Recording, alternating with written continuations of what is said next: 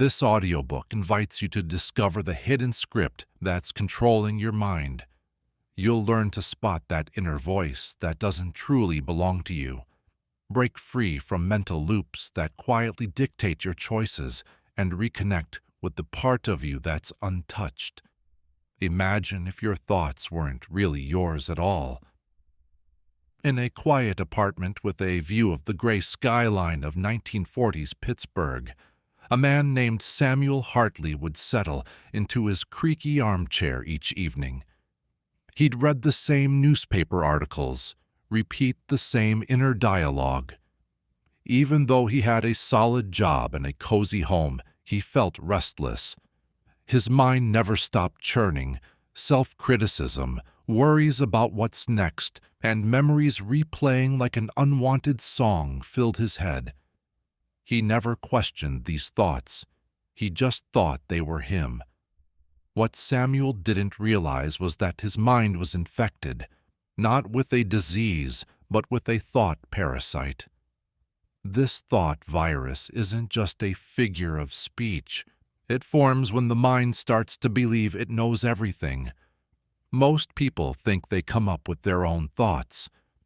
But in reality, many of them were planted by parents, echoed by teachers, repeated in the media, and shaped by societal fears. The outcome, a loop of borrowed beliefs that sounds like your voice. Over time, this looping script feels so normal that it becomes part of who you think you are. Samuel never questioned where his relentless self-doubt originated. He didn't notice how every idea was instantly met by a flood of mental objections. That won't work.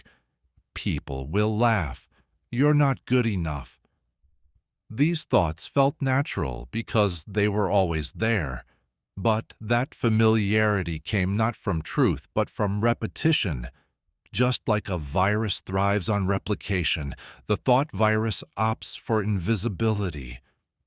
One morning, while Samuel stood on the train platform, watching the fog roll in, there was a moment of stillness. Suddenly, there were no thoughts, just silence, and the soft sound of wind against metal. Then something unusual happened.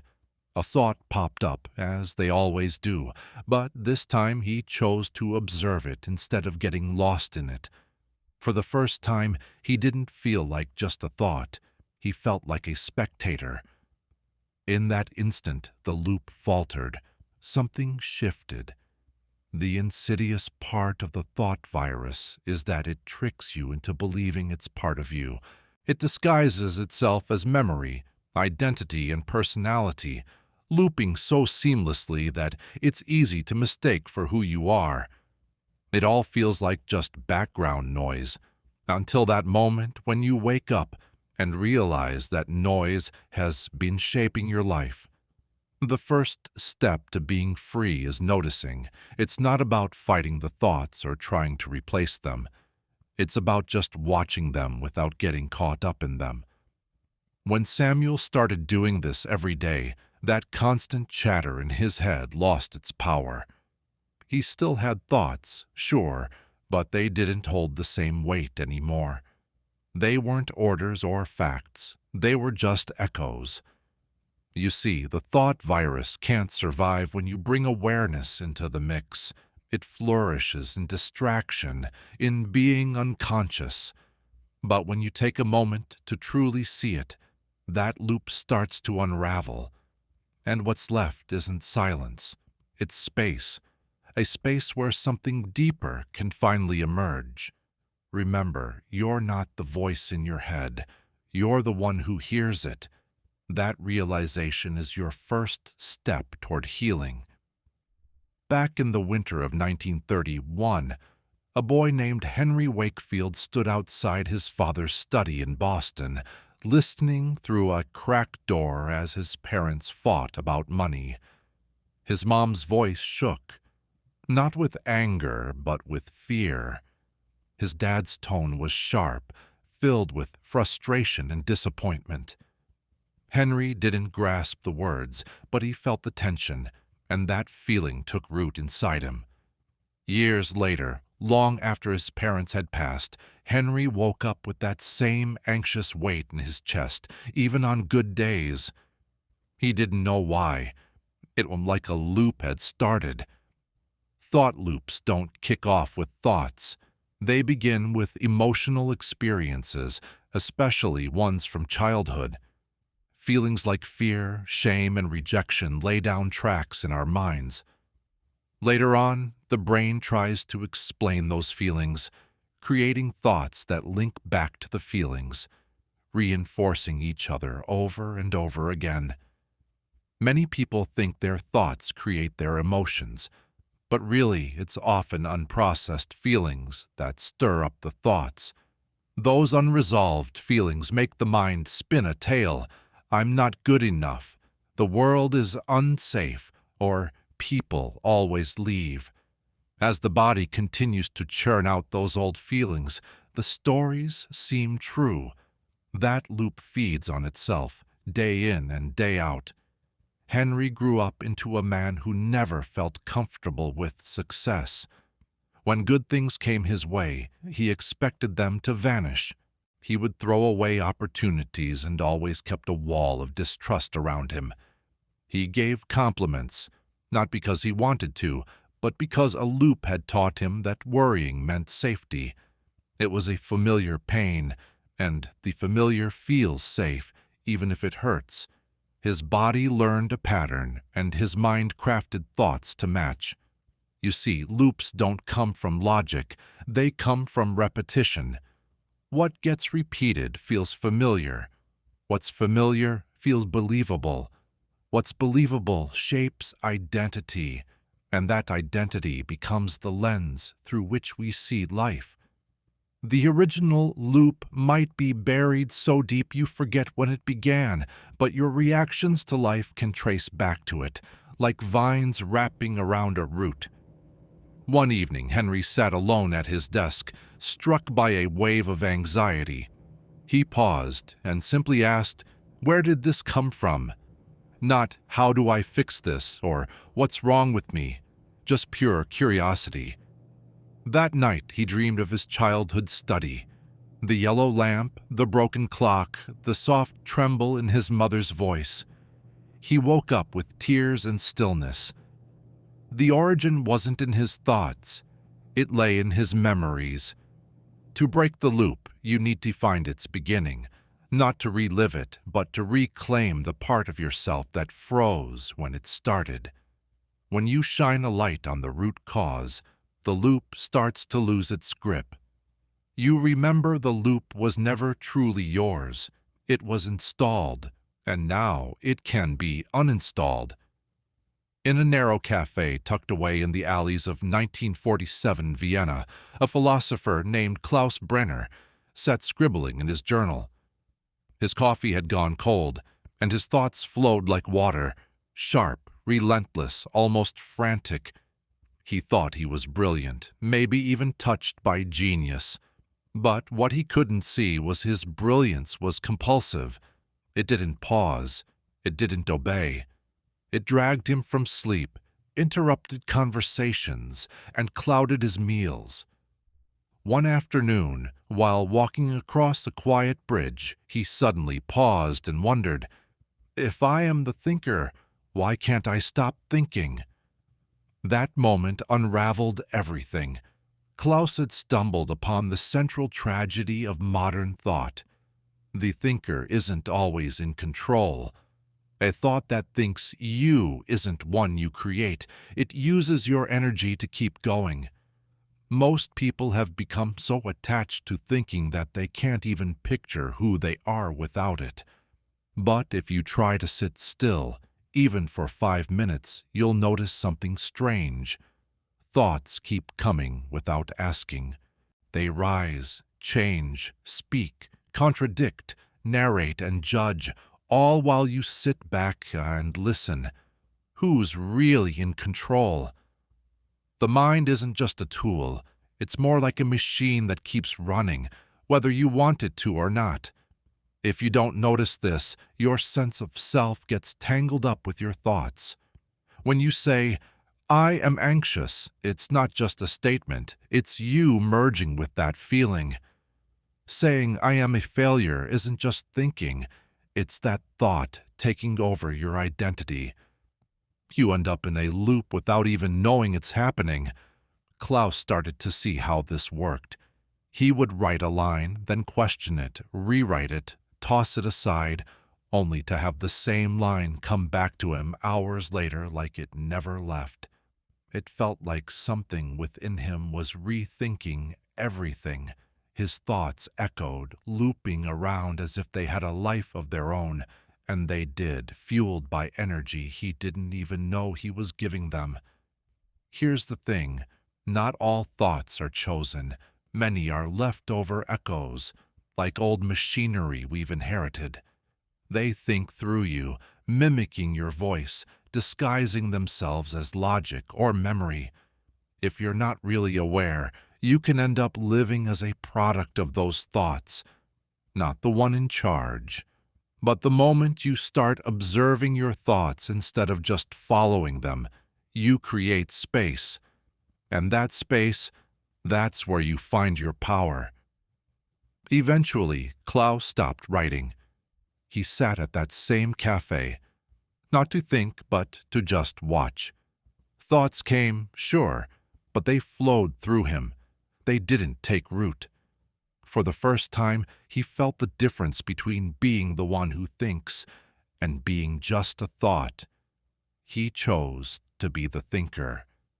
The trickiest thoughts, they're not the loud, obvious ones. They're the soft whispers in your own voice, the ones you never challenge, the ones that feel like they belong to you. But once you notice that those thoughts are thinking through you, that loop starts to fade. Because in the moment of observation, you step outside of that thought. You become the awareness, something that thought cannot touch. Back in 1939, in a small Welsh town, there was a girl named Eliza Vaughan. Every morning she walked by the butcher shop, the schoolhouse, and the old church bell that no longer rang. Eliza was quiet. In fact, her silence often got mistaken for shyness, but inside, her mind was anything but still. Uninvited thoughts whispered constantly, "Be smaller, don't talk too much, don't be strange, don't stand out." These weren't her beliefs. She didn't know where they came from, but they were always there, like echoes she couldn't silence. Eliza hadn't created those whispers. They had seeped in and settled down in her mind. The world around her spoke in subtle ways. It came through quick glances, overheard comments, and the way teachers lifted up the girls who followed the rules while dismissing those who dared to dream. Her mother would sigh when Eliza asked too many questions. Life didn't hand out lessons like textbooks. It taught with tone, gestures, and the same old phrases again and again. As a kid, the world didn't share full sentences. Instead, it whispered, softly and sneakily, slipping into her mind and sinking deep into her being. Eliza's thought patterns didn't start with her own voice. They began with what others said about who she should be. Fit in. Be agreeable. Work hard, but don't stand out too much. These messages weren't outright told. They seeped in like ink on paper until she accepted them as her own. Once they took root, those whispers became loops in her head. She repeated them to herself and lived by them. It wasn't until her artwork was turned away at a local exhibition that Eliza realized how much these inherited whispers had shaped her life. The rejection wasn't about beauty, it was about her uniqueness. One judge remarked, "This isn't how a proper girl sees the world." Instead of crying that night, something in her shifted. She looked at her hands and thought, "Maybe I'm not a proper girl." For the first time, those whispers didn't feel like hers. That's where the thought virus often begins, with the world's whispers. A parent's harsh words can turn into a loop of self-doubt. A teacher's sarcasm can become a loop of fear. A stranger's judgment morphs into a loop of shame. They never asked for your approval, yet once they land inside you, they mimic your own voice. The first step to breaking the loop is recognizing the difference between those whispers and the truth. When Eliza got back to her drawing table, she didn't try to make her art fit in. She focused on making it truly hers. She began to ask herself, whose voice is this? Every time her mind pushed back, those whispers faded a little more. She didn't have to silence them. She just stopped believing they belonged to her. You don't need to argue with those whispers. Just notice them. Once you hear them for what they are, they lose power over you. What stays is your own voice, strange, vibrant, unapologetic, the voice that is always there, long before the world taught you to whisper doubts about yourself. On the porch of his farmhouse, Thomas stood. His boots were worn down, and the cupboards inside were more about dust than food. Even as the rains returned and the fields began to thrive, a strange feeling clung to him. A quiet panic that there would never be enough. Not enough grain, not enough warmth, and certainly not enough love. This feeling shadowed him through every success, whispering, "You could lose this at any moment." He was trapped in the loop of lack. But here's the thing. The loop of lack doesn't start with what's missing. It starts with fear. It kicks off with the first moment you realize you don't have something essential, and it leaves a mark on your heart. That fear colors how you see everything from then on. No matter how much life gives you, you only focus on what's lacking. You might be surrounded by abundance and still feel poor. You can have deep love and yet feel lonely. The loop doesn't care about reality, it twists it.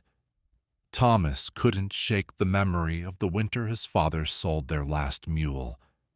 He recalled how his mother tightened her apron, pretending she wasn't hungry so her kids could eat. Though they never spoke of it, that memory burrowed deep within him. It taught him that survival meant worrying and hoarding, always preparing for disaster. Even as a grown man, with a thriving harvest, he never enjoyed a meal without guilt. He didn't feel safe with plenty because the loop taught him that true security came from always expecting lack. The loop of lack isn't solved by gaining more. In fact, it feeds on success. The more you have to lose, the greater the fear becomes. It whispers that everything is fleeting, that gratitude is foolish, and that comfort leads to catastrophe. This keeps you on edge, restless, never fully embracing what you already have. One evening, Thomas sat at his kitchen table while his grandson played at his feet, drawing suns and flowers with crayons on scraps of paper. The boy looked up and asked, "Grandpa, do you think we'll always have food?" Thomas opened his mouth to answer but paused. In that moment, he saw how the loop jumped across generations. He realized fear had been passed down, and he needed to break that cycle. The first step was daring to feel safe, not because the world promised security, but because he didn't want fear to dictate his life anymore. He began to thank his food before each meal. He slipped coins into the collection plate without clenching. He embraced small joys without overthinking them. Slowly, his body started to learn a new way to be. It's a rhythm that's built on trust, not constant vigilance. You can't fill the emptiness with more of what you think you lack. Instead, it fades away when you recognize that you are already enough. Not the kind of enough measured by others, but the kind you choose to feel in any moment. When you decide to feel whole, the grip of that negative cycle weakens.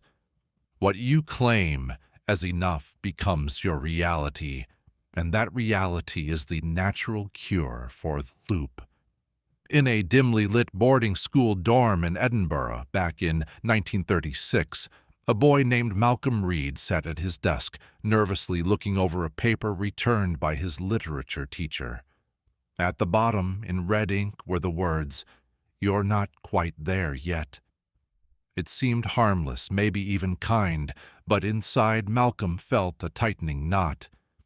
That night, and every night after, he started rewriting sentences in his head repeatedly, long after they were spoken or written. Each thought felt like a practice round for approval. Silence became a sign of rejection. He thought he was making progress, but really he had stepped into the trap of the feedback lie. The feedback lie starts with a small betrayal. The moment someone's opinion feels like proof of your worth. It could be praise that feels conditional or criticism that seems spot on. Once your mind accepts this, it starts to give away your sense of self. You think you aren't enough until someone from the outside says you are. And because people's reactions are so unpredictable, this loop keeps going. Malcolm became obsessed with perfecting himself. Every action, every little move was measured against an invisible scale. Would they approve? Did they notice? When someone complimented his work, he felt alive. But when he faced criticism, even gentle critiquing, he shrank inward. He lost touch with his own core. His sense of value became tied to other people's reactions. The thought virus disguised itself as a quest for self-improvement. The most dangerous kind of feedback isn't the brutal type. It's the sneaky, wise-sounding feedback, the sort that teaches you to judge yourself against a constantly shifting goalpost. You're getting better. That wasn't your best. Almost. These phrases create a mental agreement. They imply you aren't enough as you are, but with a bit of effort, you might just become enough. And so you chase. And so the loop starts. The feedback lie convinces you that your progress lies in how others see you. But what it hides is the cost of dependency. Your mind turns into a performer, seeking approval instead of experiencing joy. You become an actor in your life, waiting for praise that never truly lasts. It feels empty when your rewards come from outside and take forever to arrive. Malcolm hit a breaking point during a reading. His voice trembled, not from nerves, but from sheer fatigue. He couldn't tell his own voice apart from the imagined critics in his head. That night, all alone in his study, he read one of his old essays aloud. Not for approval, not to impress anyone, but just to feel it. For the first time in ages, he was moved by his own words. The cycle started to weaken when he stopped worrying about how others would react. He didn't have to stop caring completely, just stop following their expectations. Here's the truth. Feedback is just information, not a command. You're not a reflection of others. You're a source of your own truth. Once you remember that, the cycle can't hold you back anymore. When your truth doesn't need validation from others, it's finally set free. In a farmhouse within the sprawling fields of Virginia in 1925, young Clara May often watched her mother knead bread in silence. Her mother's hands were strong but stiff, her eyes lost as if she was somewhere else entirely. Clara never heard her say anything nice about herself.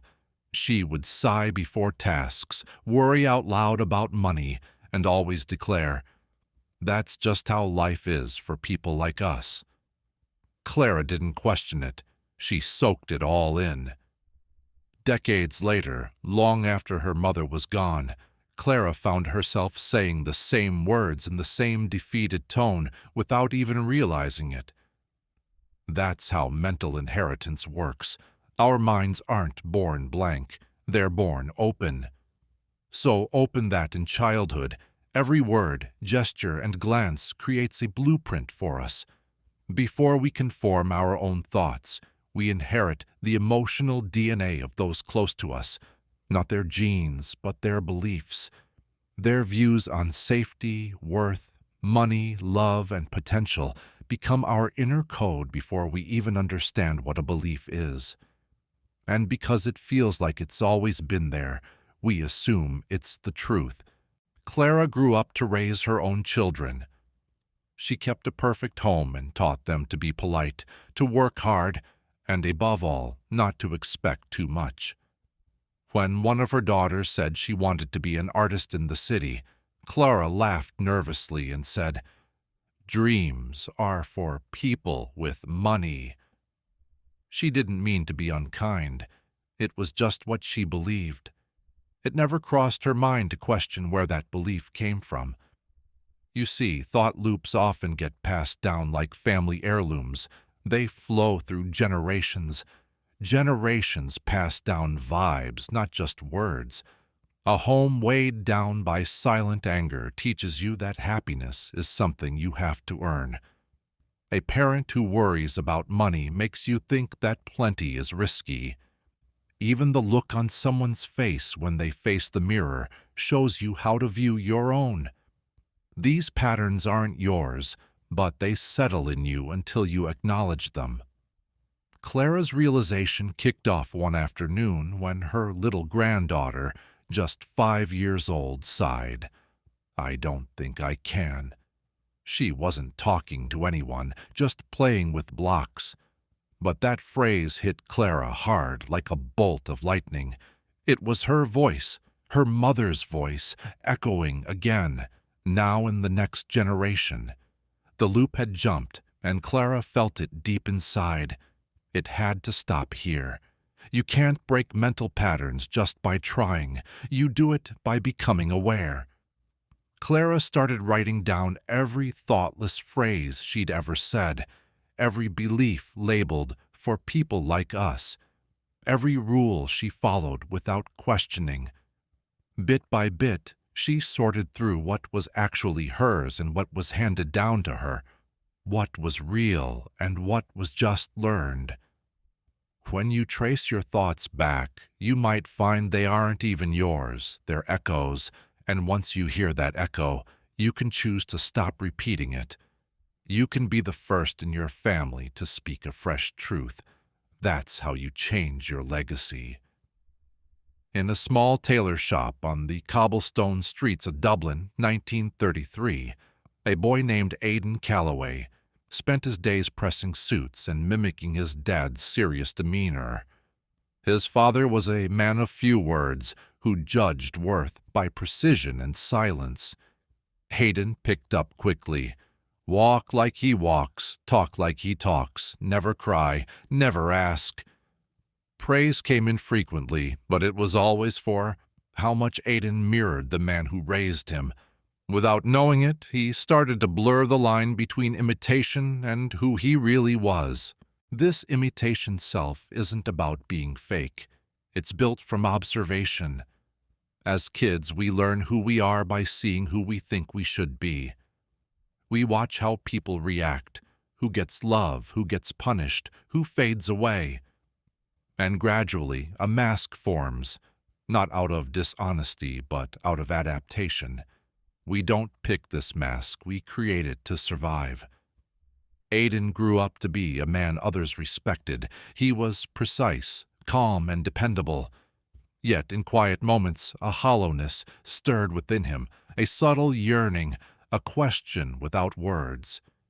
He tried to suppress it, drowning it out with work. The feeling hit him again, especially when he glanced in the mirror. He couldn't remember the last time he made a choice that felt truly his own.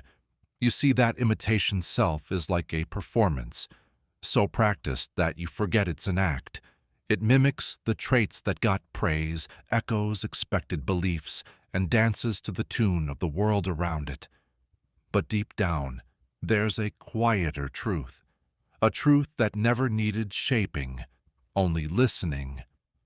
One rainy afternoon, Aidan caught his apprentice singing while sewing a seam. It was something he'd adored doing as a boy before he learned that real men keep silent. The melody opened a door to a memory. He saw his younger self, barefoot in the attic, humming while stitching doll clothes for his sister's tea parties. He remembered the joy, the colors, the ease, and in that instant the mask cracked, not with drama, but softly like a breath.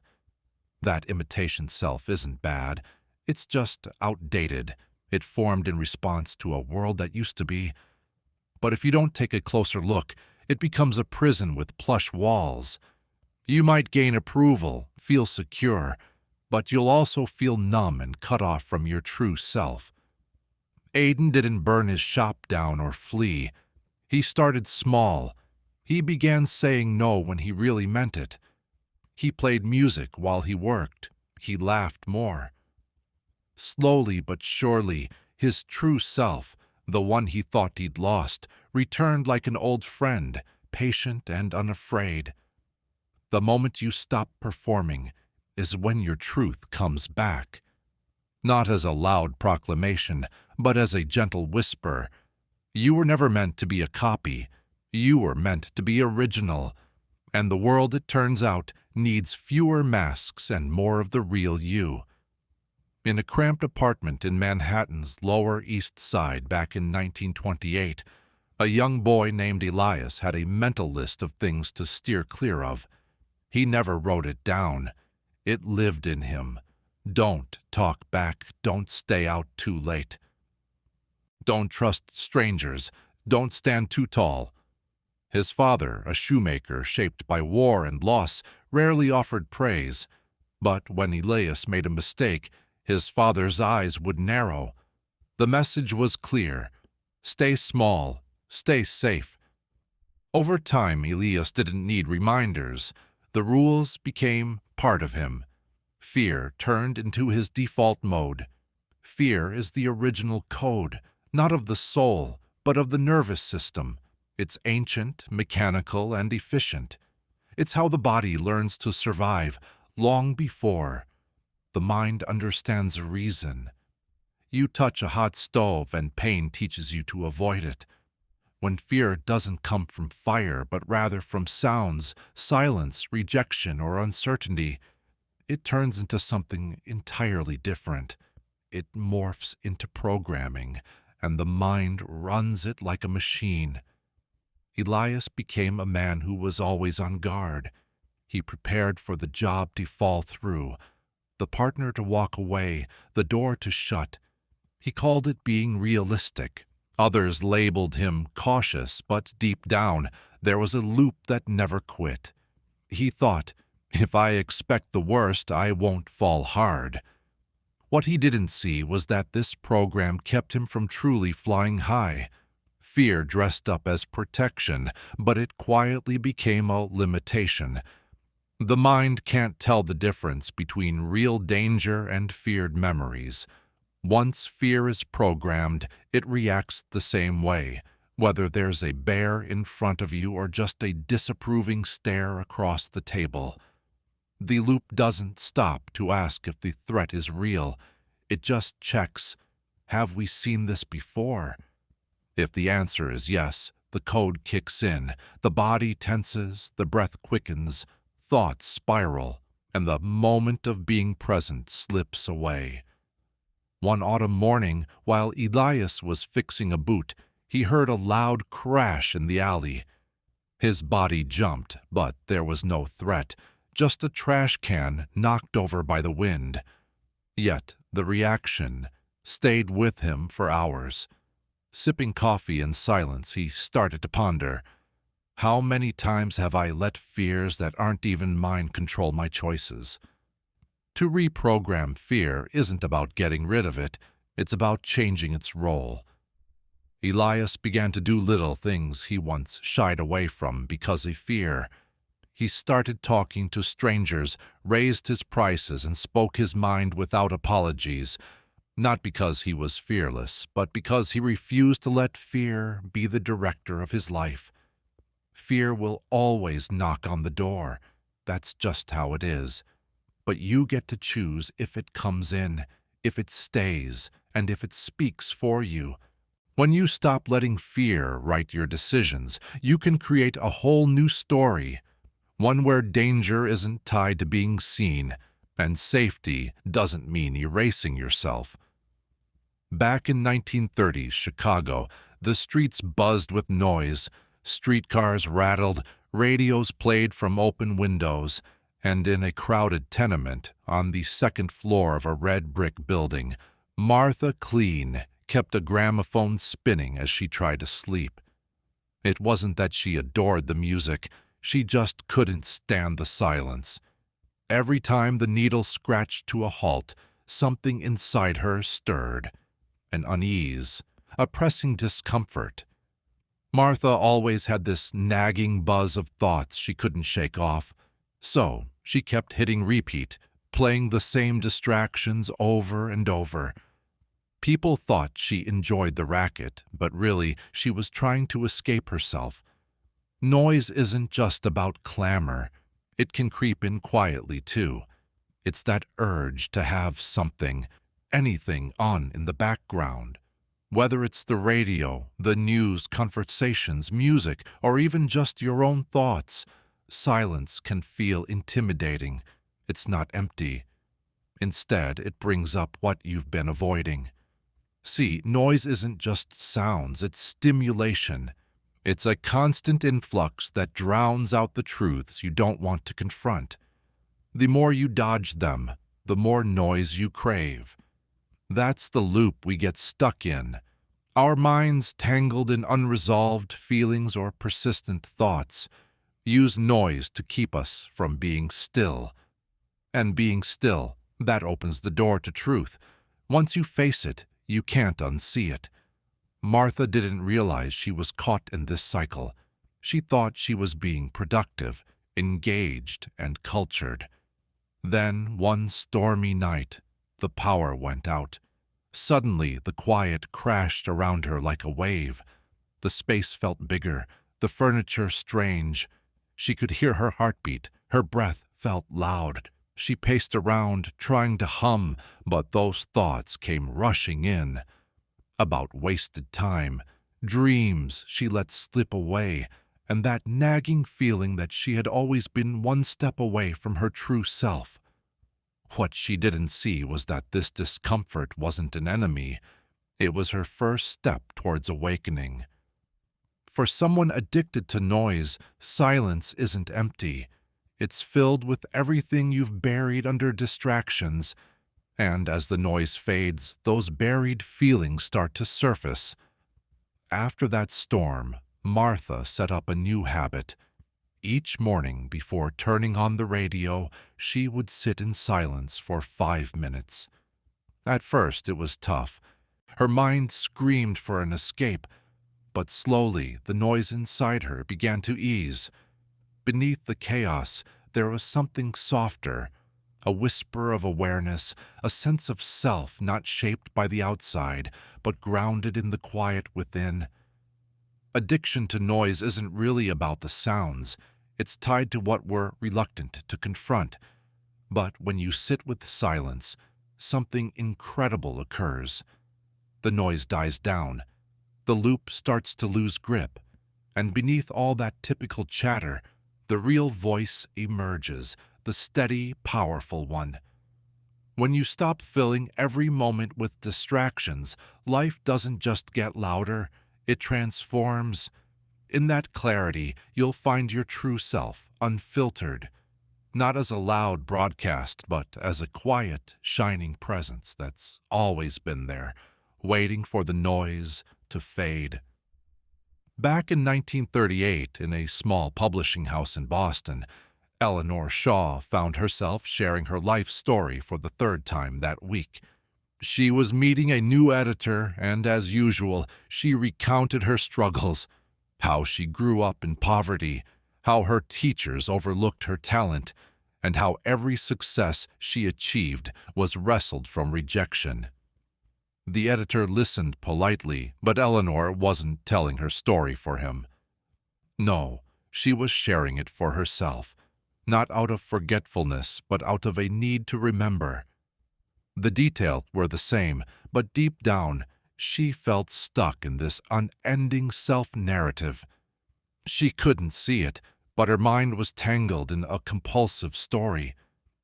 The self-story is like an invisible script our minds create to define who we are. It starts in childhood, filled with moments that made us feel significant or small. Over time, those moments get edited and reshaped into a narrative that makes life feel consistent. But when the story becomes too compulsive, when it overshadows the present, it turns from a memory into a prison. Eleanor's story was one of resilience, but hidden beneath that was a fear. If she stopped seeing herself through the lens of struggle, who would she be? Without the hardship, the rejection, and the uphill battles, what part of her would remain? The most gripping self-stories are the ones we survive. Survival gives us strength, so we start to cling to the wounds that helped us grow. The mind loops this story, not out of love, but because it craves a consistent identity. I am this way because becomes the anchor of the loop. The story gets repeated to new faces in front of mirrors, in quiet moments. It becomes protective armor, but over time, that armor rusts into our identity. Eleanor's breakthrough didn't come from rewriting her narrative, but from embracing silence one afternoon in her study. A letter had arrived from a reader who felt uplifted by her work, not because of her struggles, but because of her joy. This reader didn't see the pain in Eleanor's words. She saw the light. That moment struck her deep. Eleanor sat there still, pondering the question, what if I am more than what I've overcome?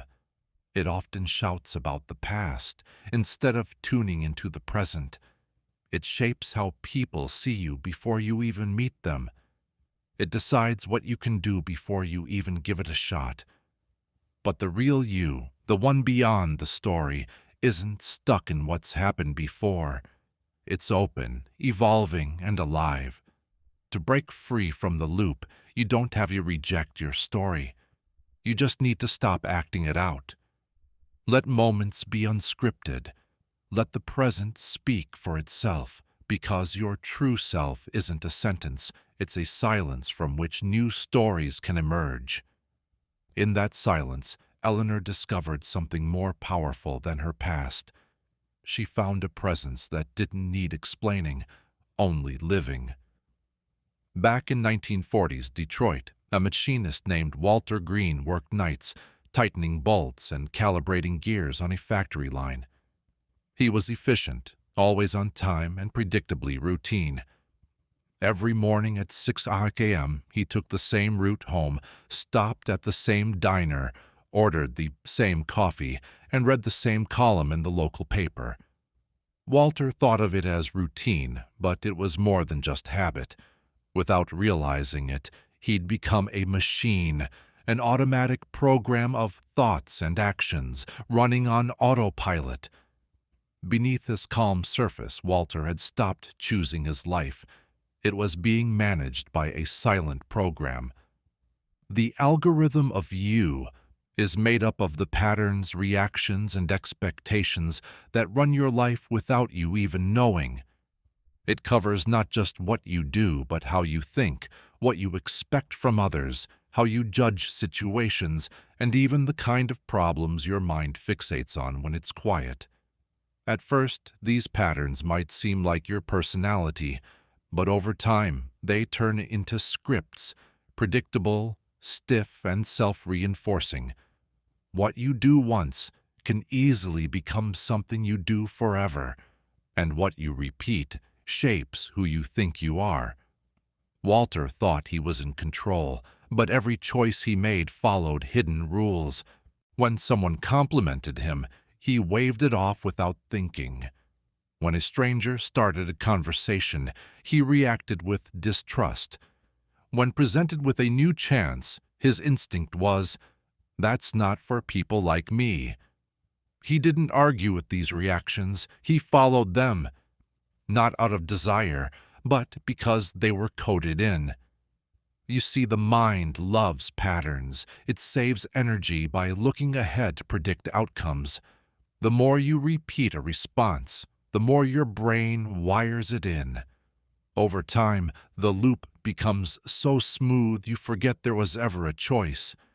You turn reactive instead of responsive, and your life shrinks to the limits of your routine. One morning, a new hire named Teresa joined Walter at work. She asked him why he always checked the same valve 3 times when 2 would do. He didn't have an answer. No one had ever asked him that. That question stuck with him. He started to observe other things, like how he always walked with its head down and never asked for what he wanted. He noticed how he avoided eye contact when dreaming about his future. These weren't just habits. They were patterns shaped by childhood, school, heartbreak, and fears. The awakening didn't come from getting rid of these patterns, but from recognizing them. Once Walter saw the routine, he could break it. He changed one small thing each day, a different route home, a different table at the diner, or a chat with someone unexpected. Each little change opened up space for the unfamiliar. And in that unfamiliar space, he rediscovered his power to choose. You're not stuck in your routines. They're just codes you've written over time through repetition. And those codes, they can be rewritten. You're the observer of your patterns, not defined by them. By noticing them, you get your power back, not through force, but through awareness. In a dim apartment above a bakery in 1941 New Orleans, a woman named June Carrington kept a box under her bed. Inside were old letters, fading photos, and the folded hospital bill from the night her husband never returned. She opened that box often, not to cry, but to remember. Everyone in her neighborhood knew her story. The brave widow, the survivor, the woman who wore black like it was her second skin. What they didn't see was how much she needed her story, not because it healed her, but because it defined her. Pain became her guide, her anchor, her very identity. That's the hidden cost of suffering. When it goes unhealed, it shapes how you see yourself. Instead of just remembering the pain, you start to become that pain. Over time, your identity merges with your hurt. You stop saying you survived a tragedy and start living as if you are the tragedy. The wound becomes your view of life. The pain becomes your proof, and slowly the loop tightens. June wasn't being dramatic. She was just holding on to something real. Her sorrow was sharp, but it guided her. It filled her conversations, shaped her choices, and even explained her isolation. Without that pain, she feared she'd disappear, just like her husband had, into a place she couldn't follow. So she kept it alive. She fed it with memories. She surrounded herself with reminders. Pain, especially the kind that lingers, pulls you in with its false sense of security. In a world full of surprises, pain is something you can count on. It gives you labels to cling to. I'm the one who got left behind. I'm the one who was betrayed. I'm the one who never measured up. These identities can hurt, but they're familiar and stable. Our minds, craving some kind of order, latch onto them even when they steal away our happiness. But one evening, while June was folding her laundry, she realized that this loop had held her captive long enough. She heard a child outside telling a story. "She's the sad lady upstairs." Those words struck her not because they were mean, but because they rang true. She had turned into a symbol of a moment from the past, and by holding on to that pain, she had stopped living. That night, June took out a box. She sat quietly with it. Then, one by one, she started to let go of what didn't need to be a part of her anymore. It wasn't about erasing her past. It was about moving forward without it pulling the strings of her life. The loop breaks when you understand that pain wasn't meant to be your forever home. It's a phase, a storm, just a moment. You're not the injury. You're the person who felt it, got through it, and now stands beyond it. Let that be who you are now, not the scar, but the soul that kept going. Meanwhile, in the early hours of a gray morning in 1942, Harold Levon sat alone at his kitchen table, staring at a piece of bread he didn't want to eat. The day hadn't gone wrong, nothing had happened yet, but a weight pressed on his chest, as if grief and dread were just part of his morning habits. Every day it felt the same. Every night brought the same heavy sigh. He didn't know why. He just knew sadness had become his new normal. He moved through life wearing it like a coat he couldn't remove. What Harold didn't realize was that he wasn't dealing with new pain. He was stuck replaying the same emotions over and over. Unprocessed feelings don't fade. They recycle. The body remembers what the mind tries to forget.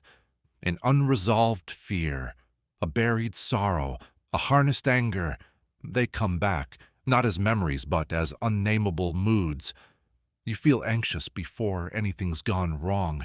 You feel tired, though you haven't done anything to wear you out. You feel sadness without a reason. These are recycled emotions, echoes of feelings never fully experienced, coming back time and again to demand your attention. Harold had lost his wife 5 years before. He grieved, like anyone would, but he never let himself fully feel that grief. He didn't scream when he needed to. He didn't fall apart. Instead, he held it all in, for the kids, for the neighbors, for the version of himself that thought strength meant being silent. His feelings went underground. But emotions aren't bound by time. They don't just fade away. What's buried doesn't just stay gone. It keeps coming back. Thought loops often feed off emotional loops. A thought can trigger a feeling, but usually it's the other way around. I feel anxious, so something must be off. I feel angry, someone's to blame. The cycle repeats, not because it's true, but because the feelings demand a reason. Harold had his breakthrough one morning when his granddaughter asked, "Why are you always sad in the morning?" It wasn't an accusation. It was an observation. It hit him hard, like a key turning in a long-locked door. In that moment, he realized that sadness wasn't just passing through.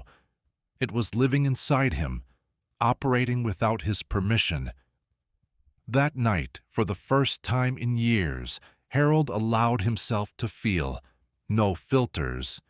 He played his wife's favorite song and let the tears flow. Not in the quiet way, but in a way that broke something open. After that release, he felt something new. Space. Those looped emotions don't want to harm you.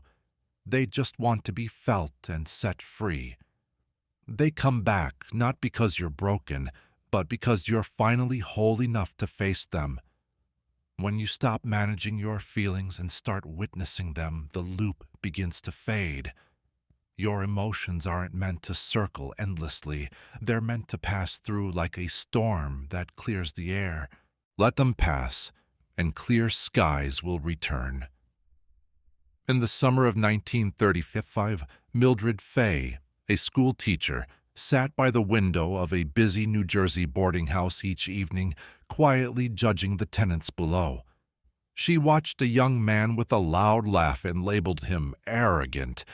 The woman with red lipstick, careless. The old grocer who never said hello, surely unfriendly. Mildred thought she was just perceptive, good at spotting human nature. What she didn't see was that she wasn't seeing them at all. She was seeing herself, specifically the parts of herself she had rejected. She wasn't observing, she was projecting. Projection happens when our minds push out uncomfortable feelings, when something inside feels too painful, too shameful, or just plain unacceptable. We don't get rid of it. Instead, we shift it onto someone else. Suddenly, the fear we can't face is in their eyes. The anger we bury shows up in their voice. The insecurities we deny appear in their achievements. And just like that, a loop starts, not in them, but in how we see things. Take Mildred, for example. She grew up under strict rules. Her mother taught her to be proper, quiet, and restrained. She got punished for showing emotions, for making mistakes, and for dreaming too big, so she learned to lock those feelings away. But emotions that get buried don't just disappear. They find other ways to sneak out, often through judgment. Here's the thing. Projection isn't a character flaw. It's a survival instinct. The mind shields the image of who we think we need to be by pushing out everything that doesn't fit. The downside, it distorts our view. We stop seeing people as they really are, and instead we start seeing them as reflections of parts of ourselves that we've rejected. Mildred's awakening happened one afternoon when she snapped at her student for being too emotional. The girl didn't fight back. She just looked at Mildred, tears in her eyes. That gaze stuck with Mildred for days. It reminded her of her own childhood, when she was told to calm down, to be quiet, to be easier to love. In that moment, the facade of projection cracked. Mildred wasn't really angry at the girl. She was furious at the version of herself she had hidden away. Healing starts when we look inward, not to blame, but to reclaim. Every judgment can be a doorway. Every trigger can be a teacher. Next time you feel irritated or offended, take a moment. Instead of asking, "Why are they like this?" ask yourself, "What part of me have I pushed away that this person brings up?" Projection loses its power when we welcome back what we've cast aside. Mildred began by making small changes. She let herself cry during sad movies. She shared her thoughts without rehearsing them. She laughed loudly one day, and no one told her to be quiet. Over time, the people she once judged began to soften in her eyes. Not because they changed, but because she did. The world doesn't just show you what it is, it reveals where you stand. When you clear your perspective, you see others more clearly, and most importantly, you see yourself. Whole, messy, radiant, and finally returned. In Liverpool, a young man named James Langley stood backstage, clutching a folded poem in his shaky hands. He had been asked to read at a local writers' gathering, but when his name was called, his mind turned against him. "You're not prepared. They won't get it. You'll fumble your words." He wasn't just nervous, he was spiraling. Instead of walking to the podium, he slipped out the side door and into the street, leaving the poem behind in his pocket. What James didn't realize was that he wasn't facing the moment ahead of him. He was caught in a loop of self-doubt. That spiral of doubt is a sneaky trick, keeping you small and unsure. It pretends to be your rational voice, judging your abilities and weighing the possible outcomes. But in reality, it's just your memories dressed as predictions. Somewhere in the past, he faced criticism, rejection, or even humiliation. That pain wrapped itself up as a protective shield. Don't speak too loud. Don't put in too much effort. Don't risk being noticed. Over time, that protective instinct turned into a gut reaction. James had talent. What he lacked was belief in himself. Whenever he approached a moment to shine, his thoughts would drown him in imagined failures. And each time he listened to those thoughts, they grew stronger. That's how the trap works. Self-doubt thrives on avoidance. Each step back from growth tightens the spiral, reinforcing the illusion that it's safer to remain in the shadows. The spiral isn't straightforward, it loops back. One shaky thought leads to another. What if I fail? What if they laugh? What if I was never good enough? And before you know it, you're not just thinking, you're sinking. Your body tenses, your breath becomes shallow, and your future shrinks down to one conclusion: retreat. And when you retreat, the loop only grows stronger. James's breakthrough didn't come from triumph, but from pure exhaustion. After years of hiding his work, he found an old envelope with a rejection letter from his past. At that moment, it had crushed him, but now, years later, he read it again and felt a change. It wasn't harsh, it wasn't personal, it was just a human reaction. He then realized that his spiral wasn't really about rejection. It was about what he thought rejection meant. To break the spiral, you have to tackle the meaning behind your doubts. Ask yourself, what am I truly afraid this failure will show? Often the answer reveals a belief that wasn't true in the first place. James recited his poem out loud for the first time. It was in his own kitchen, and the room was empty. But that didn't matter. His voice was back. Self-doubt isn't the same as humility. It's just a memory dressed up as a warning. You don't need to silence it.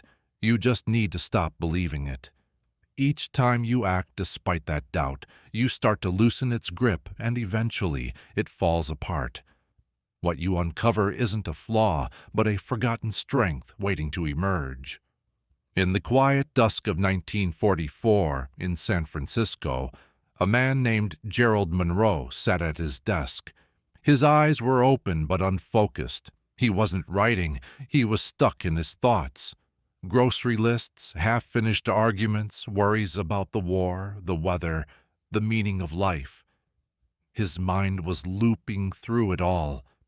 Even in his dreams, those thoughts haunted him, replaying old scenes and what-ifs.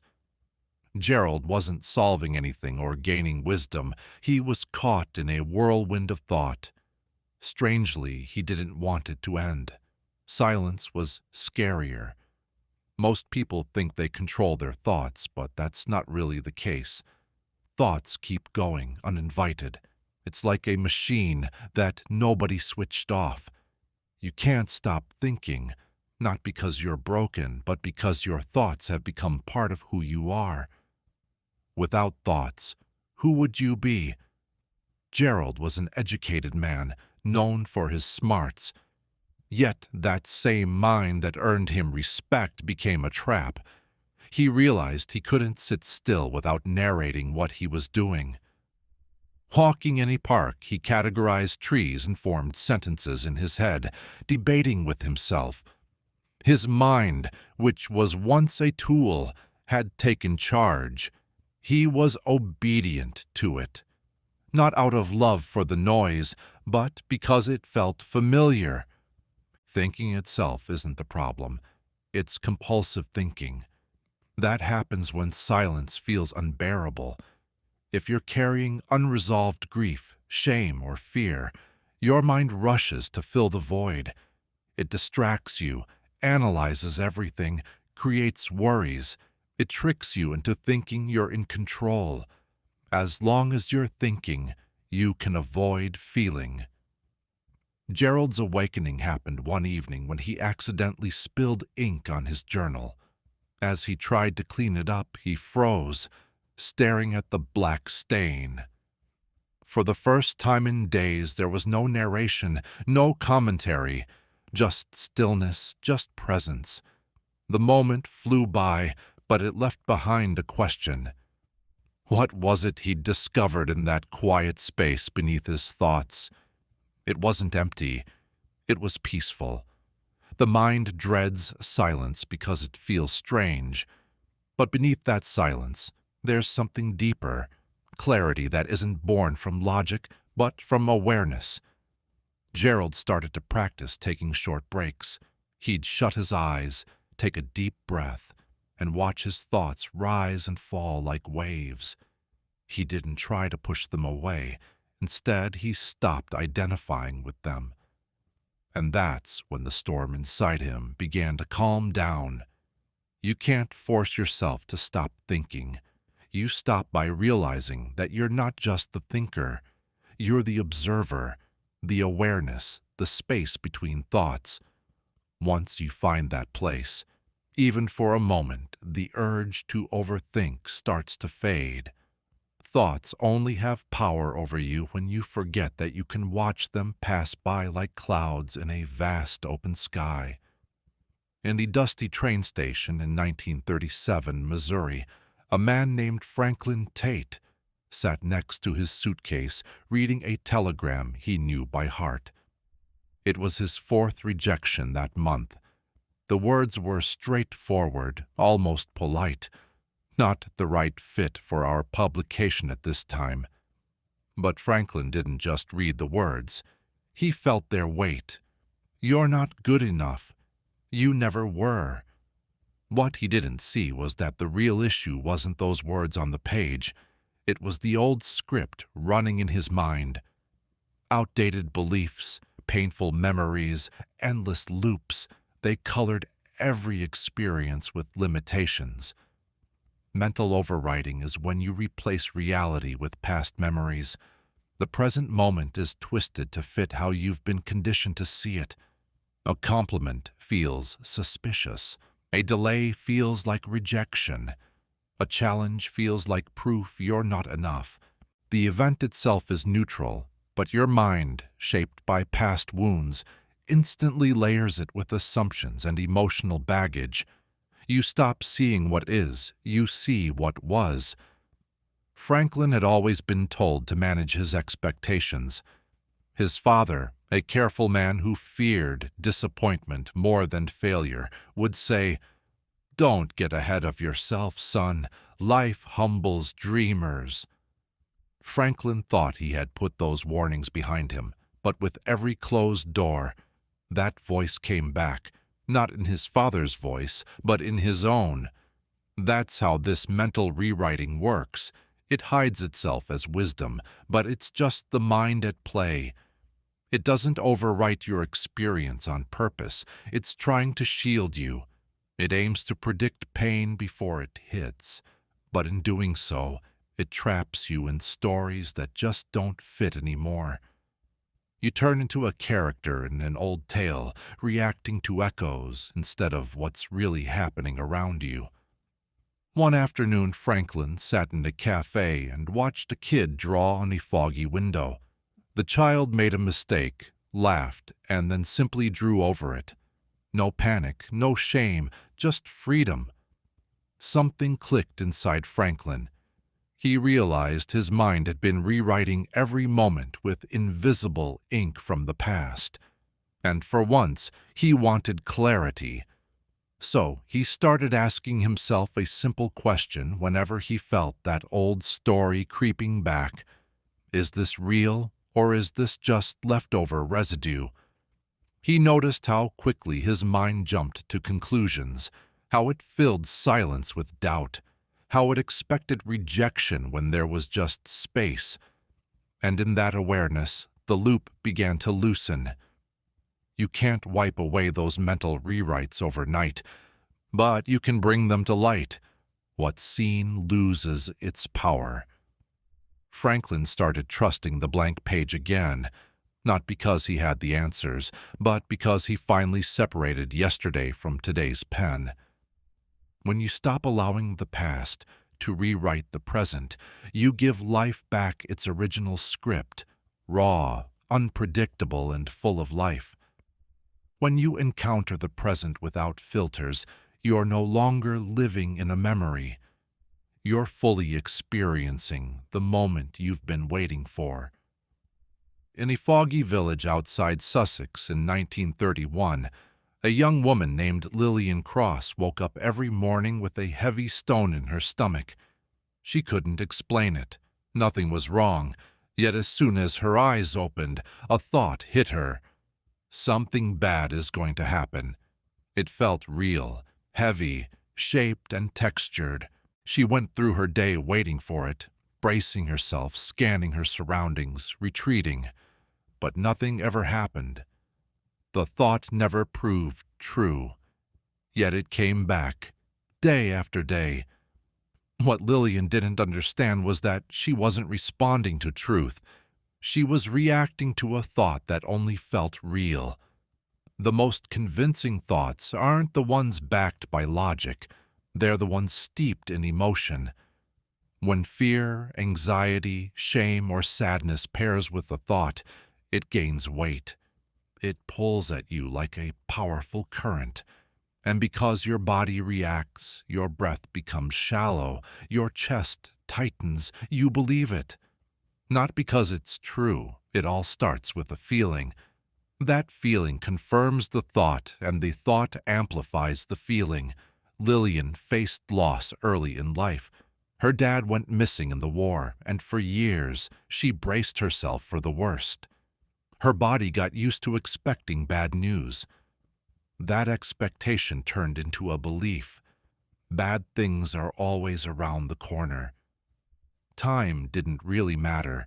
It seeped into her mornings, her relationships, even her happiest moments. Especially those joyful moments felt risky, like being at the top of a hill, just waiting for the drop. So her mind stayed alert, anticipating a fall that never happened. Here's the thing, not every thought that feels real is true. Our minds don't judge thoughts based on reality. They focus on what's familiar and intense.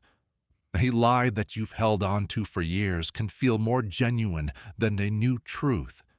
And your body, ever loyal, follows right along. This is how what we call the thought virus sneaks in, not through outright lies, but through emotions that feel like proof. One evening at the market, Lillian's journey began when a stranger praised her smile. Her instinct was to brush it off, to question their motive. But for just a moment, she paused. She asked herself, what if this nice moment is real and the doubt isn't? The moment faded, but something shifted inside her. She started to observe her thoughts like passing clouds, not labeling them by what they were about, but by how they felt. This one feels heavy, that one feels tight. This one feels bright but strange. Slowly, the grip of her thoughts started to loosen. Not because the thoughts stopped, but because she stopped following them blindly. The thought that feels real isn't the enemy, it's a signal. It shows you where the pain lies and where the pattern hides, but it isn't the full truth. The truth is quieter and steadier. It doesn't clench your body, it opens it up. When you pause before accepting a belief, when you can feel without merging with the thought, that thought loses its power. What's left is clarity, pure awareness that doesn't rely on feelings to know what is real. In a sun-bleached office in 1946 Los Angeles, Charles Danning adjusted the blinds, tuning into the same radio show he'd listened to every day for years. He wasn't really after the news. He liked the familiar voices that echoed his views. Charles had strong opinions, and he filled his life with friends, newspapers, and routines that echoed them back to him. He thought that made him informed. But in truth, he was caught in something much more subtle than ignorance. He found himself trapped in a mental echo chamber. This echo chamber wasn't a prison. It felt like safety, like consistency. It seemed certain, but it was built on repeating thoughts that never got challenged or questioned. These loops created walls around his mind, made not of truth but of familiarity. Once he was inside, it became tough to distinguish between what was real and what was just a repeated thought.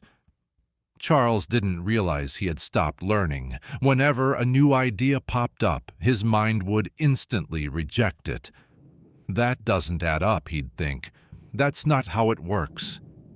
I don't think that way. His thoughts weren't evolving.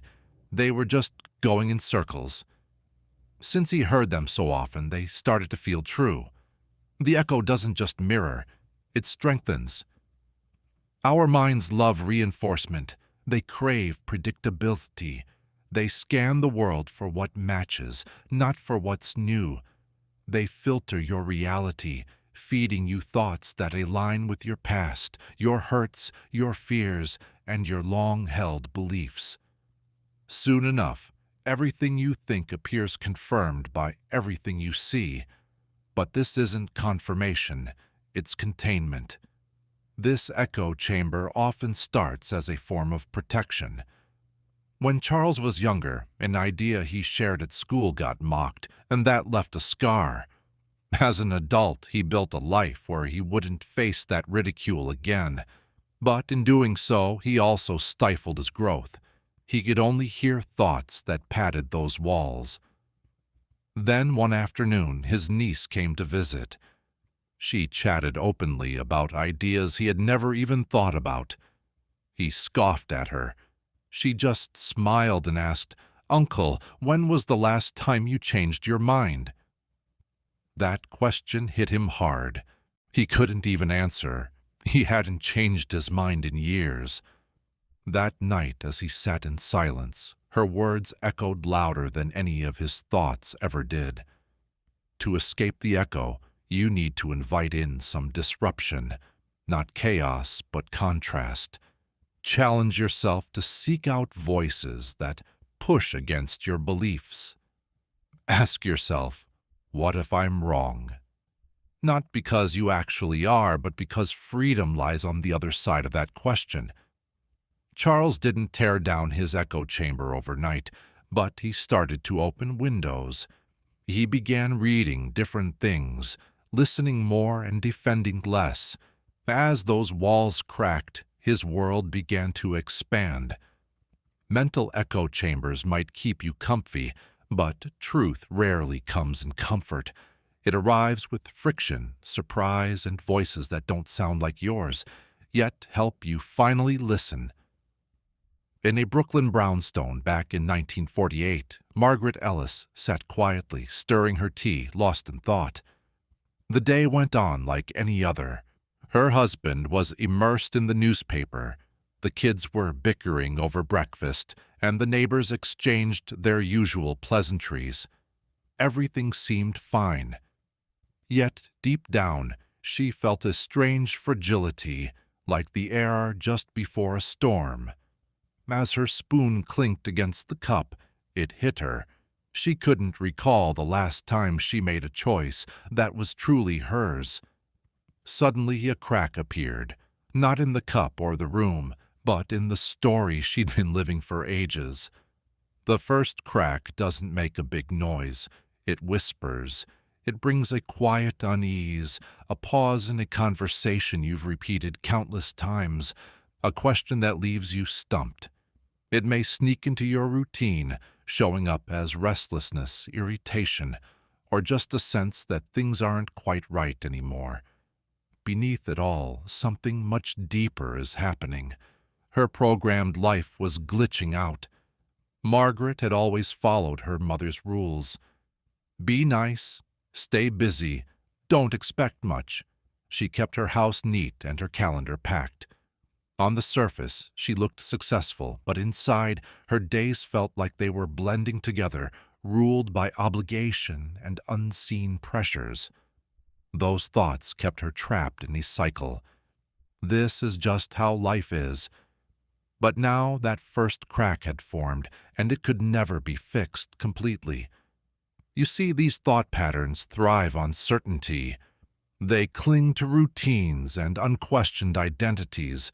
But the minute you glimpse even a hint of possibility beyond that cycle, the whole system starts to falter, not because you've blown it up, but because you've noticed it. That first crack isn't a revolt, it's an awakening. For Margaret, it started with small acts of defiance. One morning she skipped making the bed. She chose to sit on the porch with her tea. Instead of hurrying through household chores, she picked up poetry instead of cookbooks. These changes didn't look revolutionary, but inside they were monumental. She was beginning to live with awareness, not just habit. With each mindful decision, choosing silence over chaos, being present instead of just performing, leaning into curiosity rather than compliance. The crack widened. It created space for something new. And in that space, the old patterns slowly began to break down. Margaret didn't leave her family or abandon her life. She simply returned to it, seeing it with fresh eyes. She started to ask questions instead of just going along. She took a breath where she used to rush through. Little by little, a new version of herself began to take shape. Not louder, not braver, just more genuine. That first crack in the facade is something special. It means the illusion is starting to shake. It means you're waking up, not to tear your life apart, but to truly embrace it, fully and freely as who you are. On a quiet autumn morning in 1933 Prague, a man named Victor Hos sat alone in a public square, watching the pigeons swirl above the tram tracks. He wasn't rushing anywhere. He wasn't thinking about his next move. For the first time in weeks, his mind felt at peace. He took in the light reflecting off a window, the beat of a child's footsteps, the warmth of his breath in the chilly air. Then a thought popped into his head. You should be doing something productive. But instead of getting caught up in it, Victor just acknowledged it. He didn't argue or accept it as truth. He simply watched it come, linger, and drift away. That moment was the start of his awakening as an observer. Most people act like their thoughts are the truth. A thought comes up and it's obeyed, believed, chased, or resisted. The mind throws out commands. Hurry up! You're not good enough. Something's wrong. And then the body tightens, emotions flare up, and the cycle begins. But what if you didn't react? What if you just sat back and watched? The silent observer isn't a new persona. It's been there all along, underneath the chaos, the part of you that remains unchanged no matter what thoughts pop up. You might catch a glimpse of this part sometimes, in flashes, watching yourself get angry, hearing your voice as if it's not your own, wondering why you keep worrying about the same thing. In those moments, you're not trapped in the loop, you're observing it. Victor had spent years drowning in his own storm of thoughts. After losing his teaching job, guilt and anxiety had pulled him down, holding on to old tales of failure and missed chances. His mind was unyielding. Every quiet moment turned into a space for self-criticism. But while sitting in that square, he found a new kind of stillness. Not a lack of thoughts, but something deeper, a space of awareness. When you start to observe your thoughts instead of letting them sweep you away, the loop begins to weaken. Not because the thoughts disappear, but because they no longer control you. You stop merging with this chatter in your head. You start to see it for what it is, a voice among many. And it isn't always the voice to trust. Victor began to practice this quietly each day. He didn't overhaul his life. He shifted his place in it. He learned to pause before reacting. Instead of getting caught up in his thoughts, he named them. There's that fear again. There's the doubt creeping in. With each acknowledgement, he found a bit more space, a bit more power returned to him. The quiet observer isn't there to battle the mind. It's simply there to watch it. And as it observes, the loop starts to fade away because what you look at begins to lose its hold. What's seen clearly can't control you. When you remember who's watching, you realize you're not just the thinker anymore. You're the space where thoughts flow through, untouched, unmoved, and free. In a small tailor shop in Lisbon back in 1949, a man named Diego Morales stood in front of two rolls of fabric, one charcoal gray and the other deep navy. A wealthy client wanted a custom suit, and Diego spent an hour trying to decide which color to suggest. To onlookers, it seemed like just a style choice. But inside Diego's mind, it felt way more crucial. If he picked the wrong color, he worried he might lose the client, ruin his reputation, or worse, validate that nagging belief he'd held since he was a kid. You always mess it up. What Diego failed to see was that the choice wasn't really about color. It was about breaking free from that thought loop. This is the false choice illusion. When the mind offers options that seem different but stem from the same limiting belief, it tricks you into thinking you're picking A or B. But really, you're just choosing between two sides of fear, two branches of the same tree. The real decision has already been made by the loop. You aren't acting freely, you're just picking from a list crafted by your own programming. Diego learned this pattern early on. His father was strict and didn't tolerate mistakes. As a result, Diego learned to calculate every move, to guess what others wanted, to survive by pleasing those around him. This led him to live performatively. Every choice weighed heavily on him. Not, what do I want, but what will keep me safe? He called it careful, but it was really about control. The mind loves to present fake choices when it wants to distract you from the real decision. Should I stay or leave?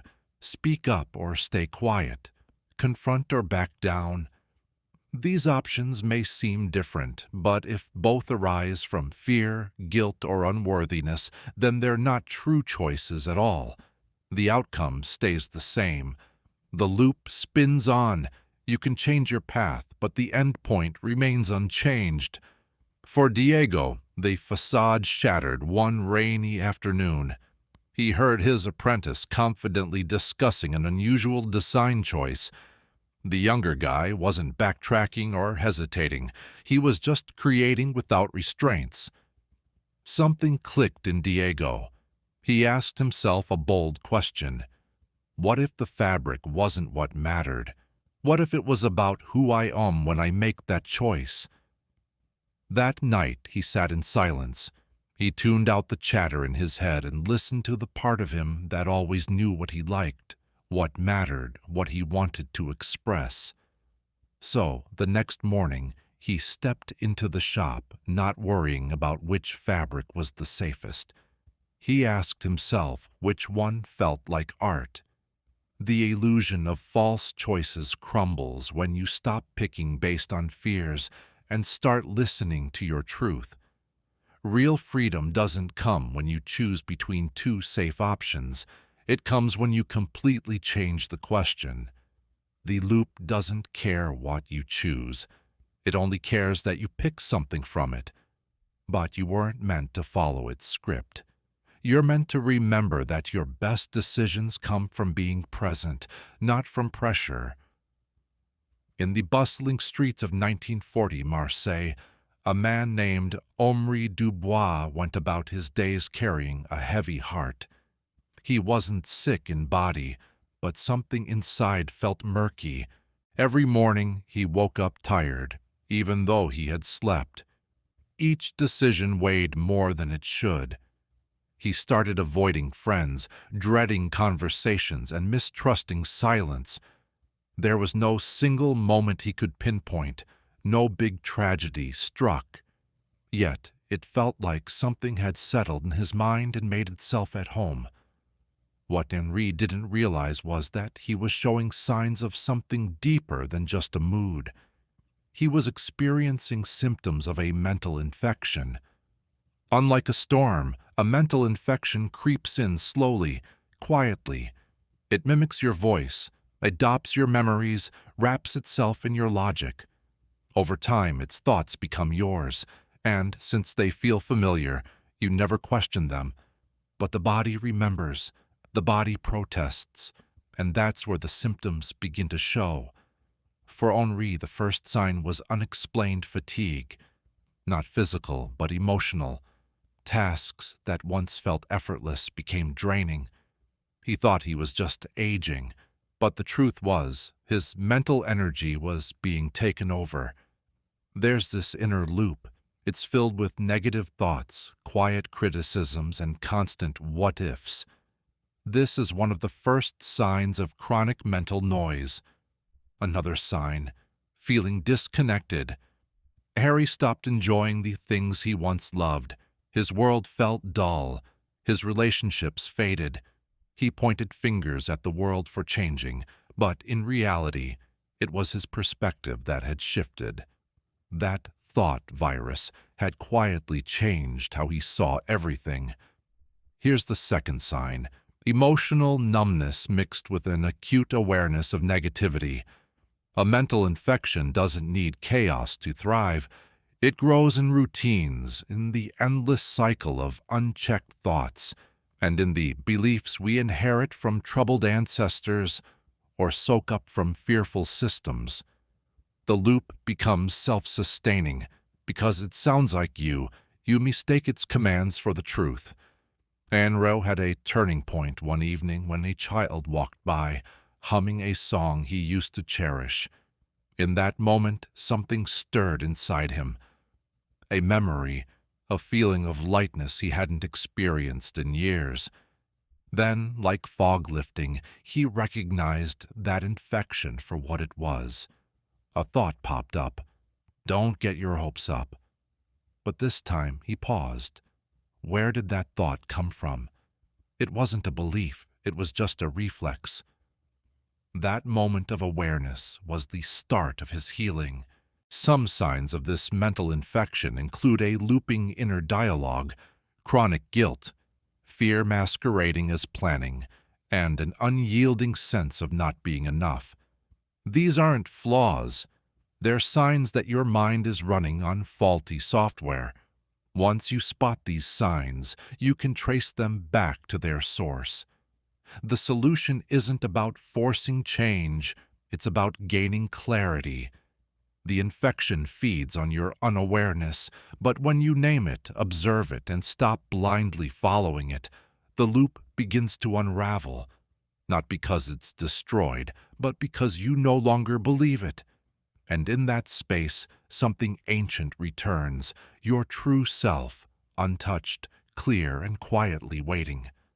Picture this. In a quiet room above a barber shop in Savannah in 1937, a woman named Ruth Holloway was folding linens. She replayed a moment over and over in her mind. A neighbor made a casual comment that morning about how worn out she looked. Hours later, Ruth still felt her chest tighten at the memory. It wasn't the words that haunted her. It was the feelings they triggered. She didn't respond out loud, but inside, she braced herself, judging and criticizing herself, over and over again. What she didn't see was that she wasn't just reacting to her neighbor. She was stuck in what we call the trigger trap. A trigger isn't the event itself, it's the chain reaction that follows. Something, a little thing on the outside, can spark deep feelings from way back inside you. A glance, a comment, a tone, and suddenly emotions flood in, way bigger than the moment deserves. That's the trap. Your mind tricks you into thinking what's happening now is the root cause. But really, the event is just a tiny match. The fire was already there, waiting to ignite. Ruth's childhood with a mother who tied love to perfection shaped all of this. A misplaced button or a wrinkled collar could lead to silence or a sharp word. Over time, she learned to anticipate disapproval. Her nervous system started to pick up on it. So, when someone mentioned she looked tired, it wasn't just harmless chit-chat. It hit her like confirmation of an old fear. I am not enough. The loop kicked in, not from malice, but from memory. See, the trigger trap isn't about the person or what's happening right now. It's about the meaning you attach to it, all rooted in old wounds. Your mind is constantly searching for familiar patterns linking everyday cues to past pain. And because it feels so fresh, you think the emotion is tied to what's just happened, but it's usually about things that have never been resolved. Ruth's breakthrough came during an unexpected still moment. She sat on the back porch, hands wrapped around a warm mug of tea, watching the laundry dance in the breeze. For the first time, she thought, what if it's not the comment? What if it's more about what that comment reminded me of? That small change shifted everything. Triggers are messengers. They highlight the parts of you still yearning for recognition, still aching to be set free. The trap isn't the feeling itself, it's the belief that it's only caused by what's happening now. When you take a moment to pause, to breathe, to follow that emotional thread instead of just reacting, you start to break the cycle. Ruth began jotting down her triggers, not to steer clear of them, but to understand them better. For each one, she asked, "Where have I felt this before?" In doing so, she gave voice to pieces of herself that had been stuck in the past. The trigger trap dissolves when you stop blaming the moment and start digging into the message, because underneath every strong reaction lies a gentler truth, and that truth isn't out to control you, it wants to liberate you. In those quiet hours before dawn in 1945, Berlin, a man named Otto Kessler sat in his kitchen. Otto sat at a table staring at his untouched coffee. The war was over, but in his mind it still raged on. He could hear trains whistling in the distance, the chaos of shouting on cobbled streets, and those heavy silences that stretched between news updates and unexpected knocks at the door. No one around him talked about those years anymore, yet for Otto, they replayed daily. Not out of choice, but out of habit. He'd slip back into these memories without even realizing it, trapped, watching the same scenes unfold, but now with fresh regrets, new questions, and different versions of what he could have done. Otto wasn't living in the present, he was time-traveling in his mind. This kind of mental time travel is one of the sneakiest forms of thought loops. It doesn't feel wrong at first. It feels like reflection, like trying to understand. Yet, beneath it all, there's a trap. His mind would wander back to the past or leap into the future, falsely thinking he had control. He replayed conversations, rethought choices, and forecasted outcomes, not to heal or prepare, but to dodge the discomfort of the present.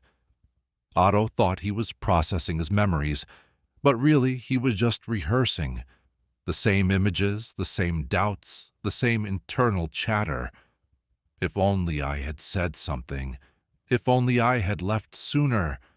What if it happens again? Each thought disguised itself as insight, but he gained no new awareness, just the same old cycle spinning. You see, mental time travel can trick you into thinking you're moving forward, but it's a circle.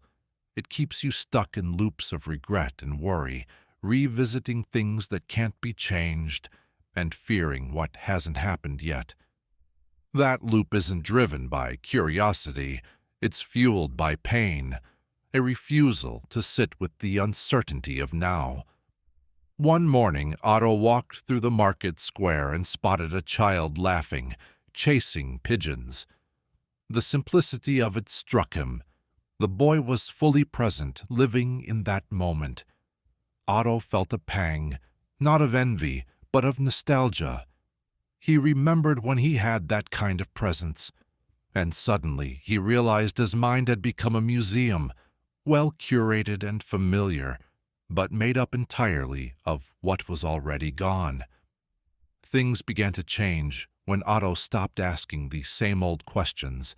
Instead, he started asking, "What's right here that I'm missing?" He noticed how often his thoughts pulled him away from the moment, how a sound could spark a memory, how an empty calendar could stir up anxiety about the future. But instead of chasing those thoughts, he paused, he breathed, he returned. Mental time travel isn't a flaw, it's a pattern, and you can interrupt patterns, not with force but with awareness. With awareness, it's not about stopping your thoughts. It's about noticing when your mind wanders and gently bringing it back. Life isn't happening in the past or the future.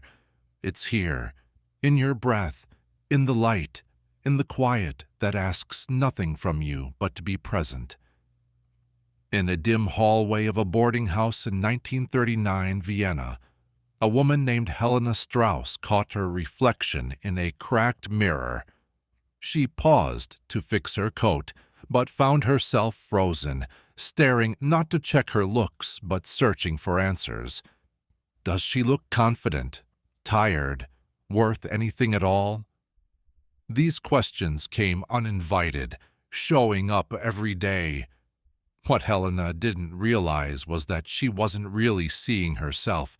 She was seeing a projection, her doubts, her fears, her wounds, layered over her image like dust on glass. The mirror test isn't just about physical mirrors.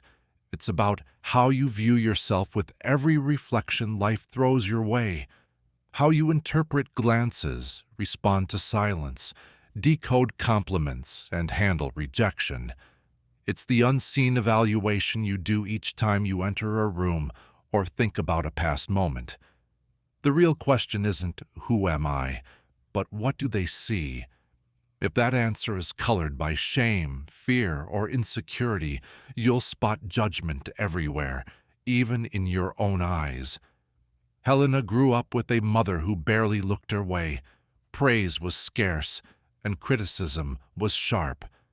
Over time, Helena started measuring her worth not by what she loved, but by what others approved of. Her mirror wasn't glass. It was the reactions of those around her. What she saw in those reflections shaped who she believed she was.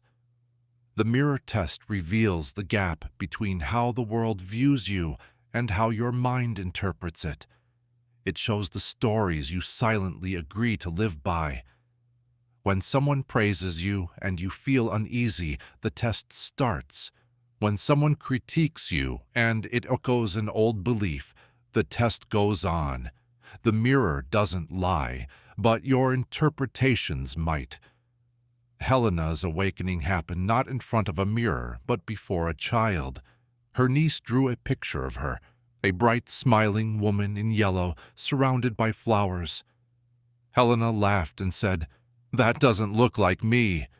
The child responded without hesitation, "It does to me." Something inside Helena cracked, not from pain but from realization. Maybe the image she held wasn't the only one. She began a quiet practice each morning before. While brushing her hair, she would glance at the mirror and ask herself, not just what do I see, but what am I putting out there? Was she looking at a lonely child, a weary woman, a version of herself shaped by others' disappointments? Over time, she began to notice less chaos and more clarity. It wasn't about being perfect, but about being present. Passing the mirror test isn't about liking what you see. It's about seeing without the hazy filters.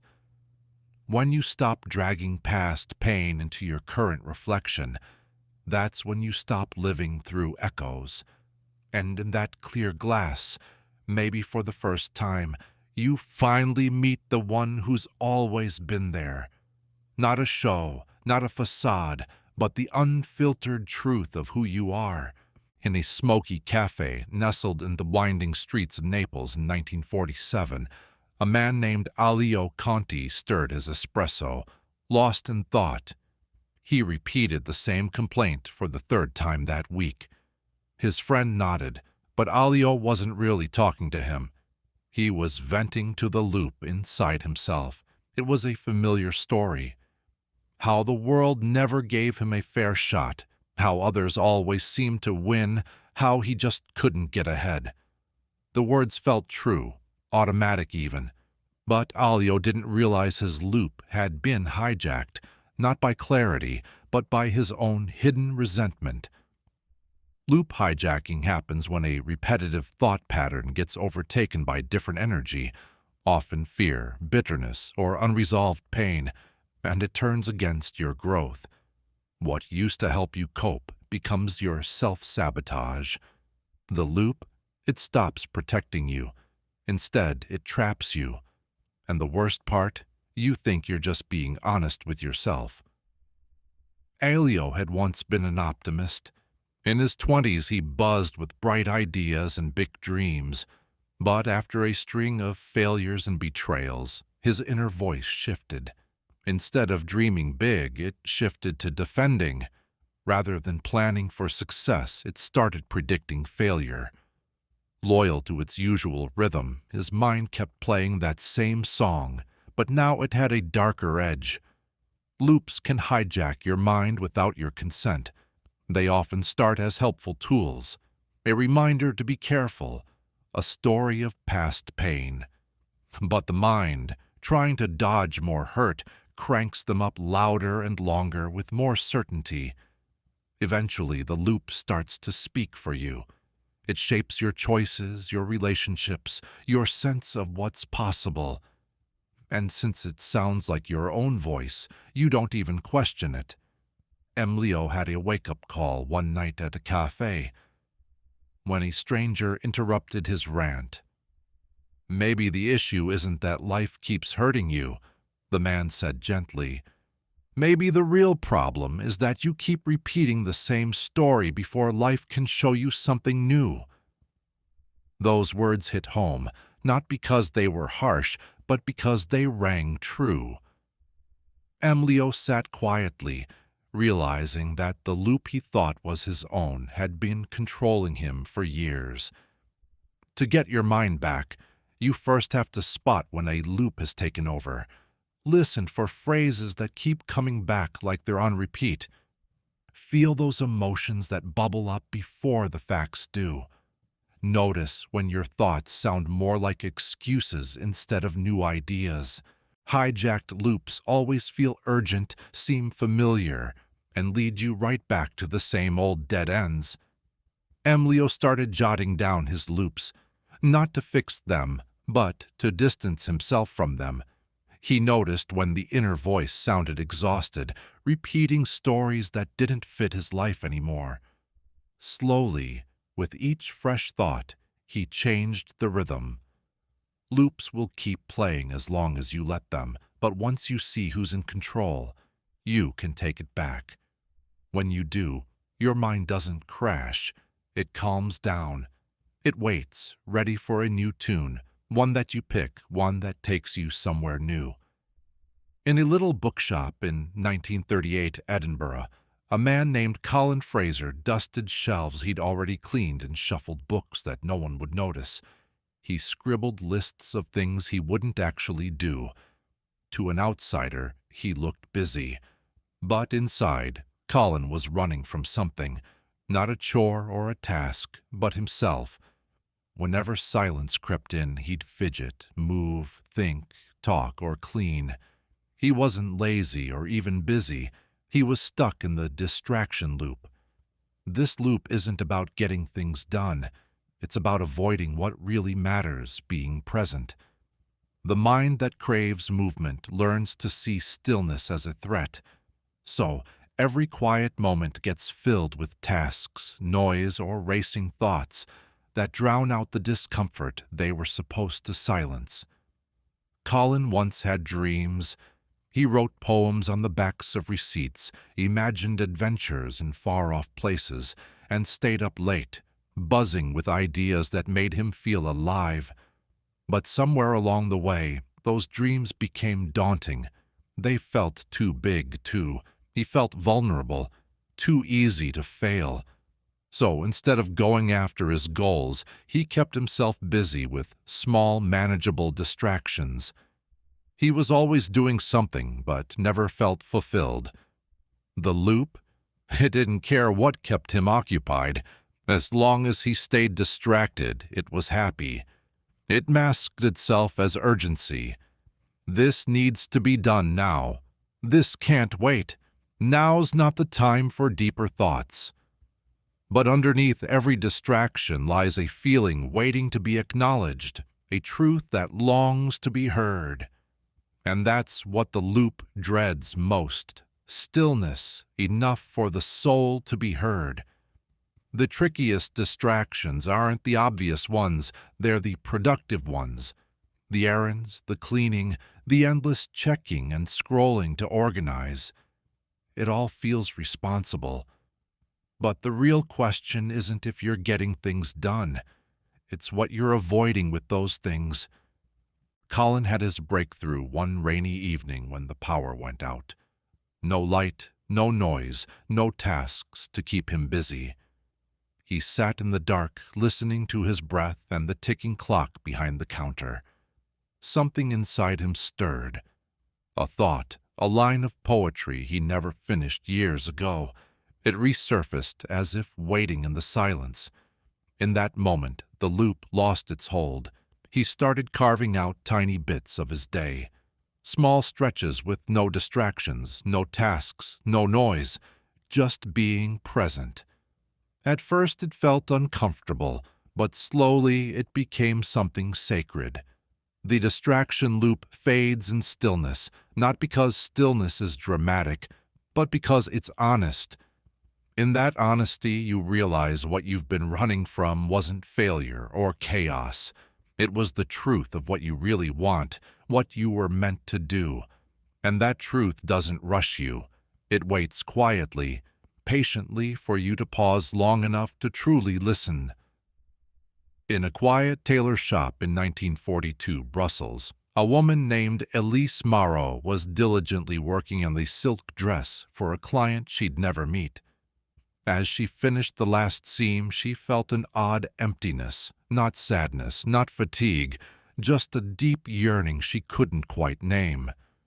She paused, looked around her neat workspace, and asked aloud, "What is it I really want?" But there was no answer, just a restless urge to keep moving, to improve, to reach for something. Anything. Little did she know she was chasing a phantom want. The phantom want isn't a true desire. It's a feeling of longing, without clarity. It's urgent like hunger, but it doesn't really have a target. It tricks you into thinking there's something just out of reach. A better job, a new city, a fresh relationship. But once you get there, that feeling pops back up, and you find yourself chasing again. Elise had been chasing that feeling her entire life. She switched careers, redecorated her apartment 3 times in 1 year, joined book clubs she didn't care about, and even thought about moving to Paris more than a few times. Each choice felt like the right answer at first, but soon enough, the same nagging pull returned, whispering, "This isn't it. Keep searching." That invisible want doesn't come from deep inside. It comes from the loop. It's the mental program that insists something's always missing. And what's missing? It's always somewhere else. It leads you to believe that a simple choice, one improvement, or a different version of you will fix everything. But that's a lie. This feeling, it's not showing you what you want. It's distracting you from what you haven't truly felt yet. For Elise, the truth hit her one quiet night. The radio was broken, rain gently pitter-pattered on the windows, and she sat in her chair, task-free. The familiar urge returned, the need to plan, change, improve something. But instead of acting on it, she closed her eyes and asked herself, "What is it that I really want?" This time, she stayed with the question, long enough to hear something softer than craving. She didn't want more clients or more beauty. She wanted to be still, to feel enough and to stop the endless chase. That phantom want had been hiding a deeper need, the need to belong to herself again. The loop ends when you stop reacting to that pull and start listening to what's at the root. The next time you feel restless, don't ask, "What should I do?" Ask, "What haven't I allowed myself to feel?" The answer won't come as a plan. It'll be a gentle recognition of a truth you already know. Your real desires don't shout or rush. They wait patiently beneath all that noise. And when you finally sit still long enough to connect with them, you realize you're not meant to chase after your life's meaning. You're just meant to stop running from it. In a piano lounge beneath a hotel in 1940s Montreal, a man named Julian Rousseau played slow, haunting melodies. His audience rarely clapped. But inside as he played, his eyes searched the room for any hint, a nod, a smile, anything to tell him he was good enough. Some nights he left feeling light, uplifted by a simple compliment. Julian was often just a shadow, feeling empty and haunted by silence. He thought he was just really into his music, but deep down he was stuck in a trap called the loop of validation. This mind trap is tricky. It makes you think your value comes from what others see. You feel like you're only worthy if you're getting praise, attention, or approval. It doesn't always shout. Sometimes it softly asks, "Did they notice me? Did they like it? Am I good enough now?" This desire to be seen feels genuine, but it's not real. It's a loop, and it goes on forever. Julian figured this out as a kid. His dad seldom spoke unless it was to correct him. But when he did get praise, like playing the right notes or standing tall, it warmed him up inside. That warmth became something he chased all through his life. As an adult, he was always performing, not just on stage, but everywhere. He learned to smile right, speak right, and even arrange his days just to earn silent nods of approval from people who weren't really paying attention. The loop doesn't care about the truth. It only cares about the reaction. You can pour out your heart and still feel empty if no one claps. Or you can hold back your truth and feel strong if someone praises you. Validation becomes like a quick high, short-lived and addictive. It changes why you do things. You stop acting because it matters and start doing things to get noticed. One chilly night when the lounge was nearly empty, Julian played for himself. Not to impress anyone. No applause came.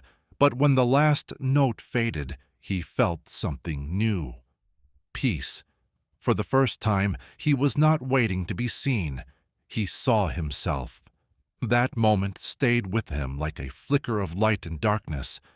Breaking free from the loop doesn't mean ignoring compliments. It means separating your self-worth from them. Julian started asking himself before each performance, would I still do this if no one clapped? If the answer was yes, he played freely. If it was no, he paused, not to give up, but to refocus. The loop of validation loses its power when you look inside yourself, when you become your own witness, when the applause in your mind is louder than the silence around you. The truth is, you were never meant to live for reactions. You were meant to live in expression. And real expression is its own prize. No need for permission, no need for a performance, just being present. In a quiet theater workshop in Budapest back in 1934, a performer named István Varga was on his 15th run of a scene. Every gesture, every pause, and every head tilt was just right, not to show the truth, but to get the applause. Outside the theater, it was the same story. At dinner parties, he was the charming one. At cafes, he shined as the intellectual. At home, he was the reliable son. No matter the role, he nailed it every time. But at night, when he looked in the mirror, he often felt like a puppet, controlled by unseen strings. He didn't yet know the term, but he was caught in the loop of mental puppeteering. Mental puppeteering happens when your whole identity is shaped by what others think and expect. Your words, moves, even your tone aren't genuine anymore. They're calculated. You're not really expressing yourself. You're just adapting, performing, hoping to pull the right strings to make others feel safe or pleased. Over time, it becomes less about living and more about managing how others see you. Istvan's early life prepared him for this. His mom had unpredictable moods. A stray word could mean hours of silence, while the right one could bring a rare smile. He learned to read her cues, the tone, the look in her eyes, the vibe in the room. He developed a knack for reading people, not out of kindness, but because he had to. That skill turned into a habit, and that habit shaped who he was. Puppeteering doesn't start as manipulation. It begins as protection. A child learns that honesty can be risky. Some feelings must stay hidden, certain truths softened to keep the peace. But there's a hefty price. You start to forget what your own truth even sounds like. The loop tightened for Istvan when success came his way. People praised his charm and his way with words, but each interaction left him drained, not from the performance, but from the constant adjusting. It had been ages since he spoke, without filtering through imagined reactions. Then came his turning point during a rehearsal. He flubbed a line and for the first time just laughed. The director laughed too. No corrections, no fallout, just pure presence. That moment hit harder than any critique ever could. It showed him something crucial. The world wouldn't fall apart if he let go of the reins.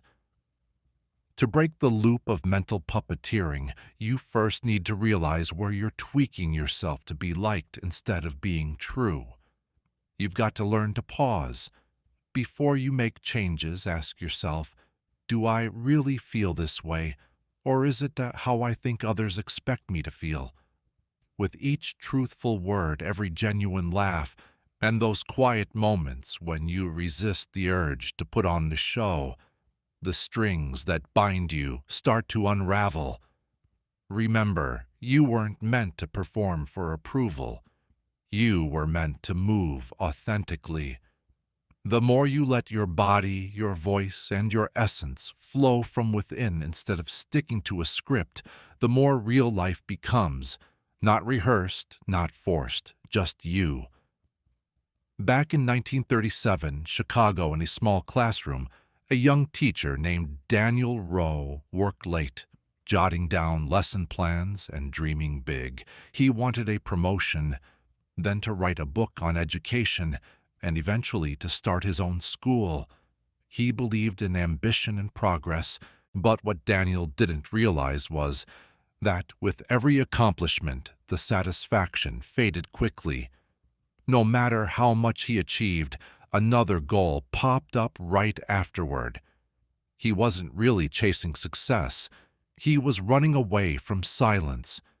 Deep down, each goal was fueled by a subtle loop whispering, "Not yet, not enough, not you." This hidden loop, disguised as motivation, often stems from a quiet fear. The fear of feeling worthless without constant activity. You don't set goals to grow. You set them to escape the discomfort of being still. A mind trained to tie value to effort churns out endless goals, not to nourish your soul, but to distract it. Daniel hadn't always been like this. As a child, he loved learning just for the sake of it. But over the years, he learned that approval was the real prize. Gold stars, good grades, and nods of pride from his father. He began to equate doing with love. He carried this belief into adulthood, stacking his worth on achievements like medals on a hollow jacket. Every time he hit a milestone, the high disappeared quickly, and that loop kicked in again. Not all goals come from a place of clarity. Some are born from a sense of lack, from thinking you're not enough as you are. So, your mind creates a future version of yourself that finally deserves peace, that finally earns a break.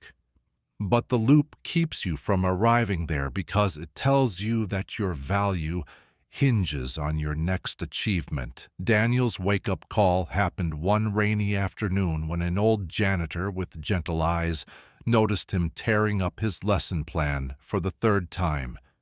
"Are you improving the lesson?" the janitor asked. "Or just proving?"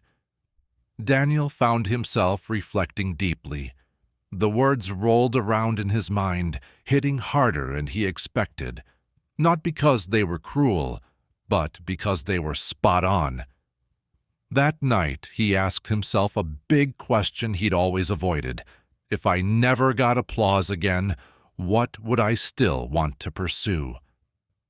That question sparked a change. You see, there's a tricky loop behind our goals. It doesn't tell you to stop pushing forward. It just wants you to stop pushing from a place of emptiness. Sure, set goals, but don't do it to make up for feeling unworthy. Set them from a place of wholeness, from passion, from love, not from a sense of lack. So, Daniel didn't give up teaching. He simply shifted his motivation. He began picking goals that reflected who he truly was, rather than ones that aimed to fix his perceived flaws. And in that shift, something incredible happened. The loop loosened, the frantic chase faded away. For the first time in years, life felt less like a sprint and more like a rhythm, a flow he could finally tune into and enjoy. Meanwhile, in a cramped newspaper office in 1931, Baltimore, a woman named Evelyn Shaw typed away, her fingers racing to keep up with her thoughts. She was smart, capable, unshakable, her reputation built up like armor. People admired her for her strength, but they didn't see the fear she was constantly pushing down. When she felt lost, she just smiled wider. Help was offered, but she always declined. Not because she didn't need it, but because she thought needing help made her weak. Evelyn was more than just protecting herself. She was defending her identity. This identity firewall is an invisible barrier our minds build to guard the version of ourselves we think is safe. It's not based on logic, it's rooted in loyalty. Loyalty to an identity we create to survive, to fit in, to be seen. While it may have helped at one point, over time it can feel like a cage. Anything that threatens this identity, vulnerability, change, new success, gets shot down by the firewall. Not because it's dangerous, but because it doesn't fit the story. Evelyn's firewall was set early on. Her mother labeled emotions as distractions, while her father celebrated stoicism. So, Evelyn learned to tie her value to her composure. Over the years, she became known as the competent one, the strong one, the one who never needed anything. And every time life nudged her to soften, to grow, or to change, her firewall would flare up. She would justify going back to the person she had always been. The identity firewall isn't obvious. It's quiet. It shows up when you shy away from new chances that feel weird, when you brush off compliments that don't match how you see yourself, when you mess up relationships that reflect a version of you you're not ready to accept. This firewall filters experiences, not for what's real, but for what's familiar. Evelyn's awakening happened in a calm moment, not a crisis. She was helping a younger writer with an article when the woman said, "You always seem so confident. I hope I can be like that one day." Evelyn smiled, but those words shook her, not because they were mean, but because she realized she wasn't really sure of herself. She had just practiced looking that way. That night, Evelyn looked in the mirror and asked a question she had never thought to ask. Who am I if I'm not always strong? That question didn't break her. It set her free. She started to let her guard down, saying things like, "I don't know," asking for help, and admitting when something hurt. Not to crumble, but to finally pull herself together. The identity firewall begins to fade when you let go of the version of yourself that used to feel safe. When you stop protecting who you've been and start listening to who you're becoming. The real you isn't scared of change. Only the facade is. And when that facade fades away, what's left isn't weakness, it's truth. And unlike an identity, truth needs no defending. In a candlelit kitchen of a boarding house in 1943 Boston, a man named Thomas Riley paced in circles, glancing at the clock every few minutes. He had sent an important letter to a woman he cared about the day before, but now his mind wouldn't let him relax. What if she misunderstood? What if she was upset? Should I write again? Should I clarify more? He didn't realize it, but he was caught in the loop, a mental ritual of reassurance. This reassurance ritual is what happens when your mind just can't let go. It demands constant proof that everything's okay. It's about double-checking, replaying conversations, scanning faces, and second-guessing decisions well after they've been made. It often pretends to be about responsibility or care, but underneath, it's fear. Fear that something's off and that you won't be okay unless you get that certainty. Now, Thomas wasn't obsessed with he was fixated on staying safe from the unknown. Early on, he learned that surprises could be dangerous. His childhood home was filled with unpredictable moods and sudden outcomes. So, his mind created a method: anticipate, worry, confirm, repeat.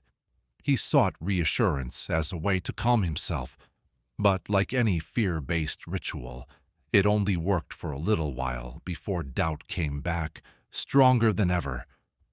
The reassurance loop is never satisfied. Each answer just sparks a new question. That relief quickly turns into fresh panic. Why? Because the loop isn't driven by reality. It thrives on anxiety. It's not after truth, but after relief. And since relief is fleeting, the loop continues. Thomas had a breakthrough during a casual chat with a colleague. The man shared a story about mistakenly sending a letter to the wrong person, and nothing disastrous happened. Thomas found it funny, but it stuck with him, not because of the error, but because of the calm acceptance. How could he let it go so easily? The answer, Thomas would later realize, was trust, not in the outcomes, but in his ability to handle whatever came his way. He began to notice his habits, how he reread the same sentence 5 times before sending it, how he checked the doors twice, and how he constantly asked, "Are you sure?" even when he already knew the answer. Just by noticing these patterns, he started to weaken the loop's hold on him. Breaking the reassurance ritual doesn't mean you stop caring. It means you stop negotiating with fear. You stop feeding the loop with overthinking and overchecking. Instead, you take a moment. You feel the discomfort without reacting. You let the anxiety rise and fall without running away from it. Because what you're really after, stability, clarity, peace, is already within you. You can't find it by circling your fears. You find it by standing firm in them. And when you do that, something incredible happens. You stop asking the world to make you feel safe, and you start to remember that you always were. In a cozy cottage by the windswept coast of Cornwall in 1941, a woman named Beatrice Langley sat by the fire, knitting while her mind raced. As she worked, a voice inside her whispered familiar phrases, "You're falling behind. You'll never get it all done. Why are you even trying?" The words weren't loud or harsh, but they were persistent. They always came in the same tight, urgent, slightly exhausted tone. What Beatrice didn't realize was that her thought loop, every mental loop, has its own voice print, just like a signature, and it never changes. Each loop has a unique rhythm, its own way of expressing feelings. Some are sharp, others sweet. Some sound anxious, while some exude calmness. But they all share one thing: repetition. The same phrases, the same tone, and the same tension in your body whenever they pop up. If you listen closely, you'll notice that most people don't question this voice because it feels like them. But it's not them. It's a loop. Once you figure out its voice print, you can start taking back your power. Take Beatrice, for instance. Her loop showed up early in life. Her mother's anxious voice was always talking about what could go wrong. As a kid, Beatrice soaked that in, and by adulthood that voice had settled inside her. She didn't need anyone to remind her. Her own thoughts carried those same warnings, not in her mother's words, but in her tone. The loop doesn't just repeat what's said, it mimics the sound. The same phrases get repeated with urgency, worries dressed up as logic. Over time, you might not notice the voice because it becomes your default. But if you take a moment to pause and listen, you'll start to catch the patterns. The loop always sounds the same, no matter what's going on. Beatrice's breakthrough came when she began writing down her thoughts. Not just the meaning, but the exact words. What she discovered was eye-opening. The same sentences kept showing up day after day, nearly identical, all in the same tone. "You're behind. You'll mess it up. They'll be disappointed." Once she saw it on paper, she couldn't pretend it was a genuine voice. It was a script, a program. Recognizing the loop's voice print isn't about arguing with it. It's about learning to separate from it. When Beatrice heard the loop creep back in, she started labeling it. There's the tired voice again. There's the critic. There's the panic planner. By naming the voice, she broke the bond. And in that space, something new began to emerge. Silence. Not emptiness, but clarity. Your loop has a voice print too. It speaks in familiar tones and phrases when you're feeling vulnerable. But once you catch its pattern, you're no longer just an echo, you become an observer. And if you watch it long enough, a deeper voice surfaces. It doesn't rush or attack. It feels steady, even ancient. It may start off quietly, but unlike the loop, it never repeats in fear. It speaks only truth. You'll notice it because it feels like home. In the quiet moments before dawn, back in 1946 Dublin, a man named Arthur Donnelly sat at his desk, with his head in his hands and papers scattered around him. The lamp above buzzed softly, casting a dim light over the clutter. He wasn't sick, nor was he overly busy, but he felt drained in a way that sleep couldn't solve. It didn't matter how much rest he got or how little he did. Something inside him always felt tired. He had the time, the will, and the tools, but the spark just wasn't there. What Arthur didn't realize was that he wasn't running out of energy. He was leaking it. An energy leak isn't something that happens to your body. It happens in your mind. It's that constant drain from looping thoughts, unresolved feelings and scenarios you play out over and over but never settle. You go through the day as if you're carrying invisible weights. You start projects but leave them unfinished. You replay old chats, worry about future failures, and argue with people who aren't even around.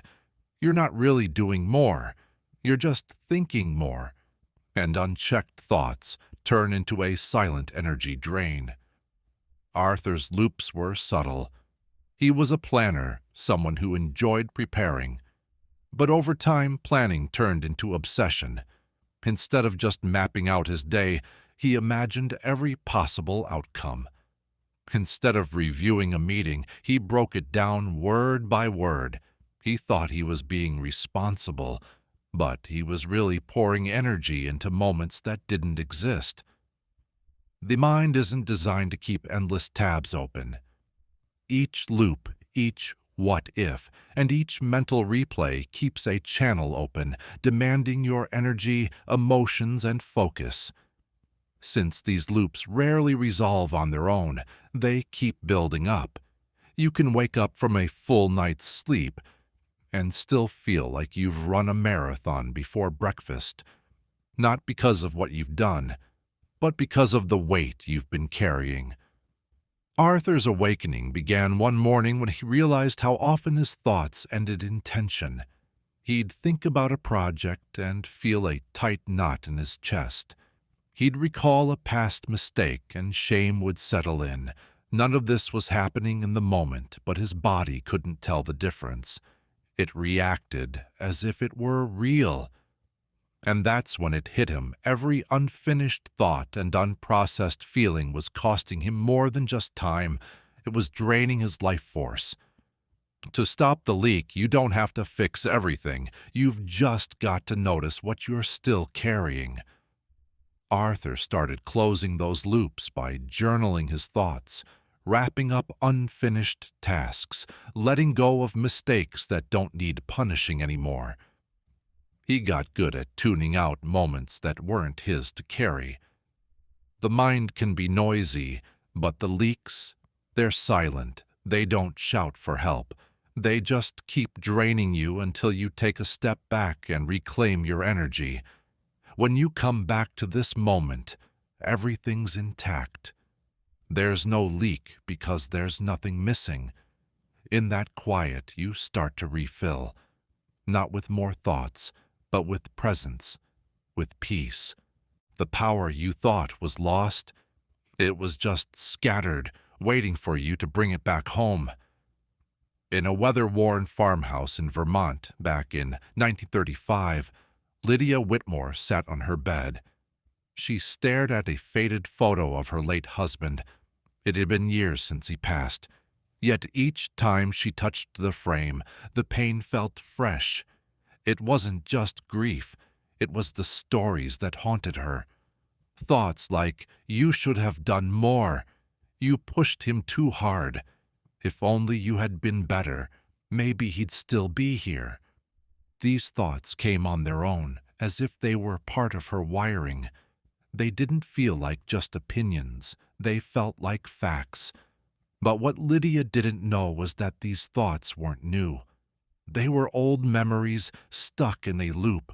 That loop fed on her past.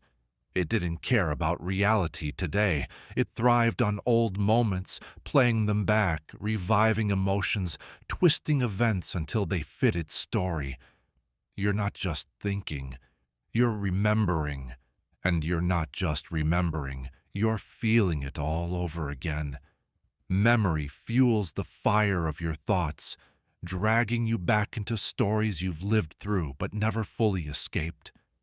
Lydia's memories weren't false, but they were far from neutral.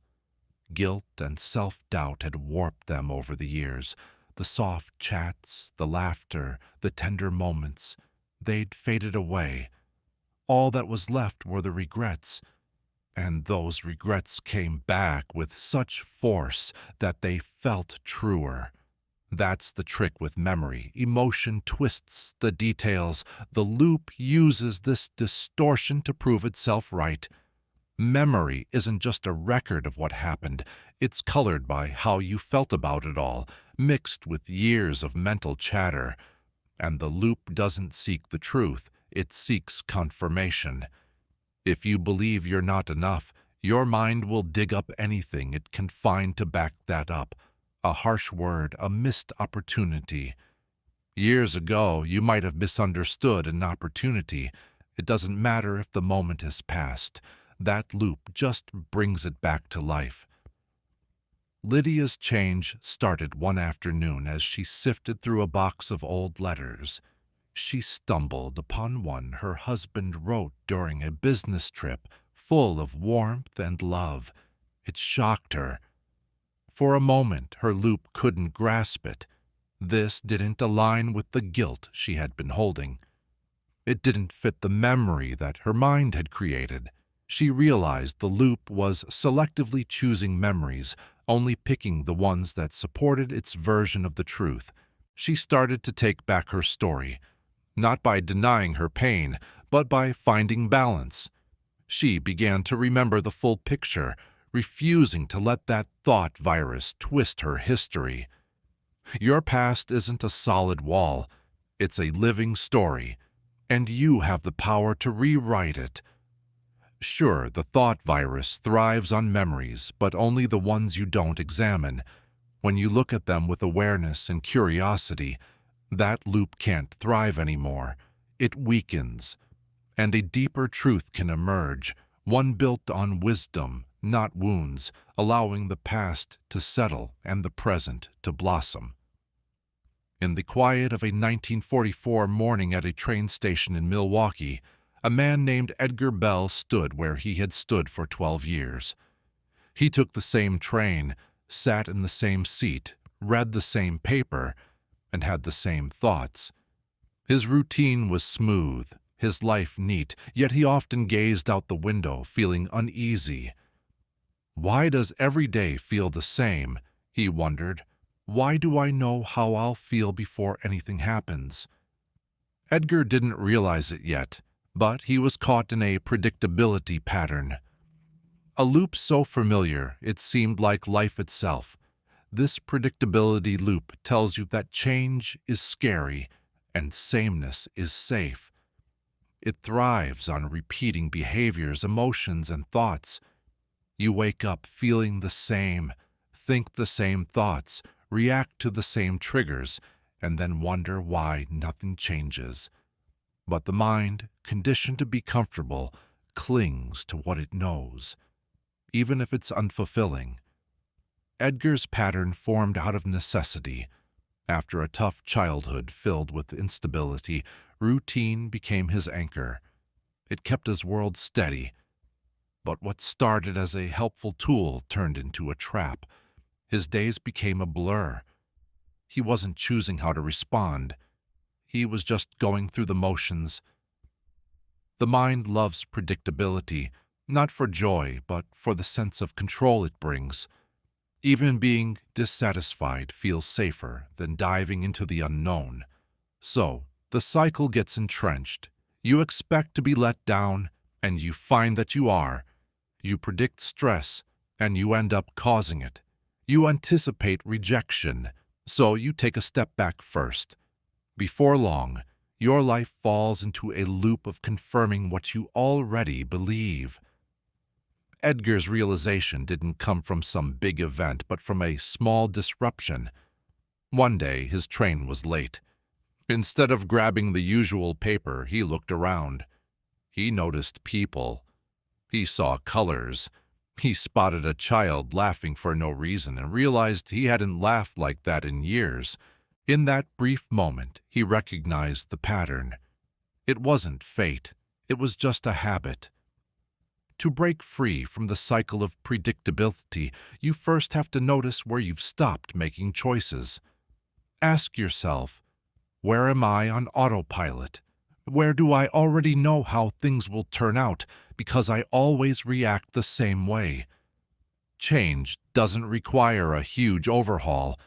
It just needs a fresh choice, a pause before your usual reaction, a different path, taking a risk in a conversation, a moment of stillness rather than constant activity. Edgar started altering just one thing each day. He chose a new seat on the train, tried a different breakfast, made a phone call instead of sitting in silence. Slowly, life began to respond, not with chaos, but with new possibilities. The loop of predictability isn't shattered by force, it's broken by awareness. It's a quiet rebellion of doing something new over and over until you feel alive again. Life doesn't wait at the end of the pattern, it waits just past it, one new moment away. In a cozy bookshop on a rainy corner in 1948 Portland, a woman named Clara Jensen stood at the self-improvement shelf, running her fingers along the worn-out spines of books she'd read many times. Titles about growth, discipline, confidence, and abundance filled her collection. She underlined passages, took notes, and recited affirmations daily. Yet something felt stuck. Despite all the insights, she still doubted herself, still felt anxious, still fell back into that same pattern she promised to break. Clara wasn't lazy, she was committed, but she couldn't see that the loop had simply shifted. Her self-help efforts had turned into self-maintenance. The issue wasn't her dedication, it was a deeper problem underneath it all. Self-help loses its effectiveness when it becomes just another routine, feeding the loop instead of breaking it. At first, a book can unlock something inside you. It can shed light on your blind spots, give you tools, and help you wake up. But after a while, those same messages get so repetitive that they go from helpful reminders to mere placeholders. You start gathering wisdom like someone collects medicine they never actually use. You read about change instead of making the change. You keep repeating truths you haven't quite lived yet. And so the loop carries on, now dressed up in spiritual jargon. Clara began her self-help journey when she was going through a tough time. A breakup, a job loss, feeling lost. The books brought her some structure and understanding. They gave her a path. But gradually her mindset shifted. She started treating growth like a performance. If she could just say the right things, visualize the right outcomes, and align with the right vibes, maybe her life would finally click into place. The tools turned into rituals. Those rituals became her shield. But underneath it all, nothing changed. The mind is a tricky thing. Once it realizes you're onto its tricks, it doesn't just give in. It adjusts, turning healing into another task. Mindfulness becomes just another box to check off. The very idea of transformation morphs into a performance to manage. The loop doesn't care if you're diving into spiritual books or stuck in despair. Its only goal is to keep you spinning. If you've become the person who's always working on themselves, the loop has simply put on a new face. Clara's breakthrough came out of the blue. One afternoon she threw out her usual routine. No journaling, no affirmations, no fresh lessons.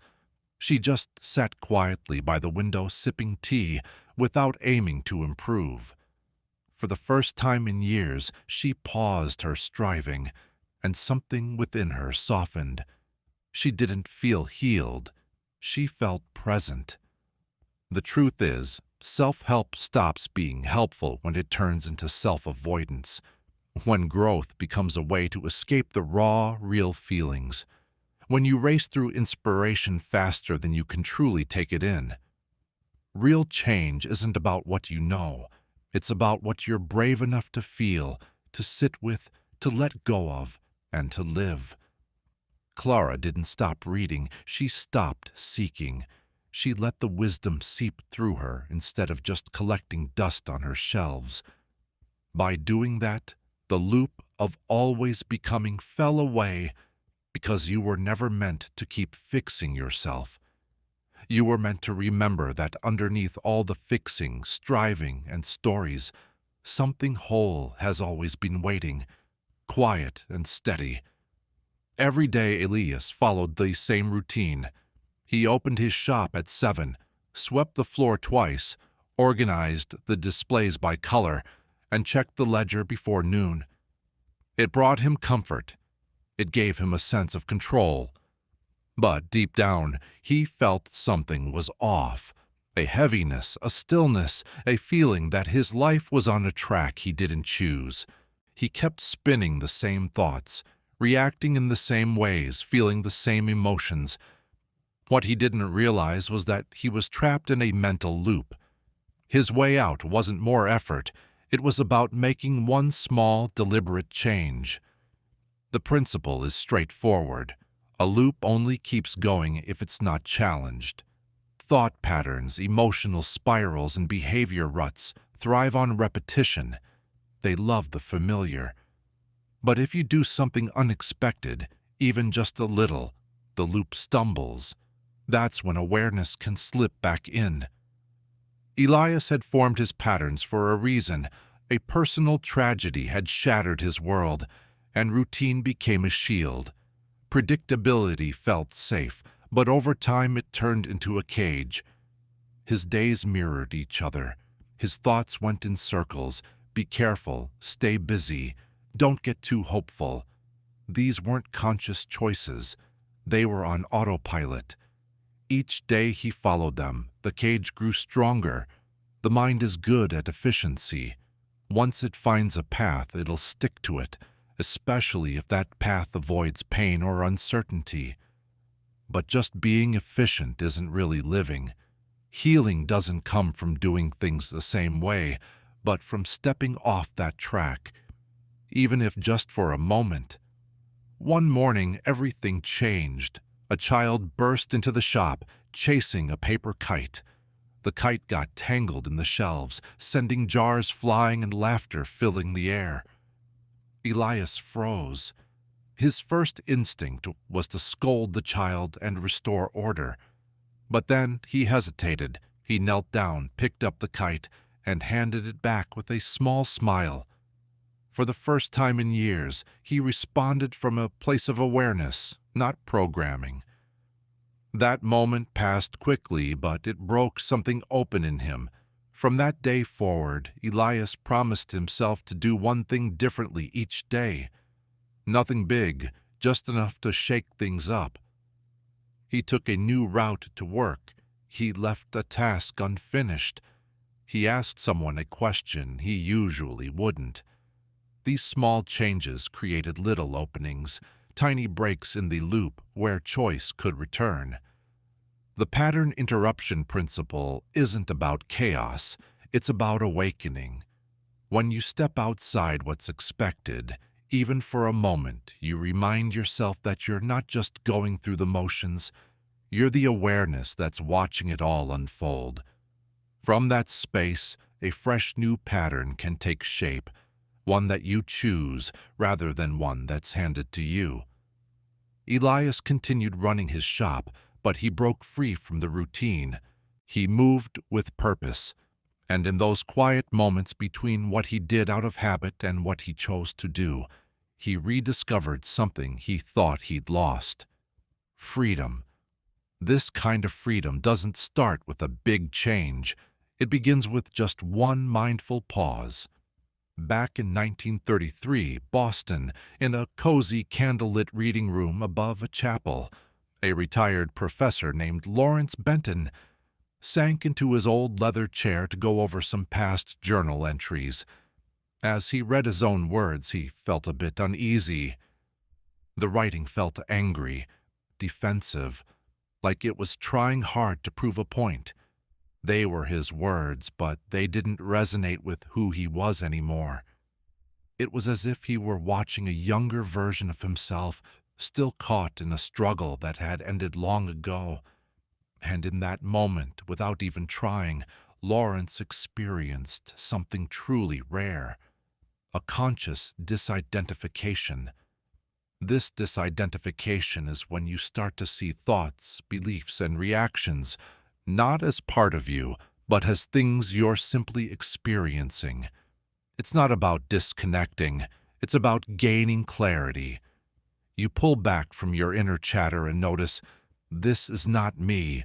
This is just a pattern. This is a program. This thought, it's something I took for truth. And in that brief pause, the hold of the loop begins to loosen.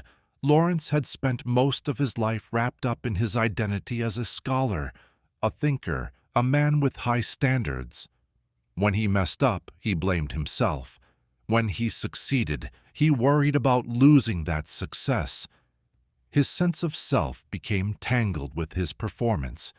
Every doubt, every fear, every mental spiral felt like a flaw in who he was. The voice inside his head wasn't just noise, it was how he defined himself. The mind doesn't separate thoughts from identity unless you teach it to. When the thought arises, I failed, the body tenses, believing it's true. When the thought says, I'm not enough, the soul shrinks back. But these aren't real truths.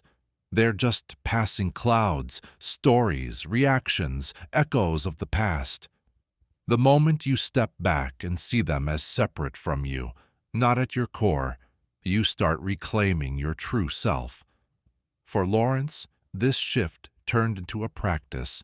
When thoughts like, you're too old to change, no one cares what you think, popped up, he didn't fight them.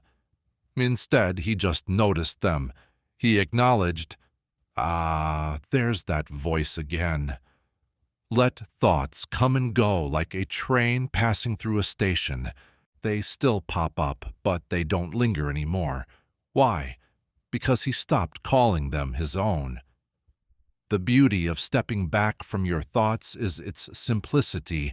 You don't have to change them or argue with them, just see them for what they are, not you. Once you do that, you stop reacting and start observing. Thinking doesn't stop, believing everything you think does. Over time, Lawrence felt lighter, not because he silenced his thoughts, but because he untangled his identity from them. He realized he wasn't the chaos, he was the space that chaos moved through. Calm, unmoved, ever present. The loop loses its grip not by conquering it, but by simply not becoming it. It all starts with a moment of awareness, a gentle step back into reality. You're not the storm. You're the sky it flows through. In a busy tailor shop in 1938 Madrid, Marco Reyes worked with practiced hands. Customers came and went. Orders were finished, and Marco didn't miss a stitch. But one morning, while threading a needle, he dropped it. For a moment, he stood still, watching that tiny silver piece on the floor. The chatter faded. The scissors paused. The shop was quiet. That accidental stillness felt sacred.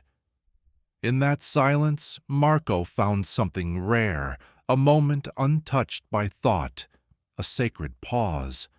This pause is how we break free from the loop. It's not about stopping everything around you. It's about interrupting the rush of your reactions, habits, and inner thoughts. You don't need hours of meditation or days alone. Just one breath, one moment, one choice to not automatically follow the next thought. Marco was a disciplined man. He lived by the clock and the unspoken rule to always be busy. But beneath the structure of his life was a mind that never rested. Each task blurred into the next. Every moment was filled, counted, controlled. He thought this brought order, but really he'd lost touch with feeling life as it unfolded. You see, the mind loves to keep going. Once it gets moving, it doesn't want to stop. A small irritation can spiral into a day full of tension. A passing doubt can turn into a wave of insecurity. We barely notice it because we're caught up, carried along by momentum. But that sacred pause, that's where life happens. Pause. It's that moment when you realize you can just stop. You can let go of the argument, the worry, the chaos, and just be. Marco started doing something different.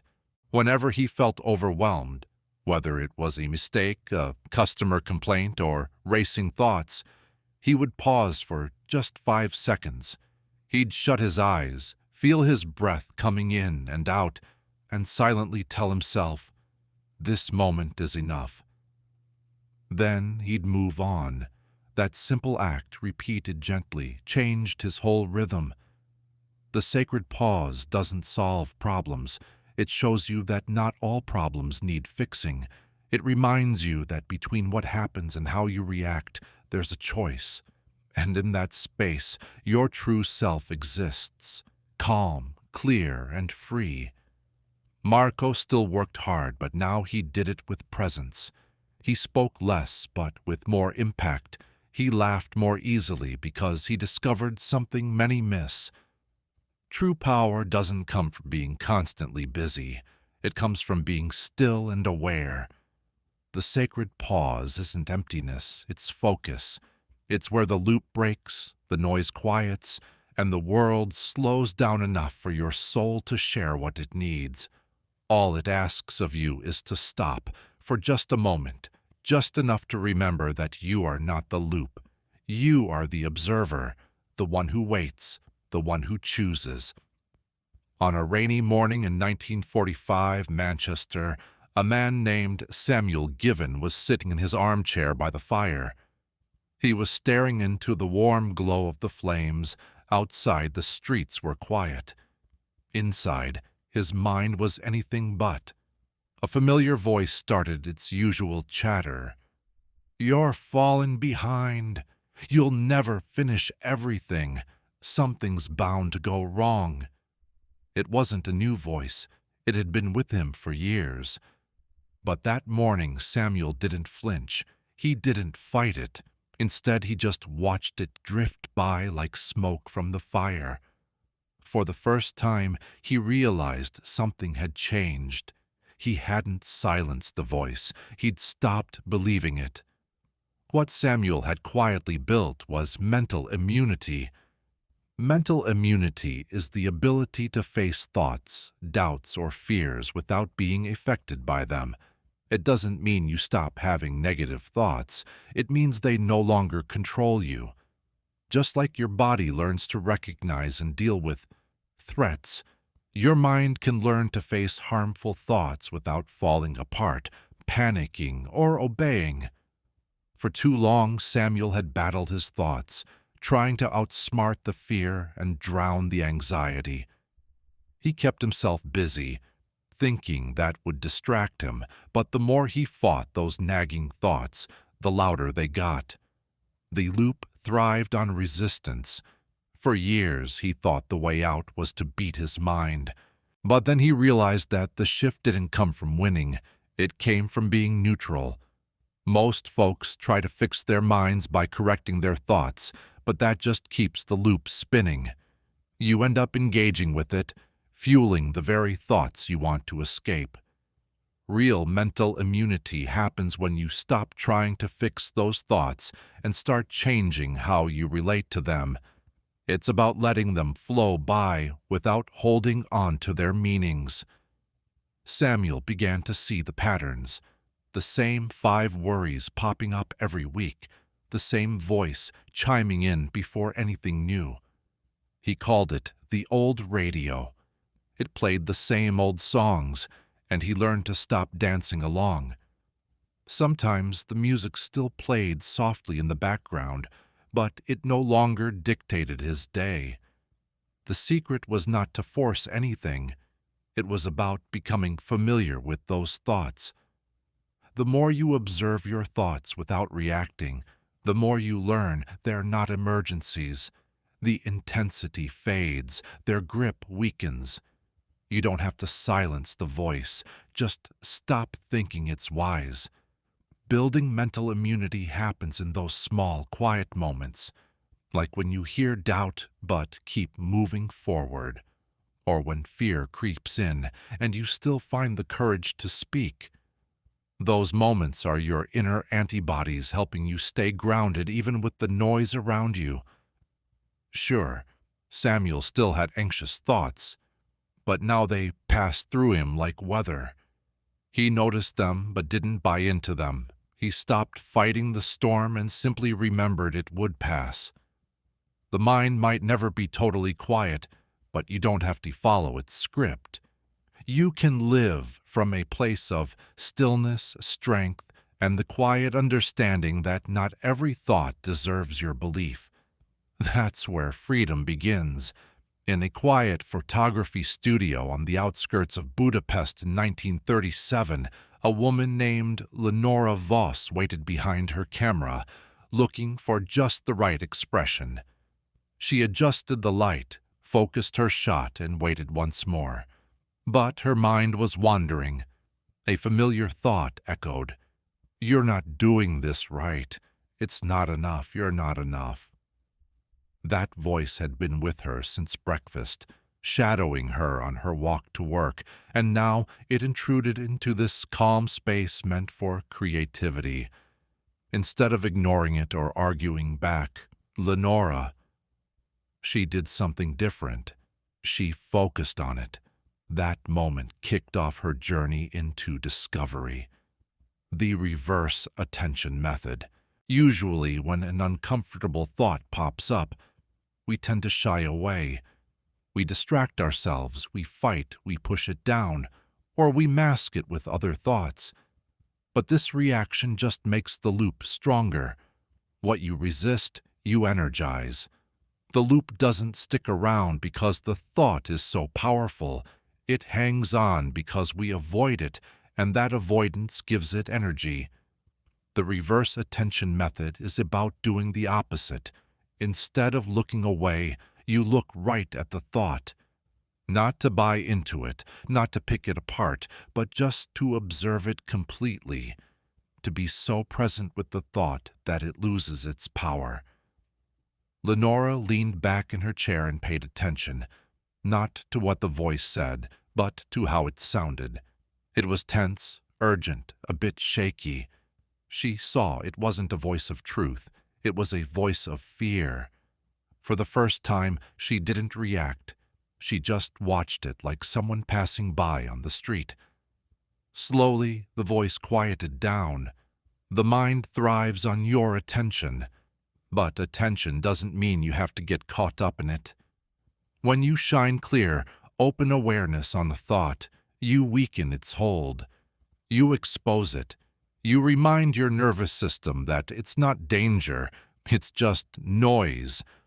Lenora started making this a daily practice.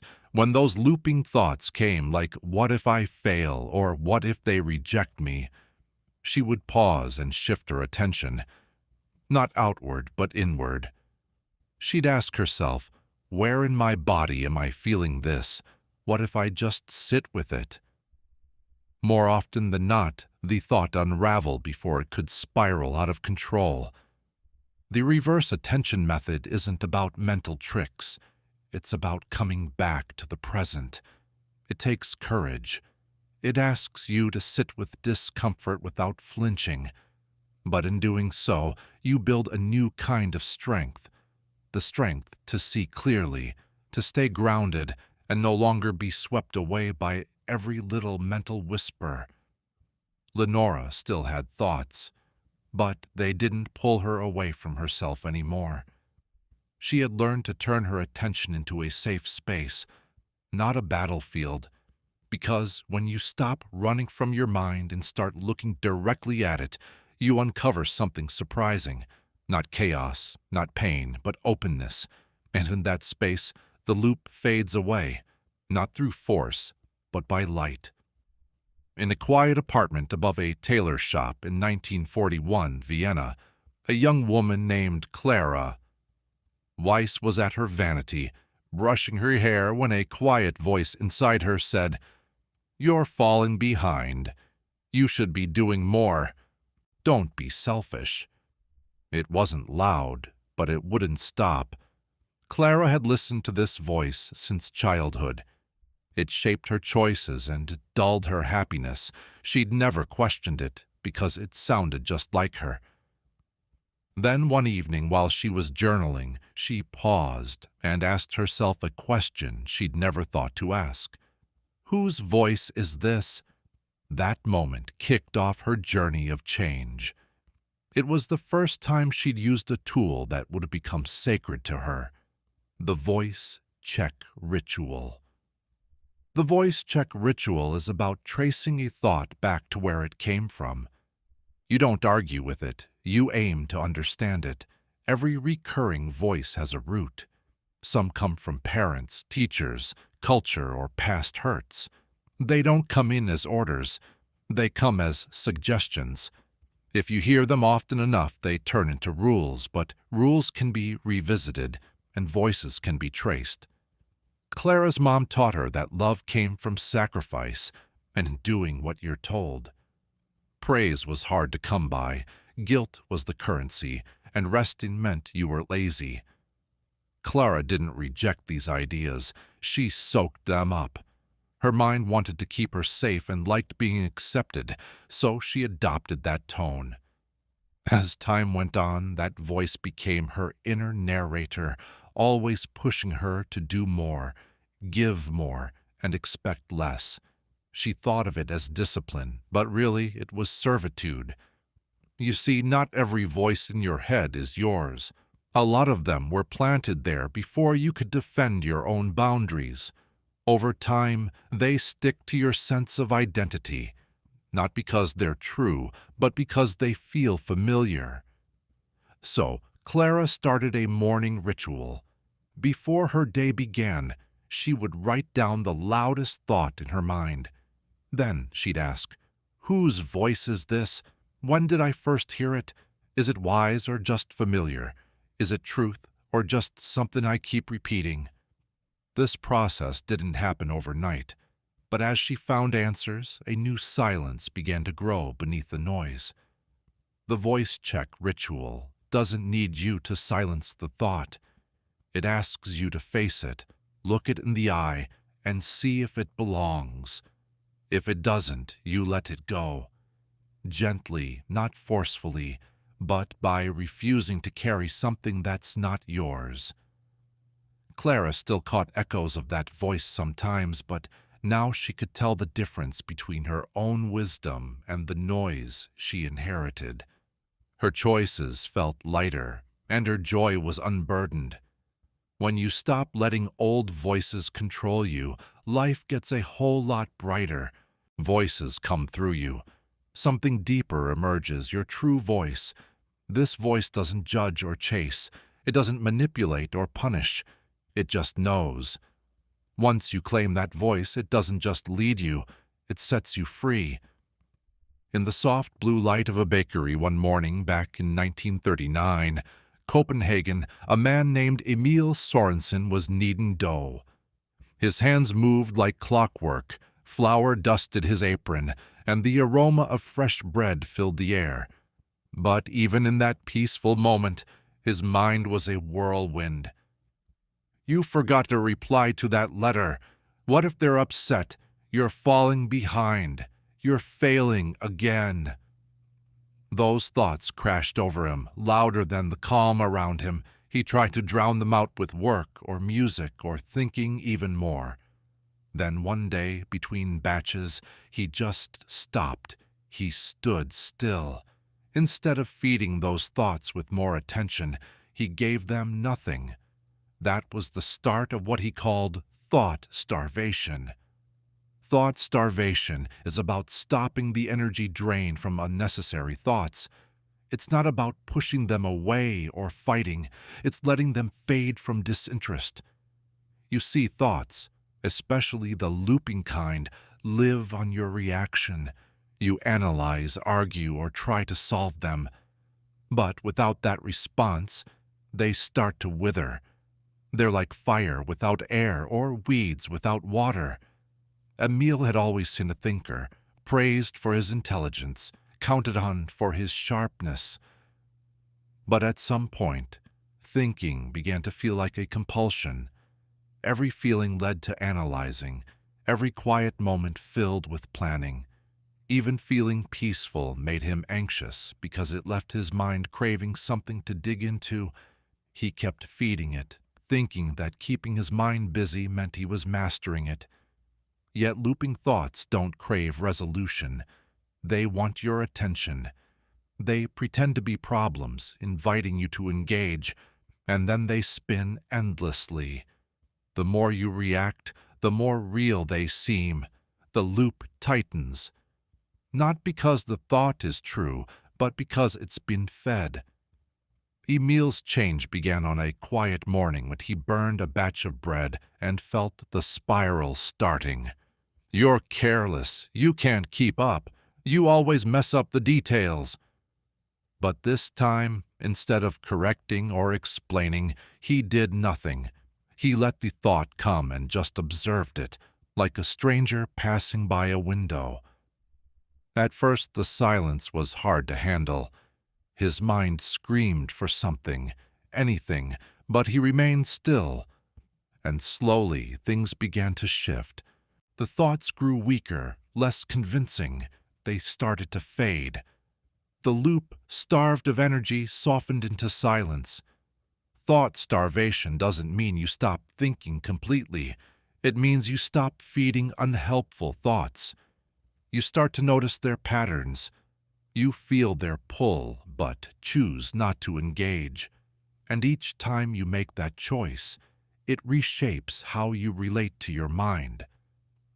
Emil changed his walking style.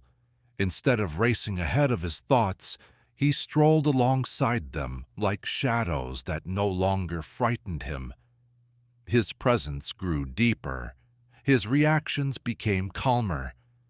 He found peace again, not because the thoughts disappeared, but because he stopped feeding them. Remember, you're not your thoughts.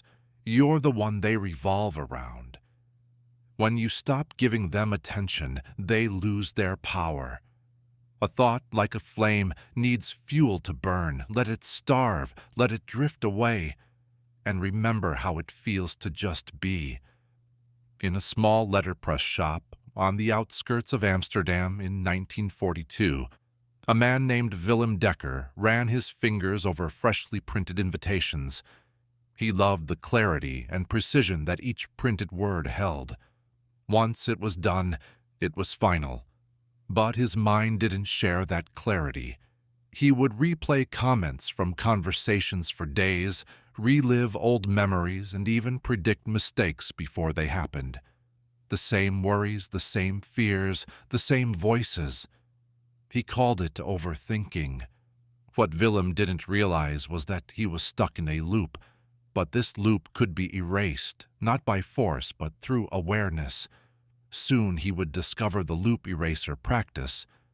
Loops don't break through logic. They break through interruption by shaking things up. The loop eraser practice starts with noticing. Noticing when you're no longer consciously thinking, but just running through thoughts on autopilot. The same thought replayed in the same way, arriving at the same conclusion. That's not thinking, that's playback. Will had been carrying a loop for years. You'll always be too much for some people and not enough for others. He couldn't recall where it began. It didn't matter. It became a constant hum in his life, affecting how he spoke, how he worked, how he held back. But one day, while sitting in his shop and staring at a misaligned print, he heard that thought again. Instead of accepting it, he wrote it down. The loop eraser practice begins here. Capture the thought, not to fix it, but to freeze it. When you see it, when you write something down, it separates you from it. It turns the thought into an object, not a part of who you are. Once it's on paper, that's when the magic happens. Willem took a different approach. Instead of writing with a sunny outlook, he focused on possibilities. He didn't say, "I am enough." Instead, he asked, "What if I've never had to be anything but myself?" See, the loop only keeps going when we accept it as truth. But when you gently challenge that truth, you make space. And in that space, the loop starts to wither away. Bum made it a daily habit. He would grab a looping thought, jot it down, then rewrite it, not to convince himself of some new truth, but to interrupt the old one. It wasn't about affirmations. It was about curiosity. What else could be true? Who would I be without this belief? With each question, the grooves in his mind started to soften. This loop eraser practice isn't about erasing the past. It's about dismantling the program. Every thought is just a suggestion, not a command. When you begin to rewrite them with gentle doubt instead of certainty, your mind starts to loosen its grip. Willem still wrote with clean lines and perfect spacing, but inside, he didn't need such rigid order anymore. His mind could finally breathe. The thoughts that once felt solid as stone now felt like ink, changeable, erasable, free. Because when you rewrite your story, you take back the pen, and that old loop, no matter how long it's been there, starts to fade away.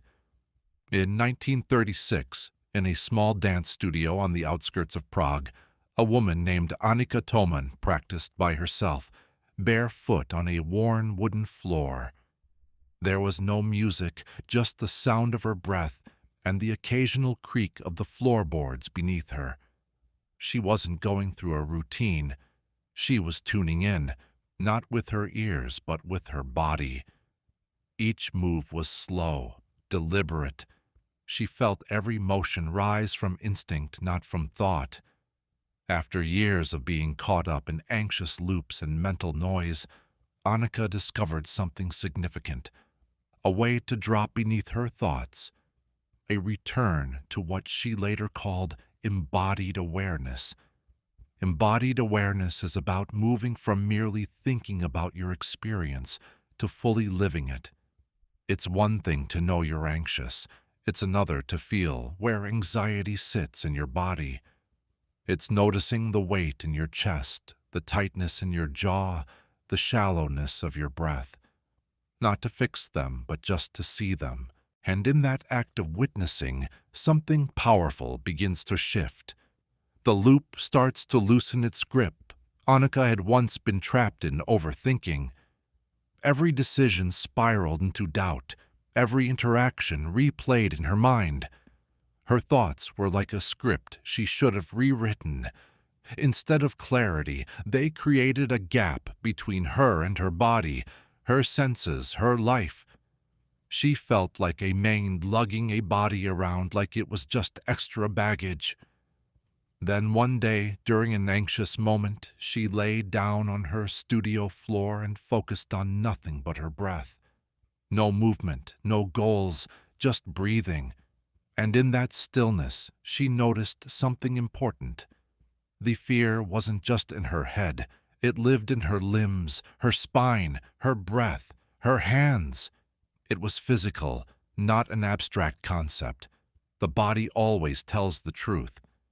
While the mind runs wild with stories, the body holds on to what's real. It doesn't get stuck in loops. It simply feels. When you tune back into your body, you step out of that tangled web of thoughts. You find presence, not by forcing your mind to shut down, but by stopping the urge to live only inside your head. So, Annika started a daily practice. She'd hit pause during those thought loops and drop into her body. She'd ask herself, where's this tension? What shape does this feeling take? Can I sit with it instead of running away? Some days, she'd feel anger clenching her fists. Other days, sadness pooling behind her eyes. But she stayed with it, and in that space, something began to soften. Embodied awareness doesn't mean you stop thinking. It means your thoughts don't call the shots anymore. Your breath does, your senses do, your feet on the ground do. It's about remembering your body, not just as a container, but as a guide, a truth teller. Annika still danced, but now every movement felt like a conversation. Her body led, and her mind listened. In flipping that dynamic, a deeper understanding surfaced, an understanding rooted in experience, not just theory. Healing doesn't happen in ideas, it happens in sensations. When you reconnect with your body, you find the one place the incessant loop can't reach. Right here, right now, alive.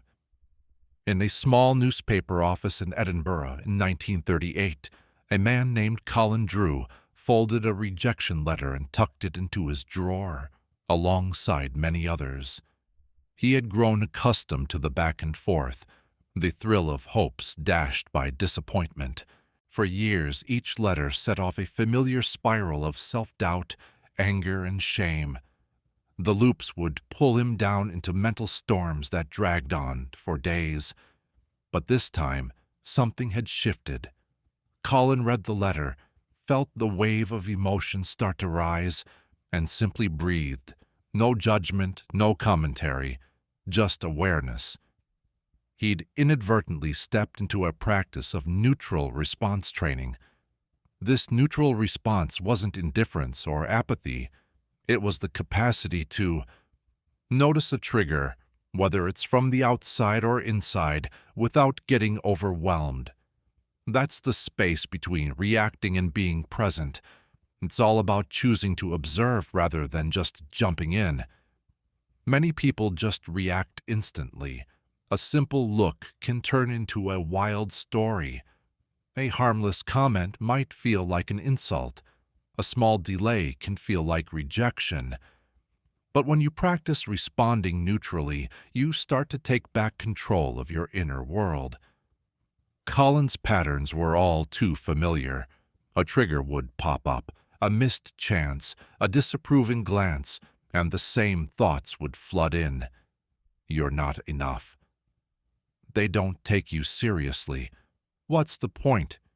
These thoughts felt so real, hard to shake off, but they weren't truths. They were just old programming. A loop grows stronger when we react. Every reaction builds the same path, but if you respond neutrally, you disrupt that cycle. When anger hits and you choose to stay calm, the loop stumbles. When shame arises and instead of tensing up, you take a breath, that loop loses its energy. Being neutral doesn't mean being numb. It's about not getting attached. Colin started to try this out. He would notice whenever something triggered him, like a late message, a missed deadline, or a harsh comment. Instead of jumping to conclusions or casting blame, he paused. He'd ask himself, "What if I don't have to assign meaning to this?" The change was quick. Not peace, but space. Space to decide what to do next. Space to stay grounded. This training was subtle but strong. It didn't demand effort, just attention. Each time discomfort met neutrality, his nervous system learned that not every moment was a crisis. Neutral response training teaches you that not everything needs a deep dive.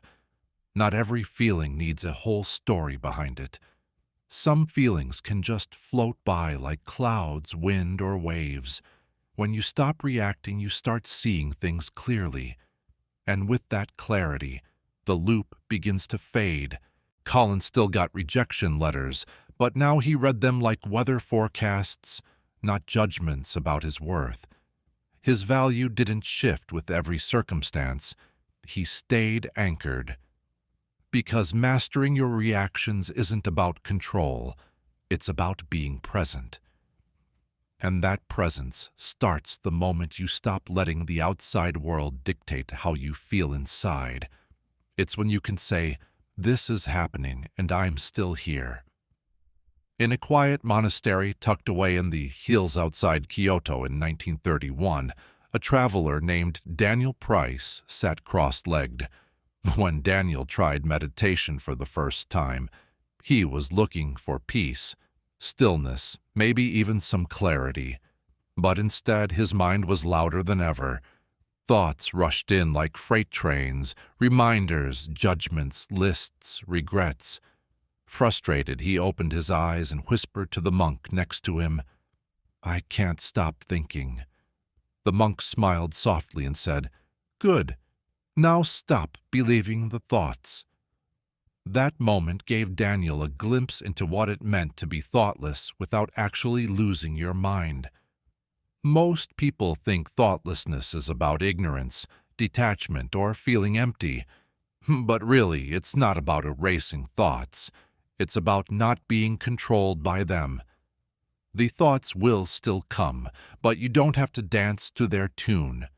They float by, and you remain still and whole. For most of his life, Daniel identified as a thinker. It was his talent, his shield. He solved, analyzed, anticipated, and reflected, but at a cost. He could never rest. Even in silence, his mind was busy finding problems, fearing futures, and reliving mistakes. He thought he was in control, but he was just a servant to his own cleverness. The mind isn't the enemy. It's a great tool, but it shouldn't be the leader. When your mind leads, you live in interpretation. When your awareness leads, you're present. The key difference isn't in how many thoughts you have. It's whether you're caught up in the thought or simply watching it from a distance.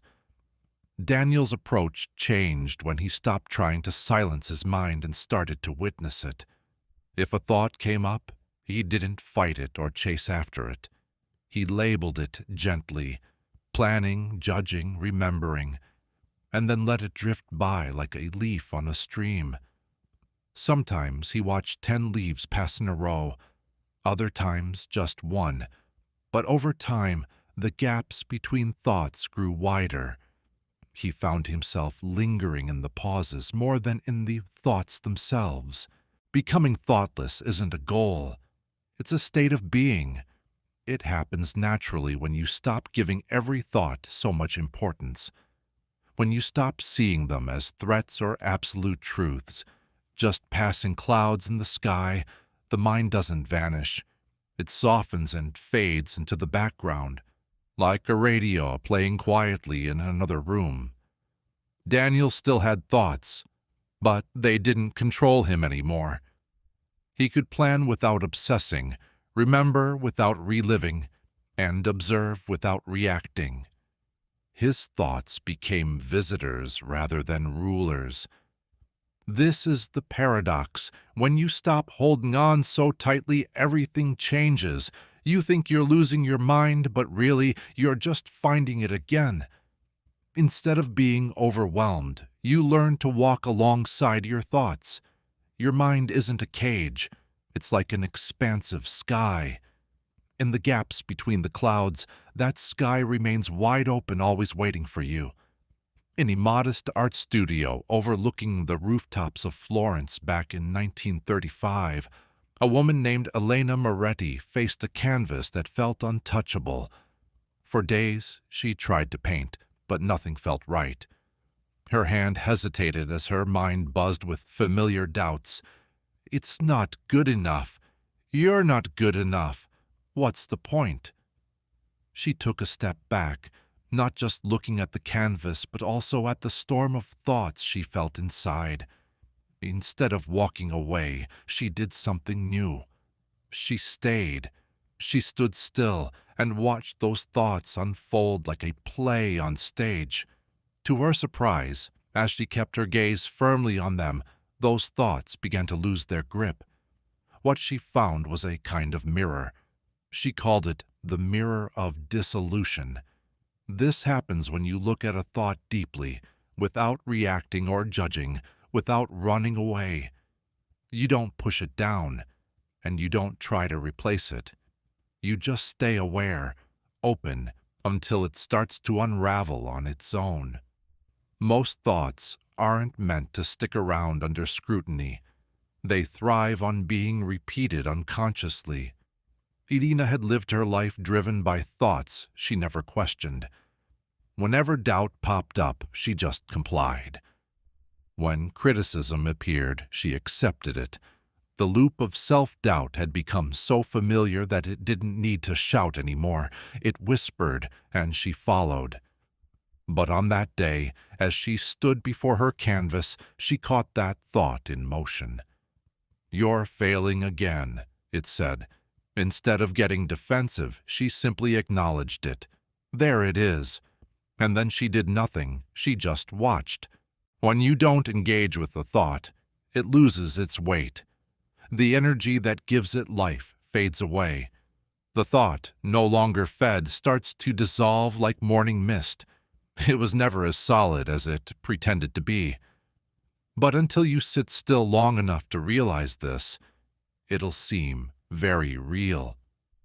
Elena began practicing this mirror every morning. When fear whispered, "This will never work," she observed it like an artist studying a shadow. When the loop told her, "They won't understand you," she watched it too. She didn't argue. She just took a breath and sat with her thought. And each time she did, she felt a bit looser. The tightness in her chest eased. The thought flickered and then drifted away. The mirror doesn't fight the mind. It simply reflects it. In that reflection, you realize most of what you think aren't truths. They're just fleeting clouds, stories that lack solid ground, programs that don't stick. Elena went back to her canvas. She painted not to prove a point, but to express something real. The loop of thoughts still popped up, but now she didn't live in it. When you learn to look at your thoughts without flinching, without trying to fix them or run away, you discover the thought is not really you. It's just your shadow. And when you shine the light of your attention on it, it fades, not with a fight, but gently. In a smoky cafe in Paris, spring 1934, a man named Ari Duval sat alone at a table, hands slightly shaking as he held his teacup. He'd just gotten a letter, a chance to showcase his architectural work to an important firm. But instead of feeling pumped, dread washed over him. "You'll mess it up. You're not ready. Don't get your hopes up." That voice was all too familiar, always showing up at the edge of new possibilities. Ari folded the letter and went back to his drink, unaware he stood on the brink of something big. The reversal code. The reversal code is about doing the opposite of what that loop tells you. When fear whispers to hide, you step into the light. When it says stay quiet, you speak up. When it warns you not to take risks, you lean in, not mindlessly, but deliberately. You start to see that those commands are just patterns, and patterns can be turned around. Ari had spent years obeying those inner commands. Be humble, be careful, be small. They sounded wise and safe. But beneath those words was a deep fear of being seen, of failing, of disappointing others. Every time he followed the loop, it only grew stronger. That thought gathered more evidence and power. The loop is tricky. It talks in your voice. It mimics logic. It pretends to be caution when it's really just fear. If you follow it blindly, it becomes your life. But the moment you decide to do something different, the loop stumbles. It's not set up for opposition. It thrives on repetition. Break that rhythm, and you break its hold. Ari's moment of change didn't come in a flash. The next morning he got dressed, printed his designs, and headed to the address from the letter. Each step felt strange, like wading through water, but he kept going. When the receptionist asked if he had an appointment, the loop shouted inside him, "Say no and walk away. This is a mistake." Instead, Henry smiled and said, "Yes." That tiny act of defiance changed everything. The reversal code isn't about being brave, it's about acting with awareness. You know the loop will fight back and the fear will rise, but instead of shrinking away, you push against it, not to destroy it, but to rise above it. Henry didn't get the contract that day, but something much bigger happened. He left the building feeling taller, steadier, almost unfamiliar to himself. For the first time, he hadn't followed the script. The loop speaks with certainty. The reversal speaks with freedom. Every time you do the opposite of what fear tells you, you take back your agency. You rewrite the code because you're not supposed to be led by fear's voice. You're meant to face it, thank it for the warning, and walk through the door anyway. In a stone cottage in 1939, Wales, a woman named Margaret Penrose sat at her desk with a fountain pen and a leather-bound notebook. Dust-covered boxes of old letters and family heirlooms, but Margaret wasn't thinking about the past. She was focused on her thoughts. Not just any thoughts, but the nagging ones, the kind that drained her and felt familiar yet wrong. You're always behind. You'll never get it right. Why even try? These thoughts had haunted her for years, invisible yet relentless. That day, Margaret became a tracker, not of animals or storms, but of the thought virus in her mind. She was starting the practice of virus tracking. A virus tracker doesn't seek control. It seeks understanding. It involves spotting those recurring thoughts that sabotage you and cloud your clarity. These aren't just passing thoughts. They're patterned attacks. Thoughts that come back with the same tone, timing, and emotional weight. The virus disguises itself as you. But when you track it, when you note its shape, triggers, and arrival, it starts to lose its disguise. Margaret had always been diligent, always composed, but beneath her calm exterior. On the outside, she seemed calm, but inside, it was a storm of questioning. Every choice brought doubt. Each compliment triggered an internal struggle. These thoughts felt familiar. They weren't strangers. But over time, she started to spot a pattern. The same doubts often popped up, using the same words, even in the same voice, especially when she faced something new. The thing is, negative thoughts have a routine. They recycle the same old stories. They cloak themselves in emotions. If you don't take the time to jot them down, you might miss the connection. But when you begin to track each thought, each trigger, each reaction, you become aware of what was once hidden. The patterns start to reveal themselves. So, she created a nightly ritual. Each evening she took out her notebook and wrote down the thoughts that hit her hard. It wasn't just about what they said, but also how they sounded. What tone? What feeling? Where did she feel them? In her chest, her stomach, her breath. She labeled them like a scientist cataloging samples.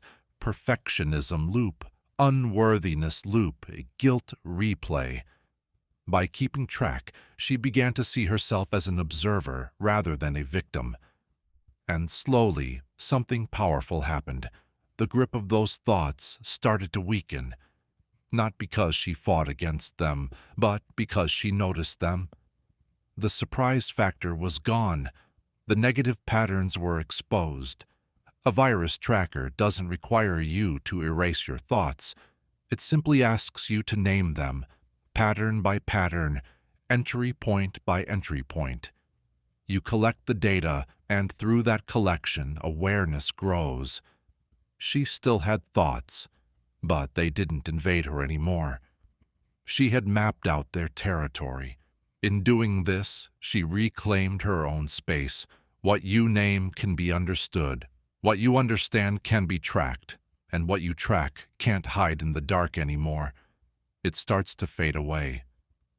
In a quiet observatory on the outskirts of 1937 Vienna, a man named Jacob Adler gazed through his telescope, mapping the stars. He spent his nights searching the skies for order, precision, and patterns that wouldn't lie. But inside him, it was a different story. Chaos. Every compliment, suggestion, or new idea made his body tense up. His thoughts raced. Why are they saying that? What do they want? Are they challenging me? Jacob thought he was being careful, thoughtful, and analytical. What he didn't realize was that he wasn't just protecting himself from others. He was safeguarding a fragile version of himself. He had built something the mind often constructs in silence, an inner firewall. But this firewall isn't made of stone. It's like having a mental shield, a protective layer made of thoughts, beliefs, and emotional reactions. Its purpose?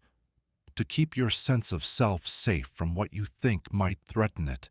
Not actual threats, just what you perceive as threats. Just like a firewall, it works by blocking out anything that feels foreign or unpredictable. Compliments that don't match how you see yourself. Dismissed. Chances to grow that ask for a new you. Passed over. Feedback that doesn't fit your narrative. Filtered out. Take Jacob, for instance. From a young age, he was taught to be the smart, careful one. His worth came from being right, staying composed, and being steady. Over time, anything that nudged this identity felt risky. Even love, joy, and success. His mind operated like finely tuned code, rejecting anything that didn't fit the mold. This mental firewall kept him safe from disruption, but sadly, it also kept him from growing. Here's the thing. This inner shield isn't trying to hurt you. It's trying to protect the version of you that felt secure. But remember, safety isn't the same as freedom. The longer you follow what your shield says, the more you confuse limitation with stability. Jacob had a breakthrough during a chat with a younger colleague. This colleague offered a fresh way to view a celestial alignment. Jacob's first reaction was to shut it down, to regain control, but then something different happened. He paused. He felt his chest tighten, and a wave of defensiveness wash over him. In that moment of stillness, he realized it wasn't really him thinking. It was his firewall reacting. From that point on, Jacob started noticing this reaction in real time. When someone praised his work and he heard a voice in his head whispering, "They don't mean it," he caught himself. When someone disagreed and he felt the urge to argue, he observed that urge, not to silence it, but to understand it. He began asking, "What part of me feels threatened?" Gradually, the firewall began to soften. You can't break down this inner barrier with force, but you can dissolve it with awareness and curiosity. It's about gently inviting new ideas, even when they challenge how you see yourself.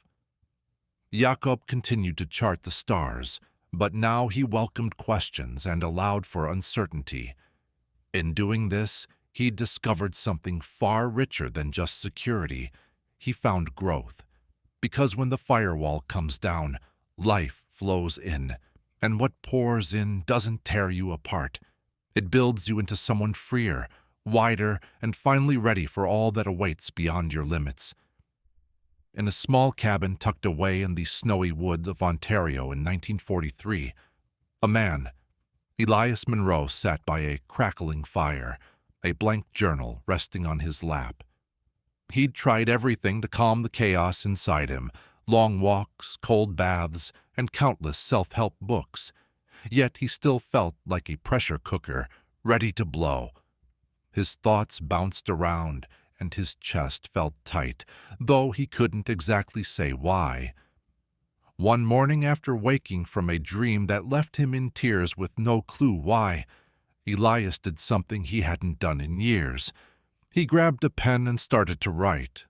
Not nice and neat, but messy and furious, without caring about how it all fit together.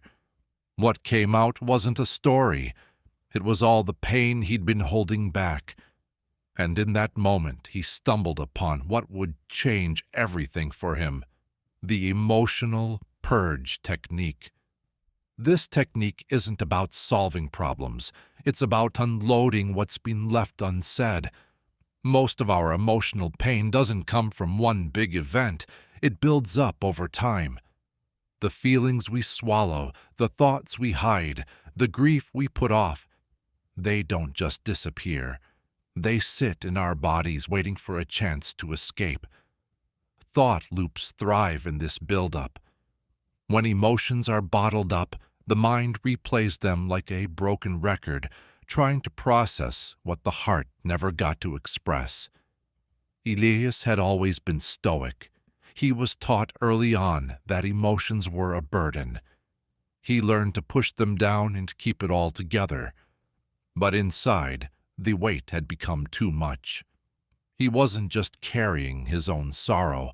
He was also holding years of silenced feelings, words he never said, and pain never dealt with. His thoughts weren't noisy because he was overthinking.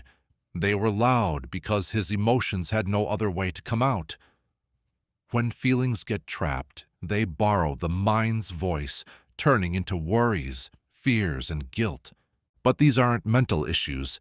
They're emotional ones dressed up as thoughts. If you don't let those feelings out, your mind can't find peace. The emotional purge technique is straightforward. Sit down, breathe, and release. Cry without needing to explain.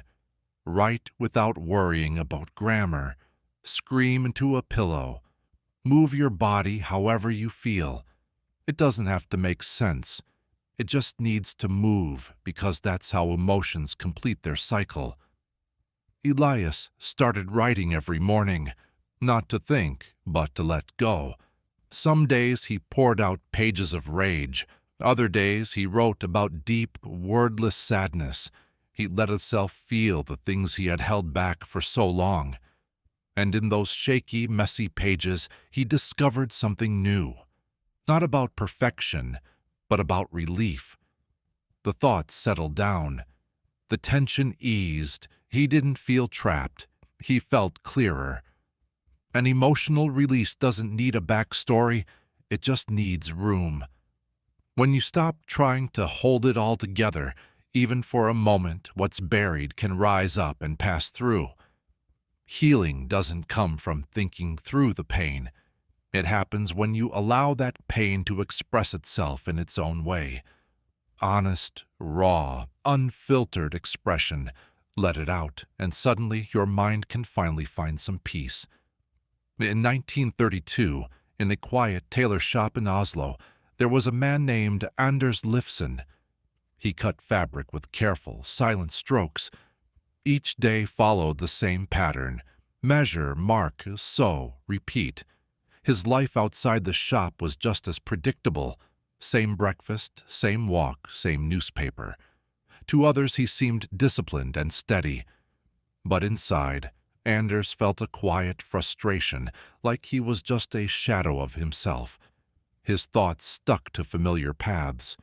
Be careful. Don't stand out. Stick to what's expected. The routine was so smooth it had become invisible. Then one morning he did something unexpected. He set down the scissors mid-stitch and walked out without a word. He didn't know why he left.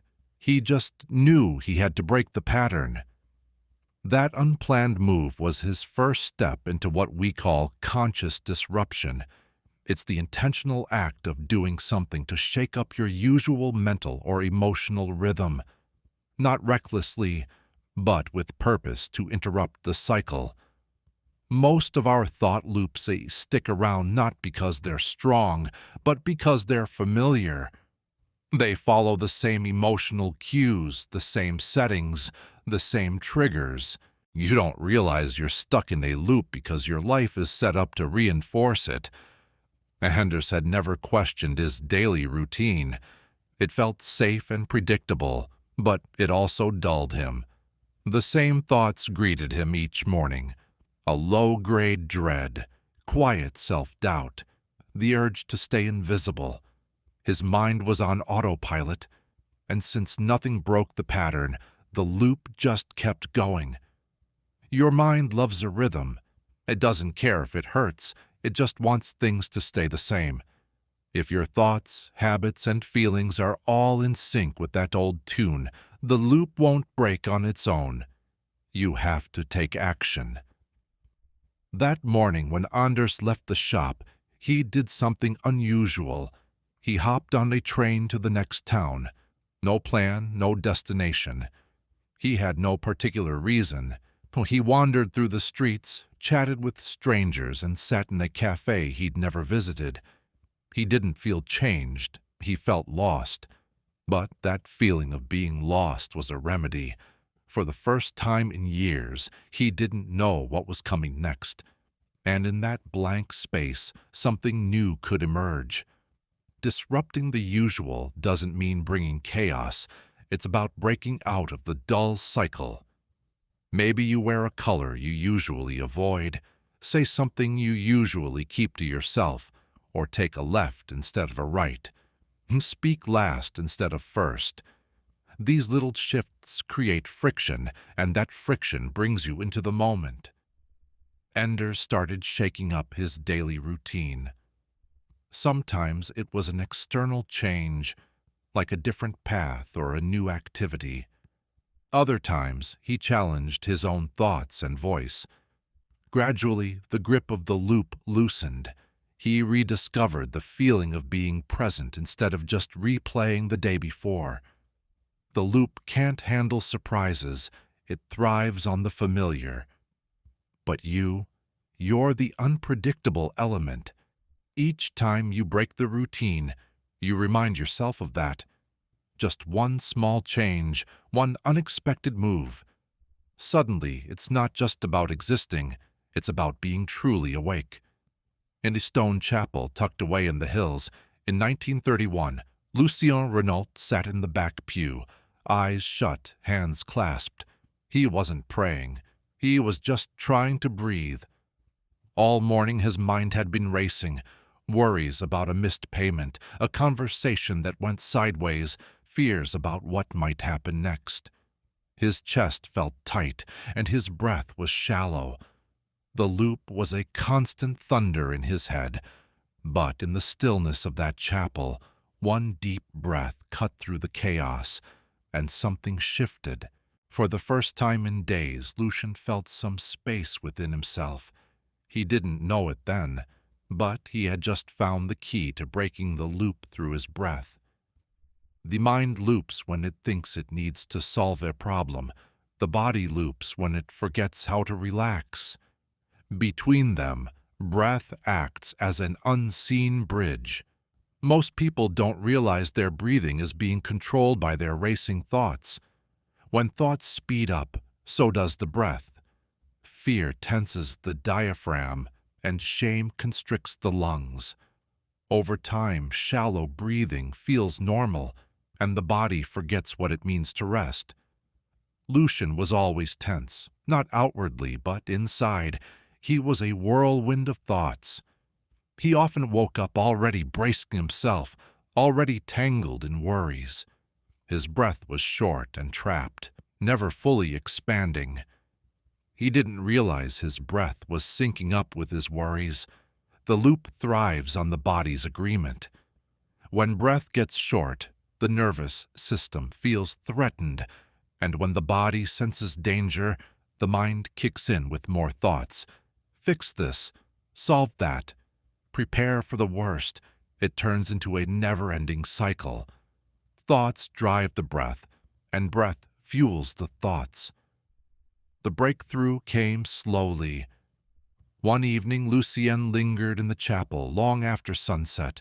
The candles flickered, and the silence grew deeper. He placed a hand over his heart and started to breathe. Not forcefully, not perfectly, just mindfully. He took a slow breath in through his nose and exhaled even slower through his mouth. At first, the loop pushed back. "You're wasting time. You need to think this through." But Lucien kept breathing. After a few minutes, something shifted. It wasn't loud, but it was profound. The thoughts were still there, but lost their urgency. His body stopped believing them. The nervous system relaxed. Without that fuel, the loop fell apart. Deactivating the loop through breath isn't about controlling your mind. It's about calming your body. When you control your breath, you control your state. A longer exhale signals the brain that we're safe. A slower rhythm tells the loop we're not in crisis.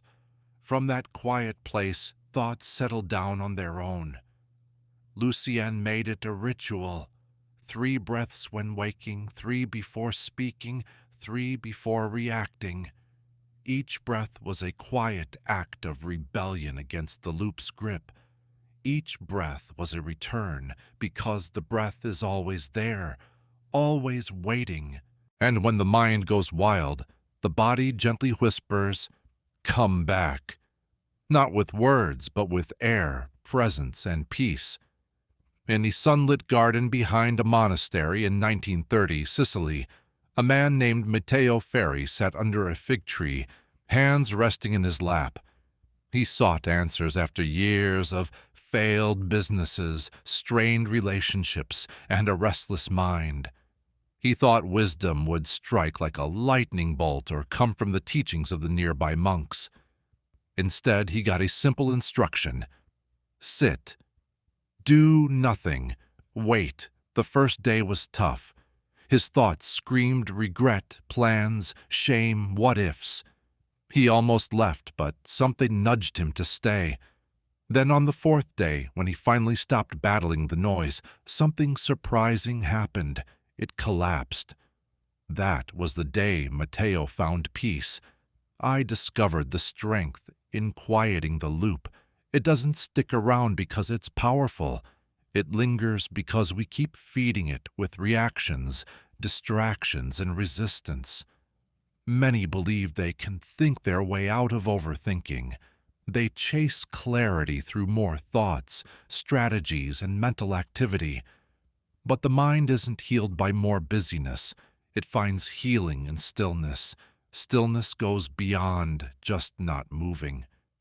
It's a conscious choice to do nothing, to face discomfort without flinching, and to stop chasing fixes or controlling things. When you become truly still, the loop has nothing to hold on to. No stories, no identities, just emptiness.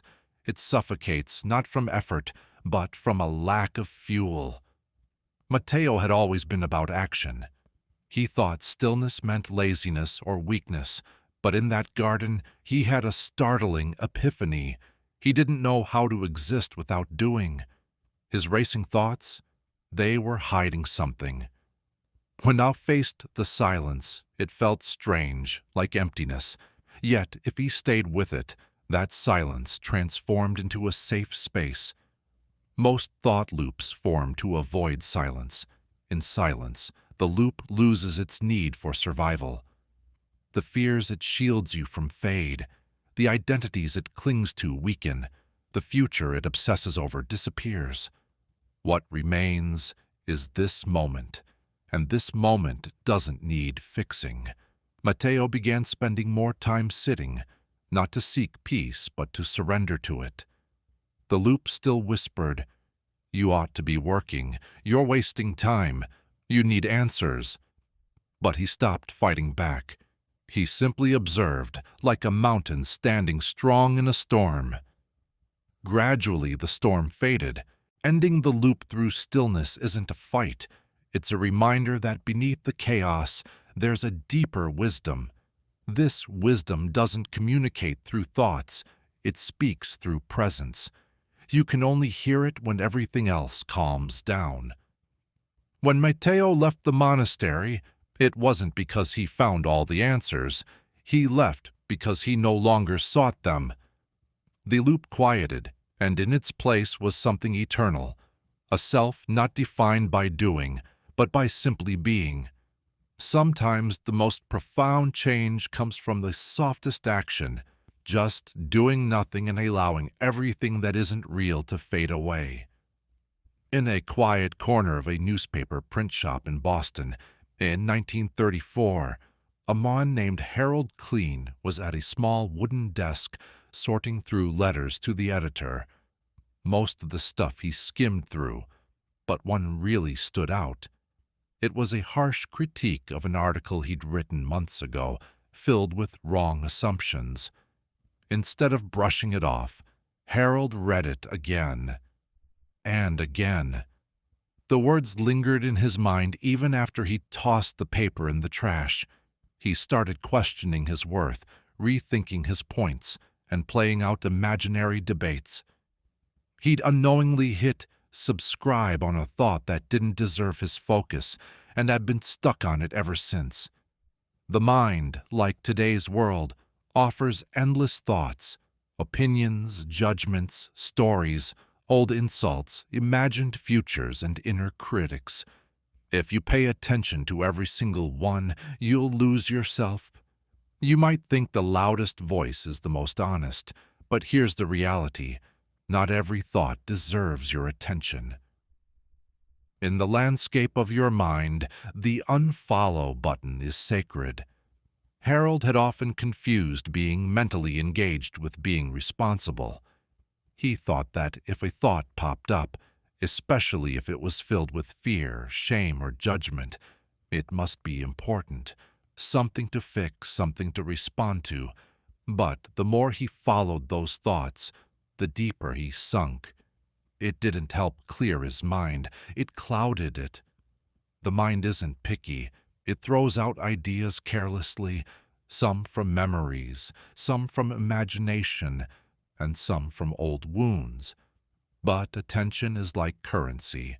What you focus on grows, and what you ignore fades away.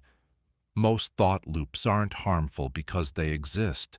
They're dangerous because you choose to follow them.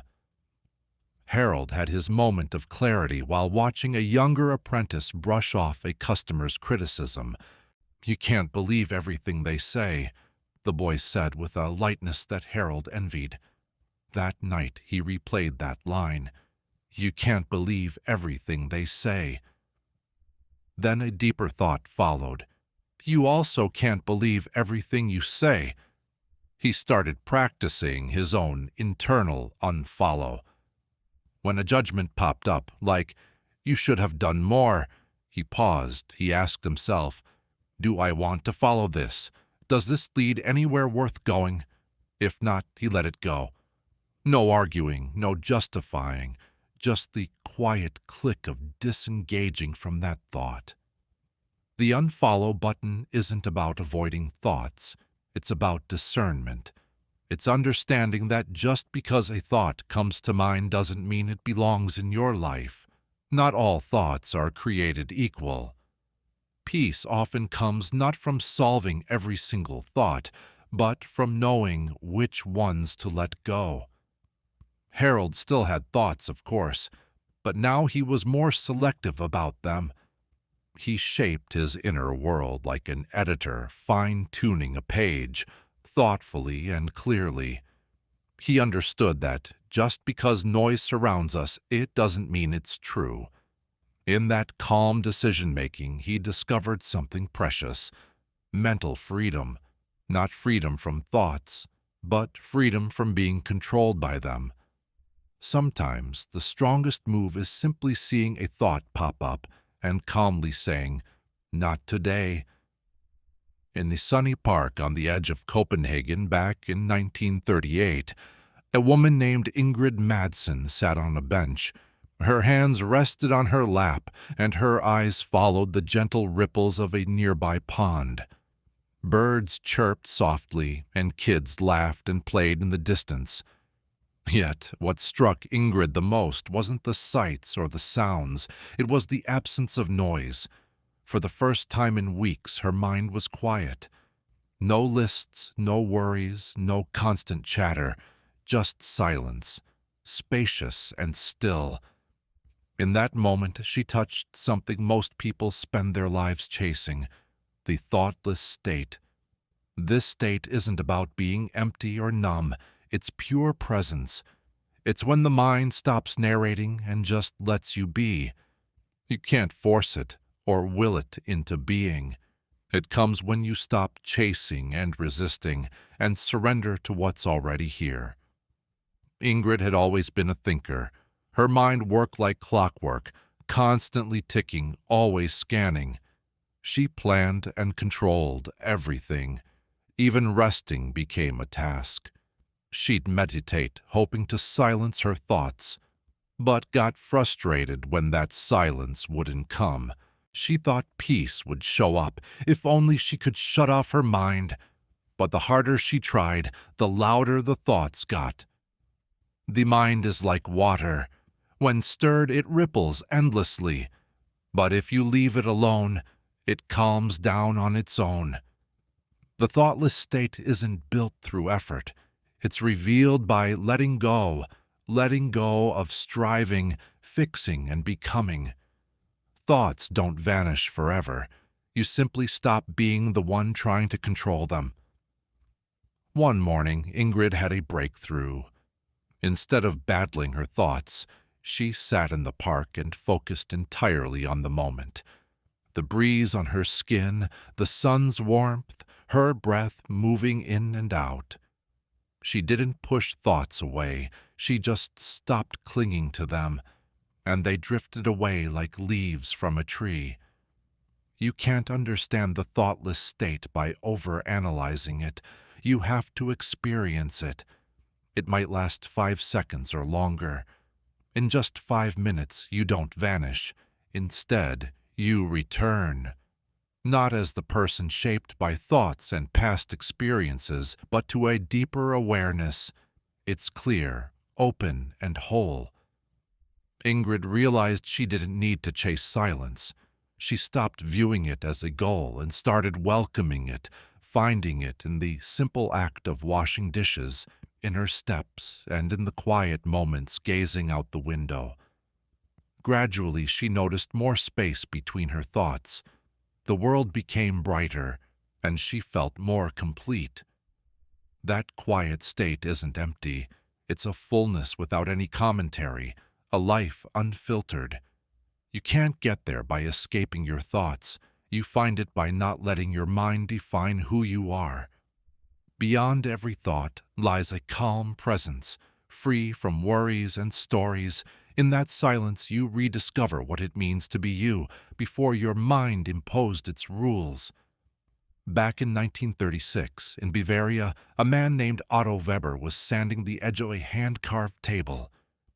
Each motion was slow and thoughtful. His face was serene, his breathing steady. He wasn't lost in thought or analyzing anything.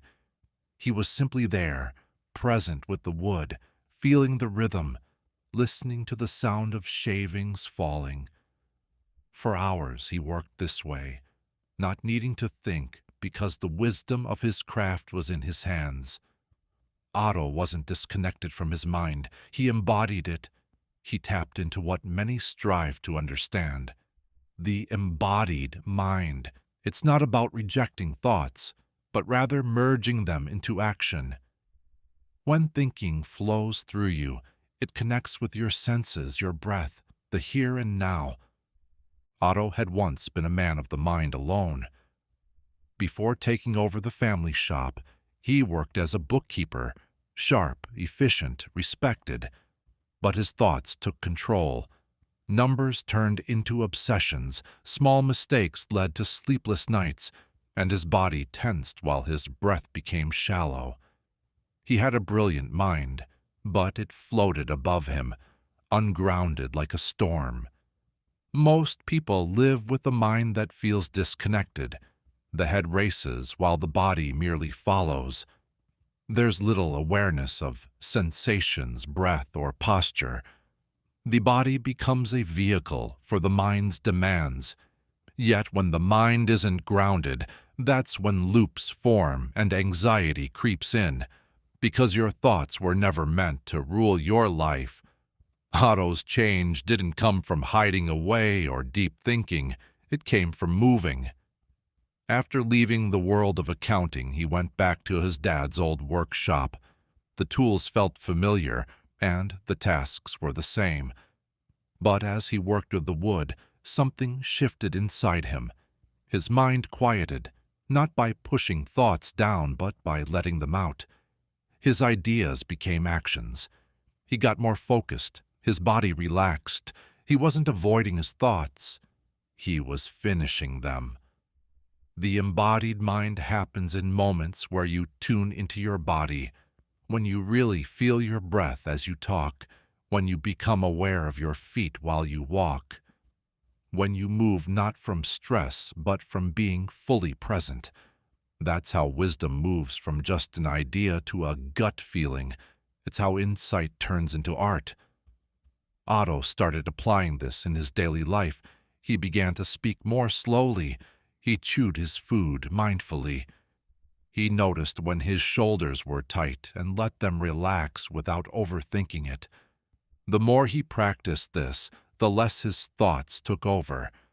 Not because they disappeared, but because they found their place, a rhythm, a way to flow. You don't have to silence your thoughts to find peace. You need to invite them into your body. Let them breathe, let them move, and let them dissolve into presence.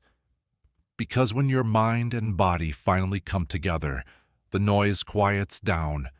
What's left isn't just thoughts, it's felt and lived truth. It's a mind finally at home in its body. In a candlelit room in Stockholm in 1939, a woman named Astrid Nestrom was stuck. She had a letter in front of her but had written the same sentence 3 times, each time more hesitant than the last. She knew what she wanted to say, but her inner voice kept rewriting it. Don't say too much. Keep it safe. You'll regret this. She sighed and looked out the window, wondering why it always felt this way. What she didn't see was that she wasn't just writing a letter. She was touching the edge of an old path, a mental route she'd traveled so often it had become a trench. But here's the thing. You can step off that path. You can create a new one. That's how new mental pathways are formed. Each thought you repeat is like a step in the woods. Over time it becomes familiar, worn, and easy to follow. Even if it leads to pain, you often go back to it because it's what you know. The mind, much like nature, prefers the path of least resistance. So, you keep thinking the same thoughts, feeling the same feelings, making the same choices. Not because you have to, but because it's what feels easiest. You see, Astrid hadn't found a different way yet. Her loop started early on. She grew up in a quiet home where silence was more valued than speaking out.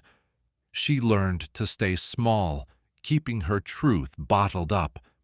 Each repeated thought was a reminder to stay quiet, to not take up too much space, to play it safe. Over time, that thought dug deep into her brain, feeling more like truth than anything else. But here's the thing. Thought loops aren't just thoughts. They're rooted in our nervous system, in muscle memory, in how we breathe and speak. The great news? Our brains are flexible. Just as she walked that old path over and over, she could start forging a new one. One thought at a time, one response at a time. Astrid's journey shifted the day she finally penned the words she'd always wanted to say and hit send without deleting them. She sent that letter not with confidence, but with shaky defiance. And when nothing awful happened, when no consequences came her way, her mind paused. Maybe there's another way, it whispered. And with that, she took another step. Creating a new mental path isn't about repeating mantras or forcing a smile. It's about choosing a different reaction, time and time again, until your mind starts to believe it. At first, the new path feels weird and foreign, but over time it gets more familiar. The weeds clear, the path strengthens, and your mind starts to prefer it. Astrid began speaking more truthfully, not loudly but clearly. Each moment she shared her truth, each brave pause built another brick in her new pathway. The old thoughts still called to her, but she didn't follow them anymore. She had a new direction to walk, Remember, your mind isn't a set map, it's an open field. With every choice, every breath, every moment of awareness, you create a new trail, one that leads you away from the past and towards who you're becoming, one step at a time, one thought at a time, until that new path becomes the only one worth traveling. In a quiet library in 1933 Lisbon, a woman named Rosa Almeida ran her fingers over a poetry book. She adored language for how it captured meaning, expressed emotions, and twisted time. But lately, words had felt like a heavy load. Her mind was nonstop, narrating, critiquing, planning, and even in still moments, she was bombarded with questions. What does this mean? What should I do next? What if I mess up? Though Rosa was surrounded by language, none of it brought her peace. One morning, while watching the sunlight dance through the windows, she realized something important. Her thoughts weren't really hers. They were just scripts from past and future events. But right now, nothing was being said. This realization opened a door to something new, the language of now. And this language, it's not about thoughts. It's all about sensations, breath, and just being. Instead of trying to explain what's happening, it's about truly experiencing it. Most people live in a constant cycle of translating their moments. When something happens, their mind jumps in to label it. This is good, or that's bad. This reminds me of this, and that means I should do that. But in that translation, something gets lost, the immediacy and the vibrant truth of the moment. Rosa had been caught in that mental translation for so long, she'd forgotten what it felt like to just exist without narrating. Her mind was always racing ahead, giving meaning to her experiences before she even had a chance to live them, and each interpretation pulled her further away from the now.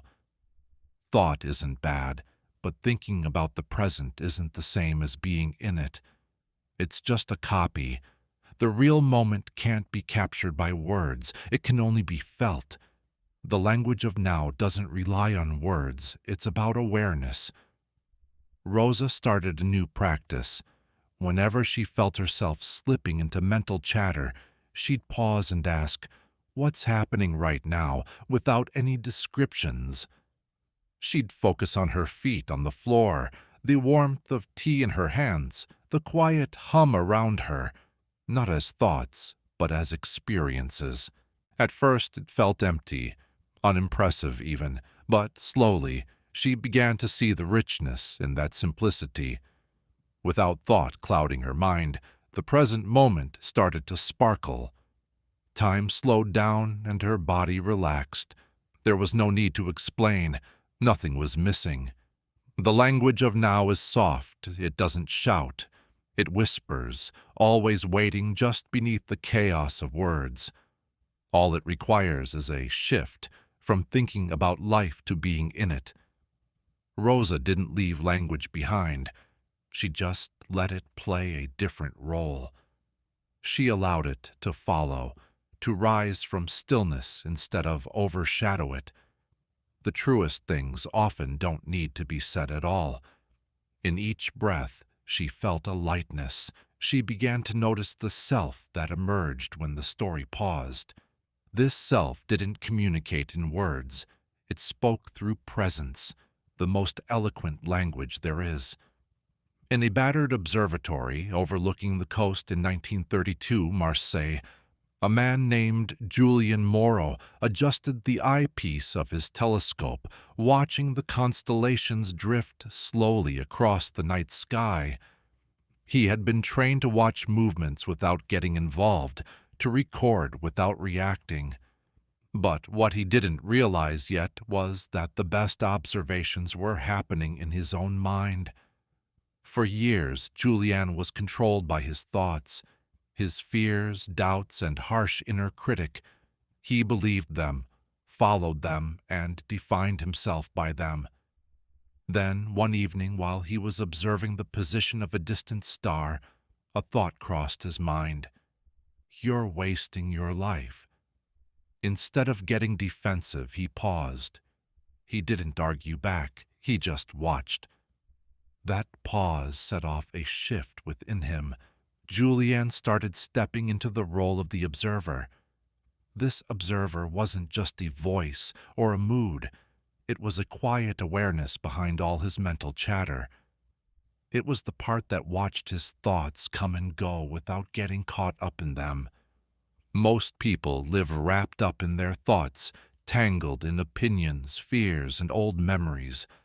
But when you realize there's something inside you that can see a thought without becoming it, you unlock an incredible power, the power to choose what you pay attention to. For most of his life, Julian had been a servant to his thoughts.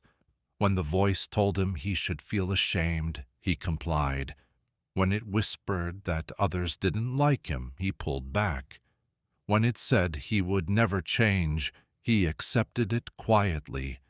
It felt like law, but from that night on, he began to see his thoughts as passing clouds. He listened to them with curiosity, not belief. You see, the mind builds momentum and patterns through repetition, but it only gains power when you accept those thoughts without question. The observer doesn't stop the thoughts, it simply refuses to be controlled by them. And in that refusal, something beautiful happens. The loops that trap you start to fade away. Julian practiced this throughout his day. When the inner voice passed judgment, he would pause and silently think, "There's that thought again." When feelings of shame or fear bubbled up, he would breathe and remind himself, "This is being seen, not obeyed." Over time, those thoughts lost their edge, not because he silenced them, but because he stopped giving in to them. The observer's authority isn't about being dominant, it's about being present. It's a gentle stance of not reacting out of habit, but responding from awareness. It's choosing to simply see rather than argue, resist, or fix, and often just seeing is enough. Julian still had thoughts, but he was learning to let them be. Now he had room. Now he had choices. In that room, life felt less like a storm to weather and more like a sky to appreciate. Because you're not the noise out there, you're the one who hears it, and the one who hears it holds real power, the quiet strength to choose what to embrace and what to let drift away. In a small glass conservatory behind a house in Sussex, 1935, a woman named Evelyn Hart was watering her violets, her hands shaking. It wasn't the plants that made her nervous, it was the silence after a fight with her sister. That silence hung heavy in her chest, like smoke. The words they exchanged hours ago kept swirling in her mind, stirring up guilt, sadness, confusion. She replayed the argument over and over, trying to figure out if she had messed up, wishing desperately for her sister to say something nice, something soothing. But as time ticked by, Evelyn found herself stuck, tied to her sister's feelings, unable to find her own balance.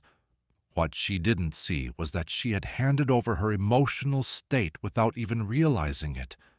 What she was about to learn was the delicate art of reclaiming her emotional sovereignty. Emotional sovereignty means feeling what you feel without letting others control it. It's about taking back your emotional world from those around you, their tones, their words, their silences, their stories. Most folks float through life like satellites, orbiting the moods and actions of those nearby. A compliment lifts, a glance hurts, an opinion shapes you.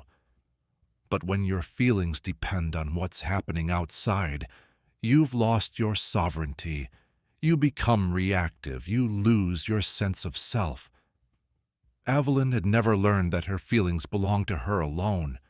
She grew up tiptoeing around others, tuning into their needs, soaking up their anger, shrinking under their disappointment.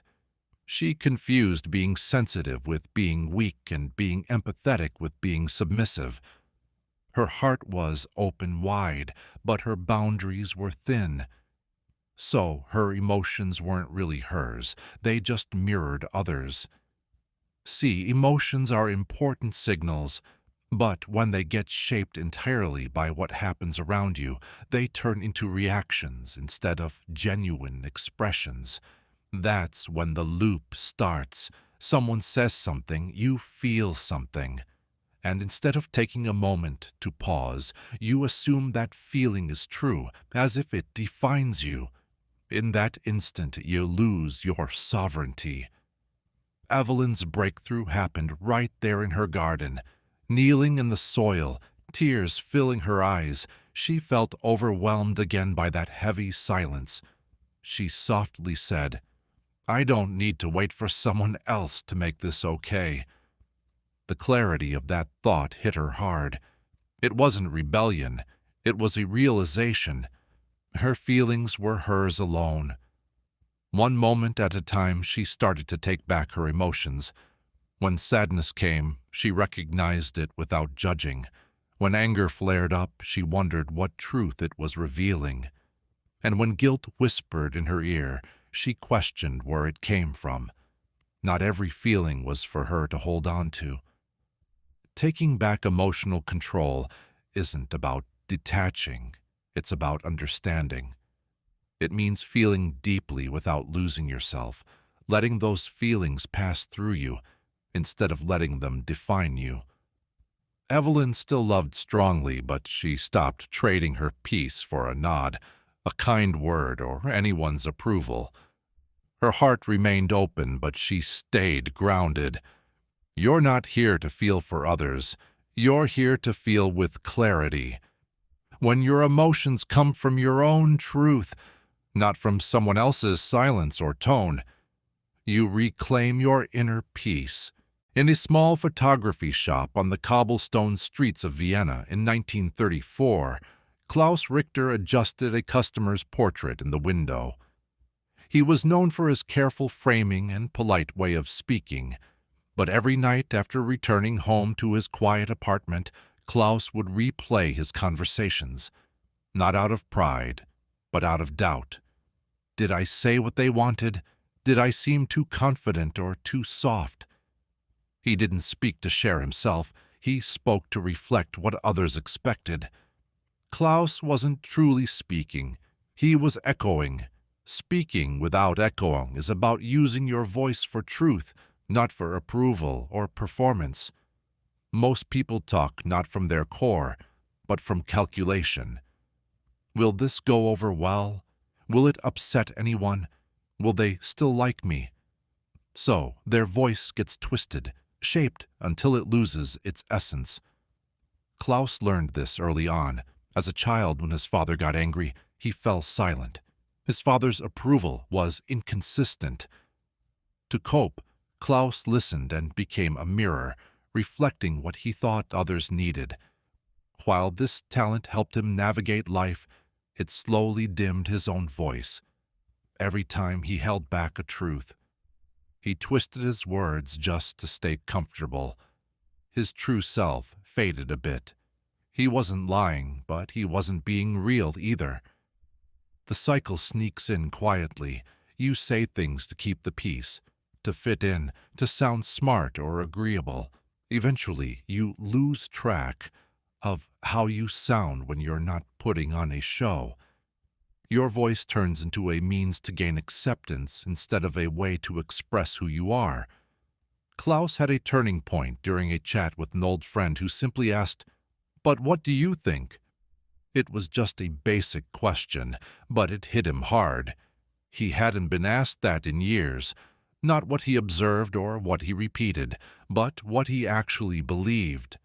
He didn't have a quick answer. The silence caught him off guard.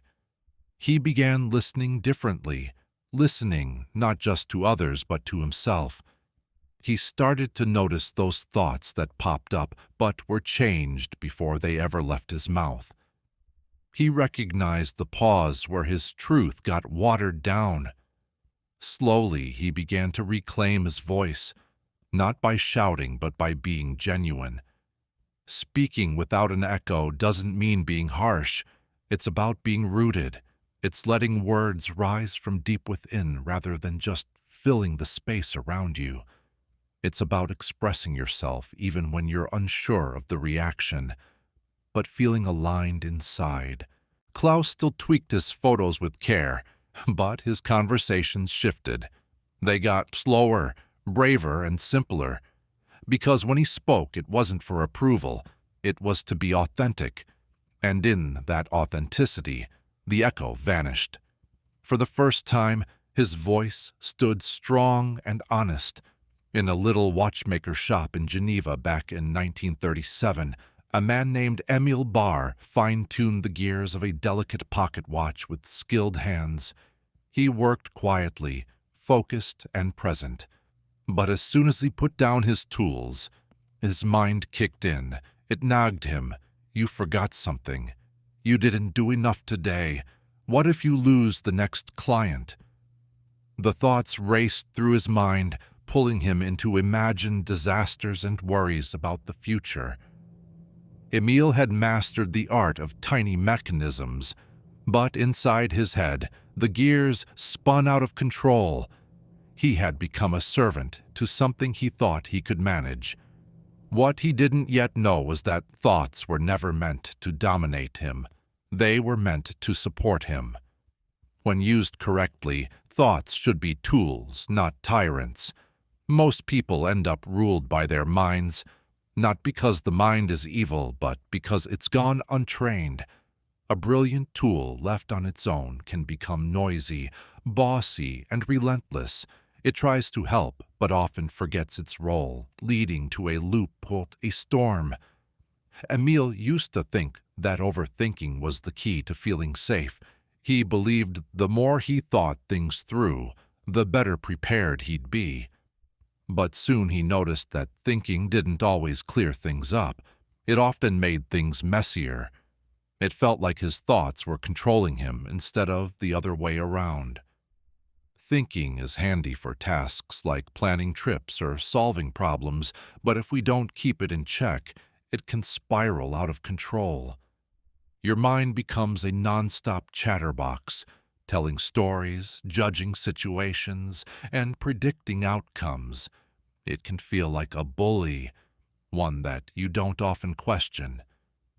One quiet evening, Emil dropped a little spring on the floor. Instead of freaking out, he simply knelt down and looked for it in silence.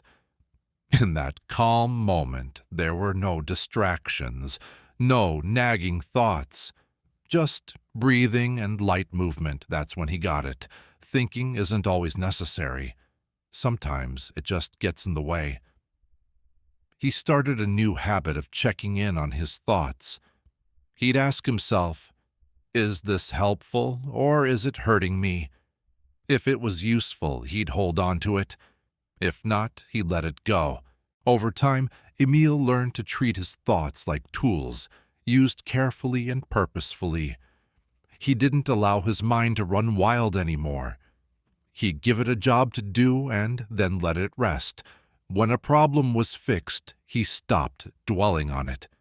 And when memories popped up, he let them drift away without an added narrative. Thoughts became lighter, quieter, and more truthful. Remember, thoughts aren't enemies, they're servants, but it's important to remember who's in charge.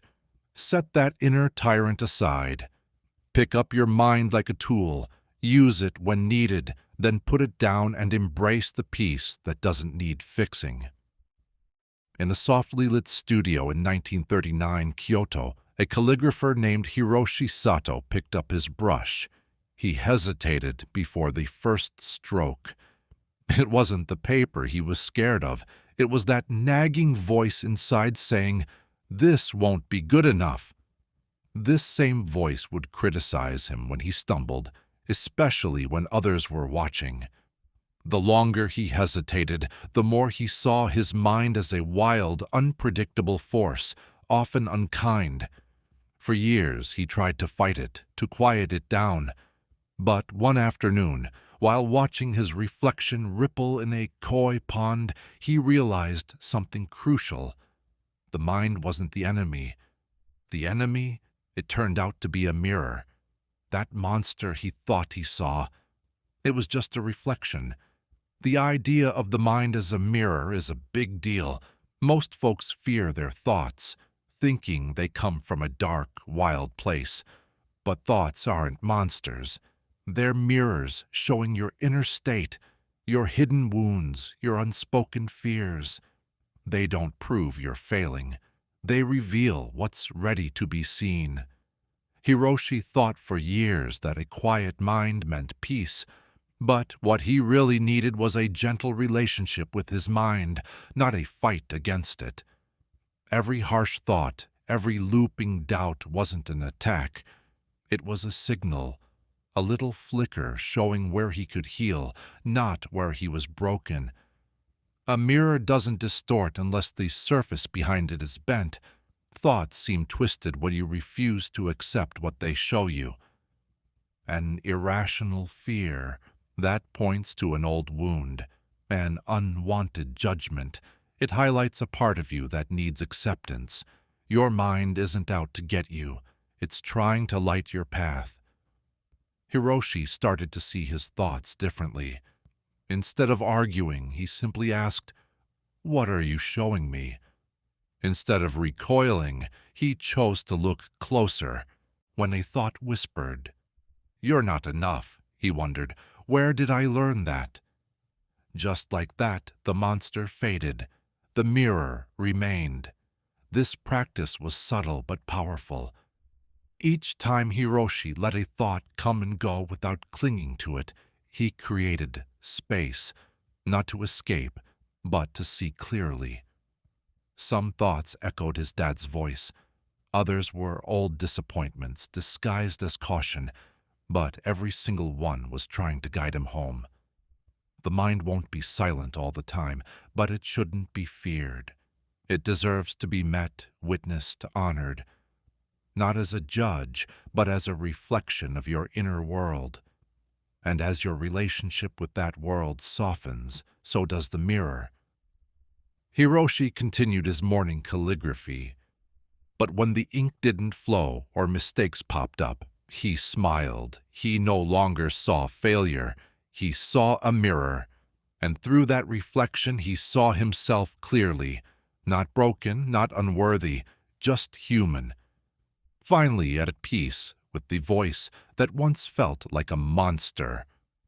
Meanwhile, in his stone monastery high in the Pyrenees, a man named Elias Navarro sat cross-legged in a meditation hall, surrounded by the quiet of early morning. For months Elias was looking for one thing to calm his busy mind. He had read book after book, chanted mantras, and focused on his breathing with all his might. Yet those thoughts kept sneaking in, loud, clever, relentless. They whispered, "This isn't working. You're not doing it right. It'll never stop." But one morning, while the wind danced through the trees outside, Elias had a revelation. Silence wasn't about pushing thoughts away. It was about not getting tangled up in them. That's when he began to shift his perspective. His own silent mind manifesto. A silent mind doesn't mean a mind without thoughts. Instead, it's a mind that doesn't put thoughts at the center of its attention.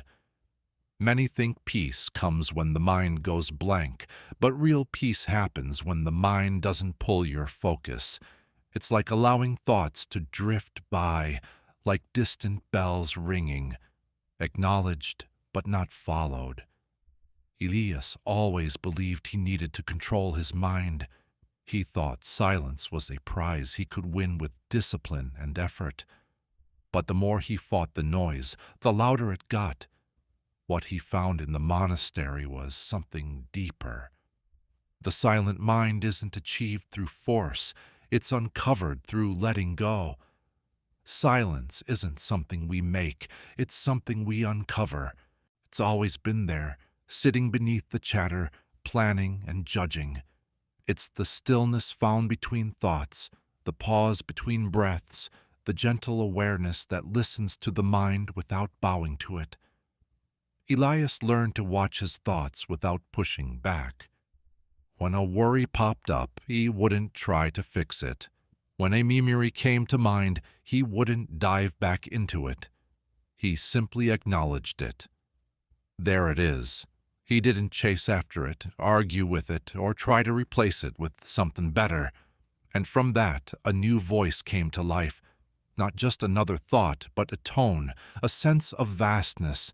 It was a quiet that felt rich, not empty. His silent mind manifesto wasn't a set of rules. It was a way of being, rooted in being present. It declared, I won't worship the noise any longer. I won't define myself by my thoughts. I will listen, but I won't obey. I'll return to my breath, to the moment over and over until silence feels like home. Not because thoughts vanished, but because he stopped following them into chaos. Elias still had thoughts, but now they flitted by like birds across a wide sky, no longer caged. Some days that sky was cloudy, some days it was bright, but the sky itself remained unchanged, and that sky, vast, calm, eternal, was where his true life began. Because the silent mind isn't an interruption, it's a discovery. Achievement is about remembering that beneath every storm of thoughts, there's a quiet space that's always there. When you act from that stillness, everything around you softens. You stop chasing peace. You start becoming it. Back in 1936 Paris, there was a designer named Colette Mororo. She stood in her sunny studio, staring at an empty dress form, her hands still and the fabric untouched. Orders were pinned to the wall, sketches scattered around, but she didn't move. For the first time in weeks, she wasn't caught up in trends, customer demands, or looming deadlines. She wasn't reaching for the next big idea. She was just breathing, looking at that form like it was brand new. And in that quiet, something amazing happened. A vision popped up. Not from effort, but from a sense of space. She wasn't designing under pressure. She was creating from emptiness. Now, to many, emptiness might seem like a void, something lacking.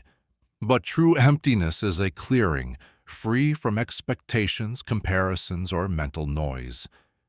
In that clearing, creativity flows easily, not as a reaction, but as a revelation. Colette had built her name on precision and relentless work. Every piece was meticulously calculated. Every stitch had reason behind it. But behind all that recognition was sheer exhaustion. She had turned into a machine for ideas, always busy, rarely pausing. Her creativity didn't feel sacred anymore. It felt routine. And the mind kept whispering, do more, impress them, stay ahead.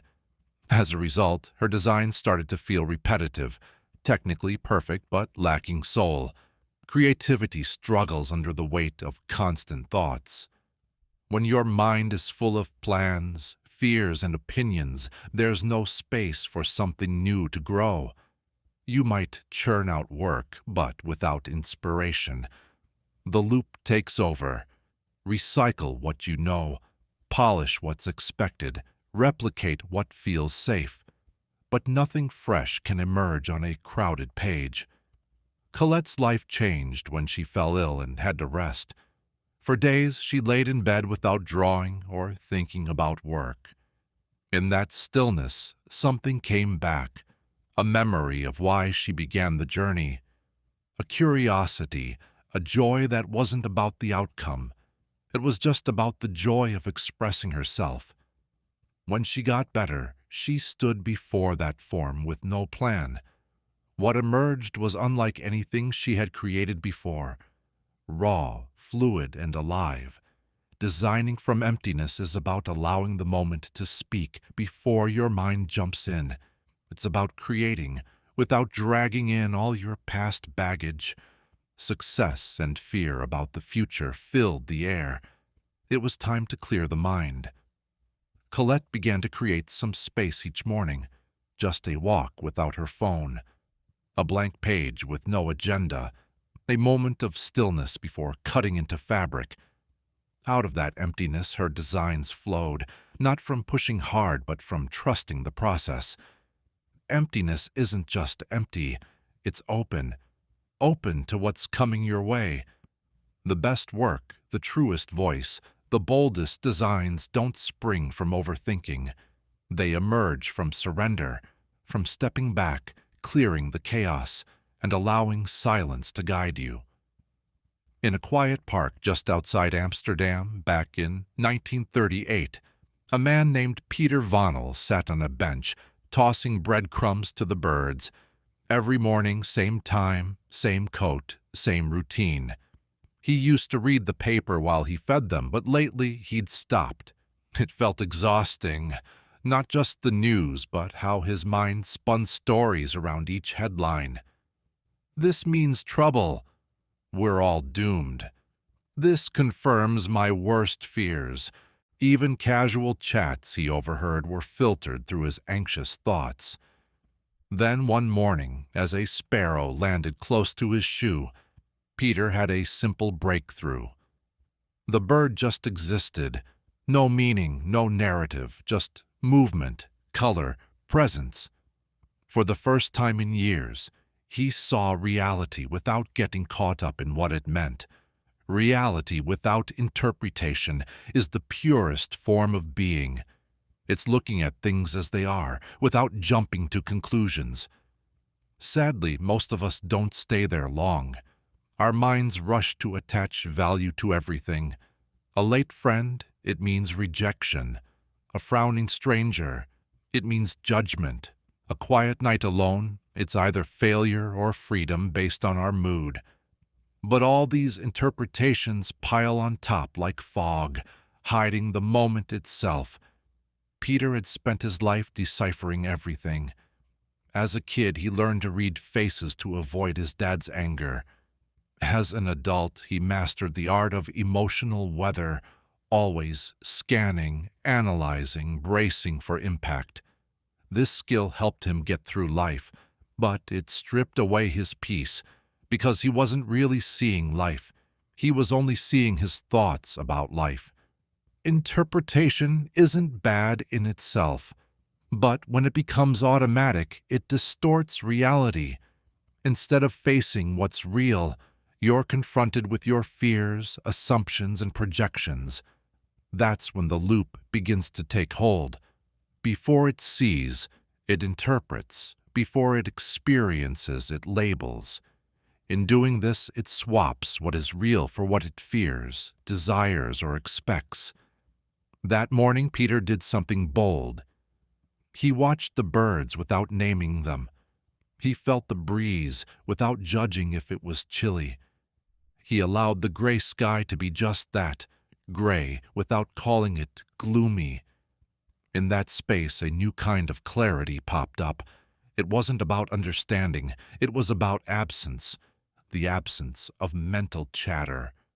He started applying this to his day. A long line at the bakery. Not frustrating anymore. Just a line. A missed letter. No longer bad news, just a delay. He didn't stop thinking, he only stopped believing the first thought he had about everything. Reality without interpretation feels like stillness. It's not passive, it's observant. It gives you back your life, raw, unfiltered, whole. Peter still went to the park, still fed the birds, but now he watched them as quick flashes in the vast, quiet present. In doing this, he remembered a simple truth. Not everything needs to have meaning. Some things just are, and that's enough. In a quiet ceramic studio by the river in 1931, a woman named Isabelle Fournier pressed her fingers into a lump of clay. She had no sketch, no plan, no design in mind. Her hands moved instinctively, shaping and smoothing. Time faded away. Her usually busy mind turned silent. She wasn't thinking or trying. She was just creating. In that flowing stillness, something beautiful took shape. A form that felt both old and new emerged. Isabel didn't make it. It came through her. It was her first taste of thoughtless creation. Thoughtless creation doesn't mean mindless. It's not careless. It's the purest form of intelligence, expression without interference. Most people think creativity has to be thought out, refined, and perfected. But the deepest art doesn't come from thinking. It comes from simply being. It arises from presence, from emptiness, from the space beneath thought. Isabel once believed creativity was all about effort. She used to plan every design, double-check every detail, supervise every move. But the more she thought, the less she felt. Her art became tight, controlled, predictable. She was creating with her head, not her hands or heart. You see, thought is a useful tool, but a poor master. When it takes control, creativity gets stifled. It brings pressure, judgment, and self-doubt. It whispers, "This isn't good enough. They won't like it. It's already been done." And just like that, the loop traps you, and inspiration runs dry. But if you can push past that voice, you find a current that's deeper than thoughts, an inner wisdom that doesn't explain itself, it just flows. Isabel's breakthrough happened by chance. One rainy afternoon, worn out from a week of endless revisions, she sat down without a clue. She just touched the clay, took a deep breath, and let her body take over. Her hands remembered what her mind had lost. The shape emerged effortlessly. She didn't force it. She listened to what it wanted to be. Thoughtless creation isn't random. It's deeply connected. It gets past the critic, the planner, the performer, tapping into something pure. It doesn't ask, "Is this good?" It doesn't ask anything. It just flows. In that flow, something real emerges, something that can't be accessed through pure thought. Isabel returned to that space more often. She didn't ditch planning entirely, but she stopped starting there. She began with silence, listening, and trust. The pieces she made in those moments had a different energy. People noticed. They couldn't quite put their finger on it, but they felt it. Thoughtless creation isn't the lack of intelligence. It's the presence of a deeper kind. It's what happens when the mind steps aside and allows the moment to come through you. Because real art, whether it's clay, words, movement, or life, doesn't come from overthinking. It comes from being open, becoming a space where creativity flows freely, without judgment, at last set free. In a sunlit bell tower overlooking a quiet square in 1932, Verona, a man named Luca Romano polished the brass edges of an ancient clock. The gears clicked softly under his fingers, the rhythm consistent, delicate, precise. He moved without haste, without distraction. Tourists wandered below. Pigeons flapped nearby, but Luca remained grounded. There was a stillness about him.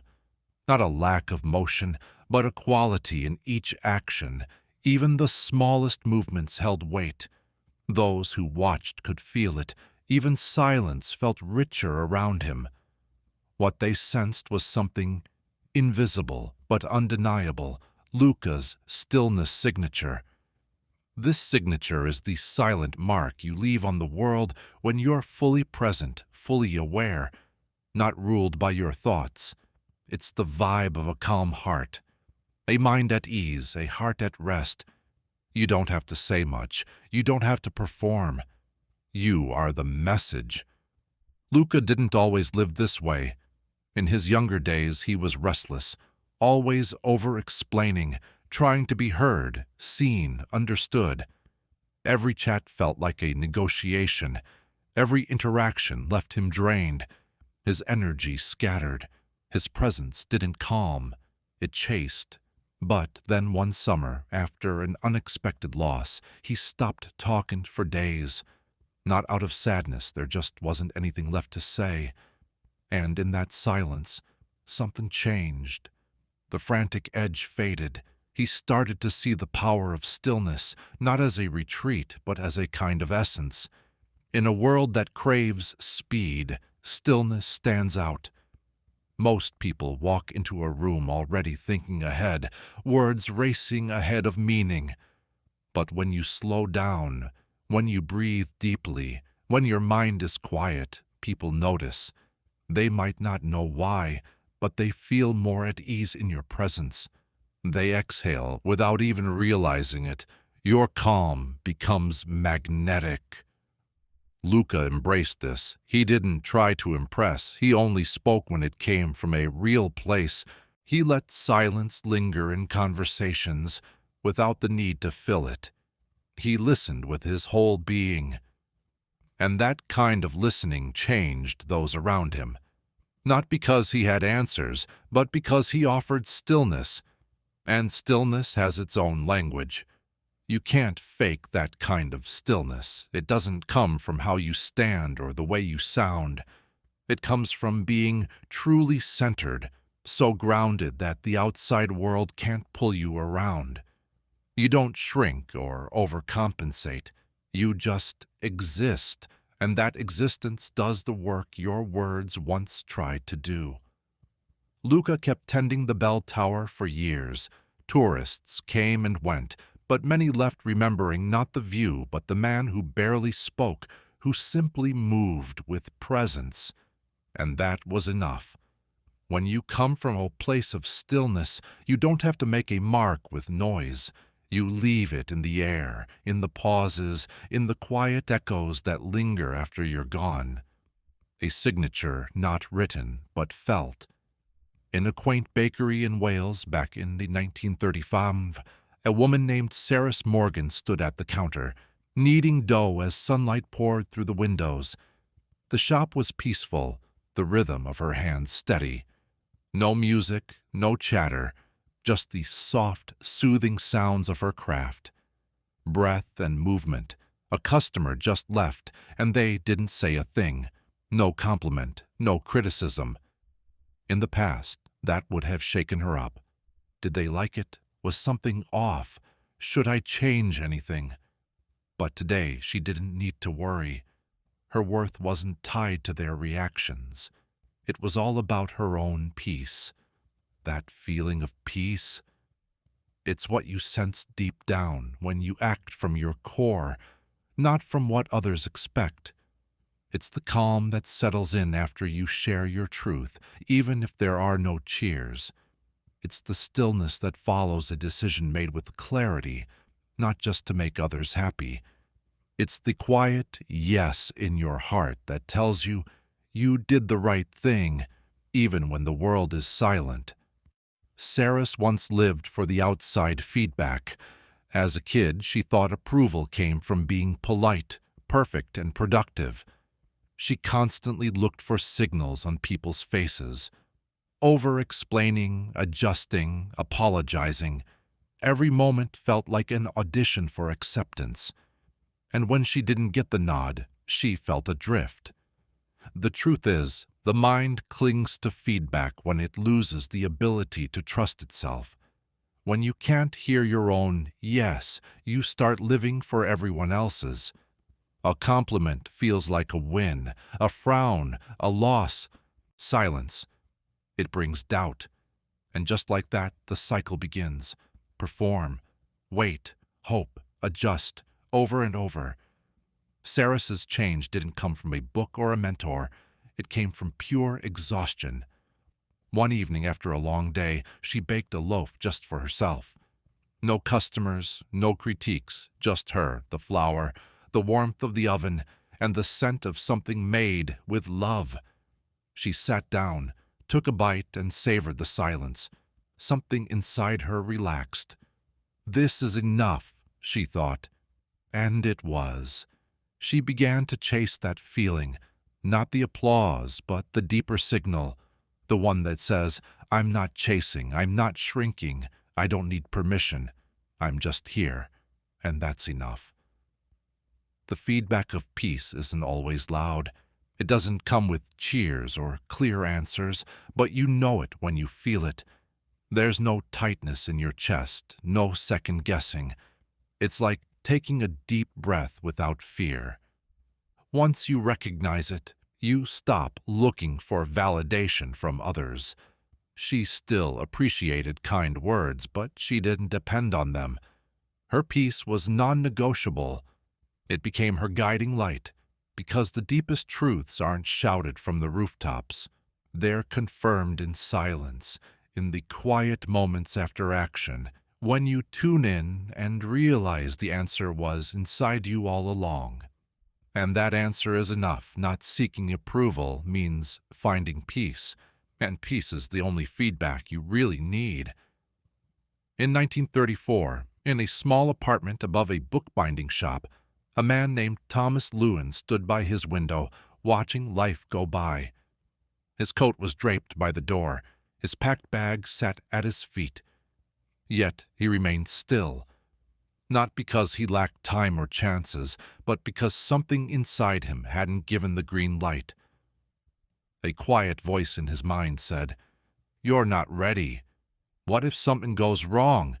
You haven't earned this." It wasn't the weather or his situation holding him back. It was the lack of mental permission. Living without that permission means you stop waiting for your mind to approve each step. You start to see that your thoughts, especially the cautious ones, often arrive too late, too rigid or too small for the life you're meant to have. The mind doesn't always want you to grow. It craves safety. And for an untrained mind, safety often means sticking to the same routine. Thomas had lived by mental permission his whole life. He waited for the right words to talk, for confidence to start, for certainty to make choices. But those moments never came. So decisions dragged on for days, dreams faded into what was practical. The life he dreamed of stayed just out of reach, trapped in a loop of endless questions. You see, the mind's role is to analyze, to protect, to evaluate. When it needs to lead, it hesitates, it overthinks, and wants guarantees. But creation, growth, and courage rarely come with a safety net. They need you to take action first. Often, permission only comes after you've already taken the leap. One cold spring morning, everything changed for Thomas. He heard a child outside yell, "Let's go," and sprint toward the river. No questions asked, just full speed ahead. That moment sparked something inside him. A distant memory of when he too would jump in without wondering if it was okay. That day, he did something out of character. He didn't wait for the doubts to settle. He put on his coat, grabbed his bag, and stepped through the door. His legs trembled, but he kept going. The permission he sought never came, but he found freedom instead. Living without mental permission doesn't mean being reckless. It means you're willing to act before your mind feels ready. It means trusting that part of you that knows not, because it has all the facts, but because it trusts the journey. And that's how Thomas began to change his life. He spoke gently, even when his heart raced, not waiting for the perfect words. He started projects without having a full plan. He said yes before fear could say no. And something amazing happened. The thoughts that used to control him started to follow instead. They didn't disappear, but adjusted to his movement. Your mind can learn to support your life, but it won't always lead it. It waits for assurance. But you, your spirit, your desires, your soul, hunger for that spark of life, and that spark ignites the moment you take action. Not because you're sure, but because you no longer need permission to be free. In a quiet classroom on the edge of a village in Austria back in 1933, a woman named Martha Weiss wiped the blackboard at the end of the day. The chalk dust floated around her, and for a brief moment, the board was completely blank. No equations, no spelling drills, nothing left from the day's lessons. Just open space. Marta paused and stared at that emptiness longer than usual. There was something freeing, almost sacred about it. The board remained the same, yet now it held nothing. And in that nothingness, anything could happen. That moment gave her a quiet insight.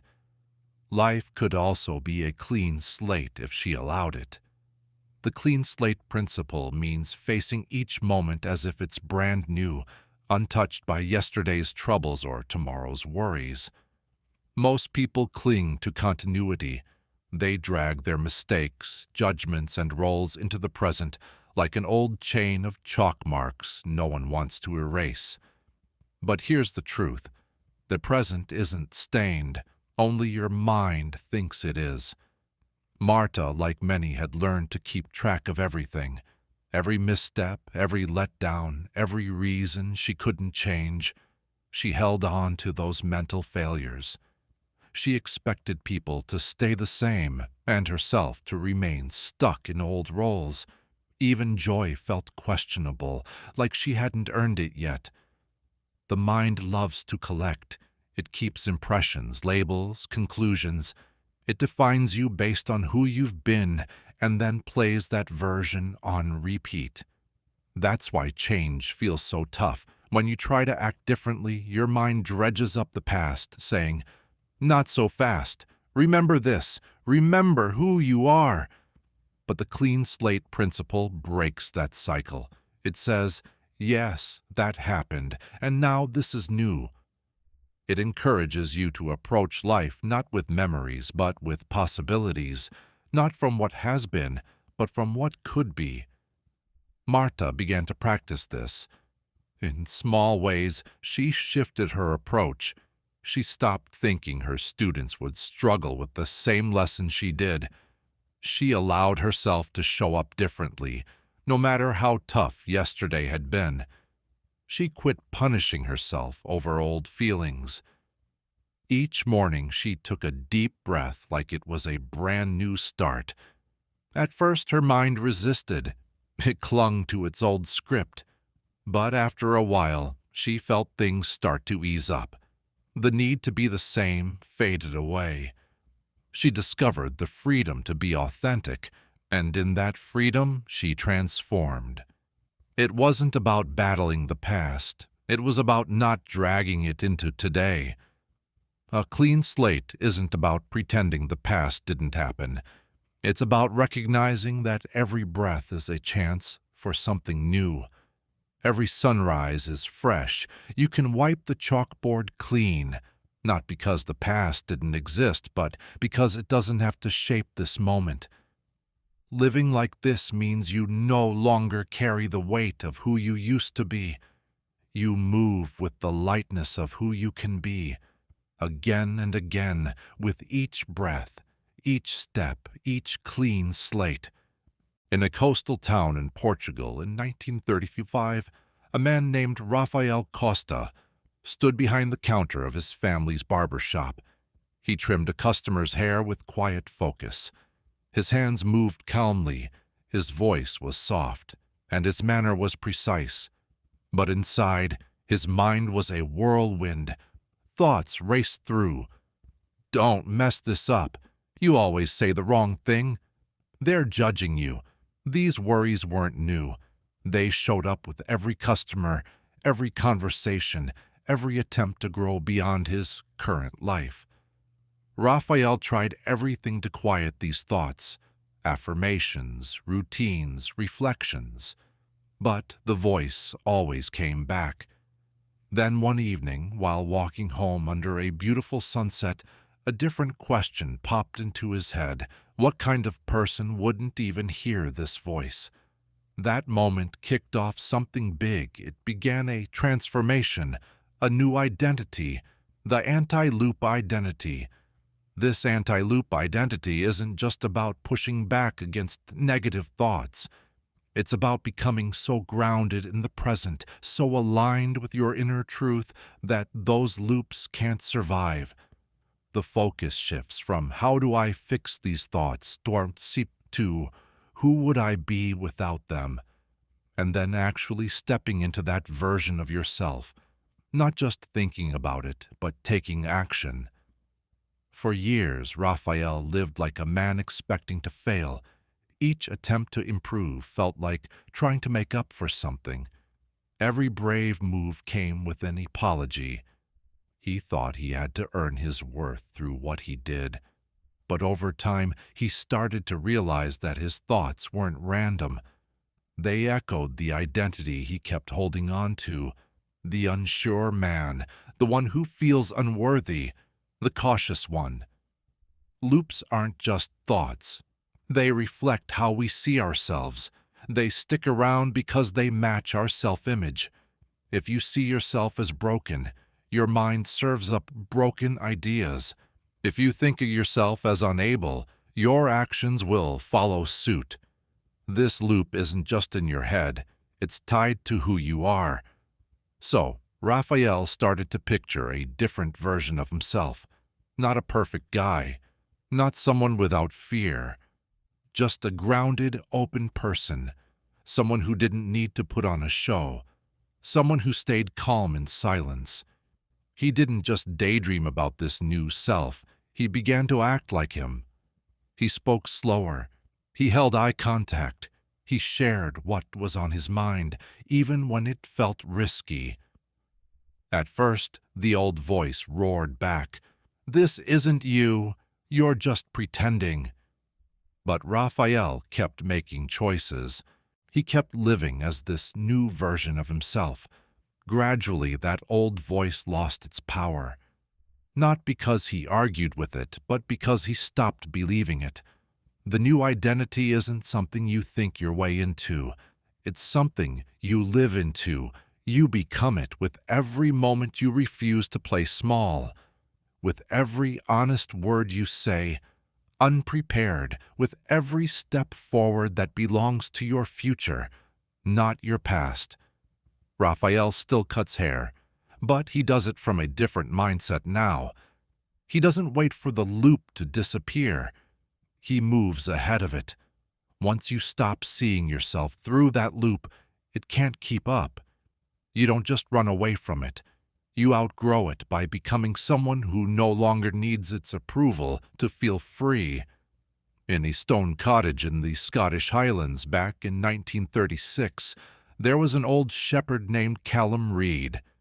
He sat by the fire, feeling the edge of his worn wooden pipe. For years, his mind had been a heavy burden. Even in silence, it whispered to him, "You should have done better. You let her down. You're too late to change anything." These thoughts followed him like shadows across the hills, haunting every choice and even the quietest moments. But on this night, something felt different. Not quieter, just emptier. Those familiar thoughts popped up, but they didn't grab hold of him.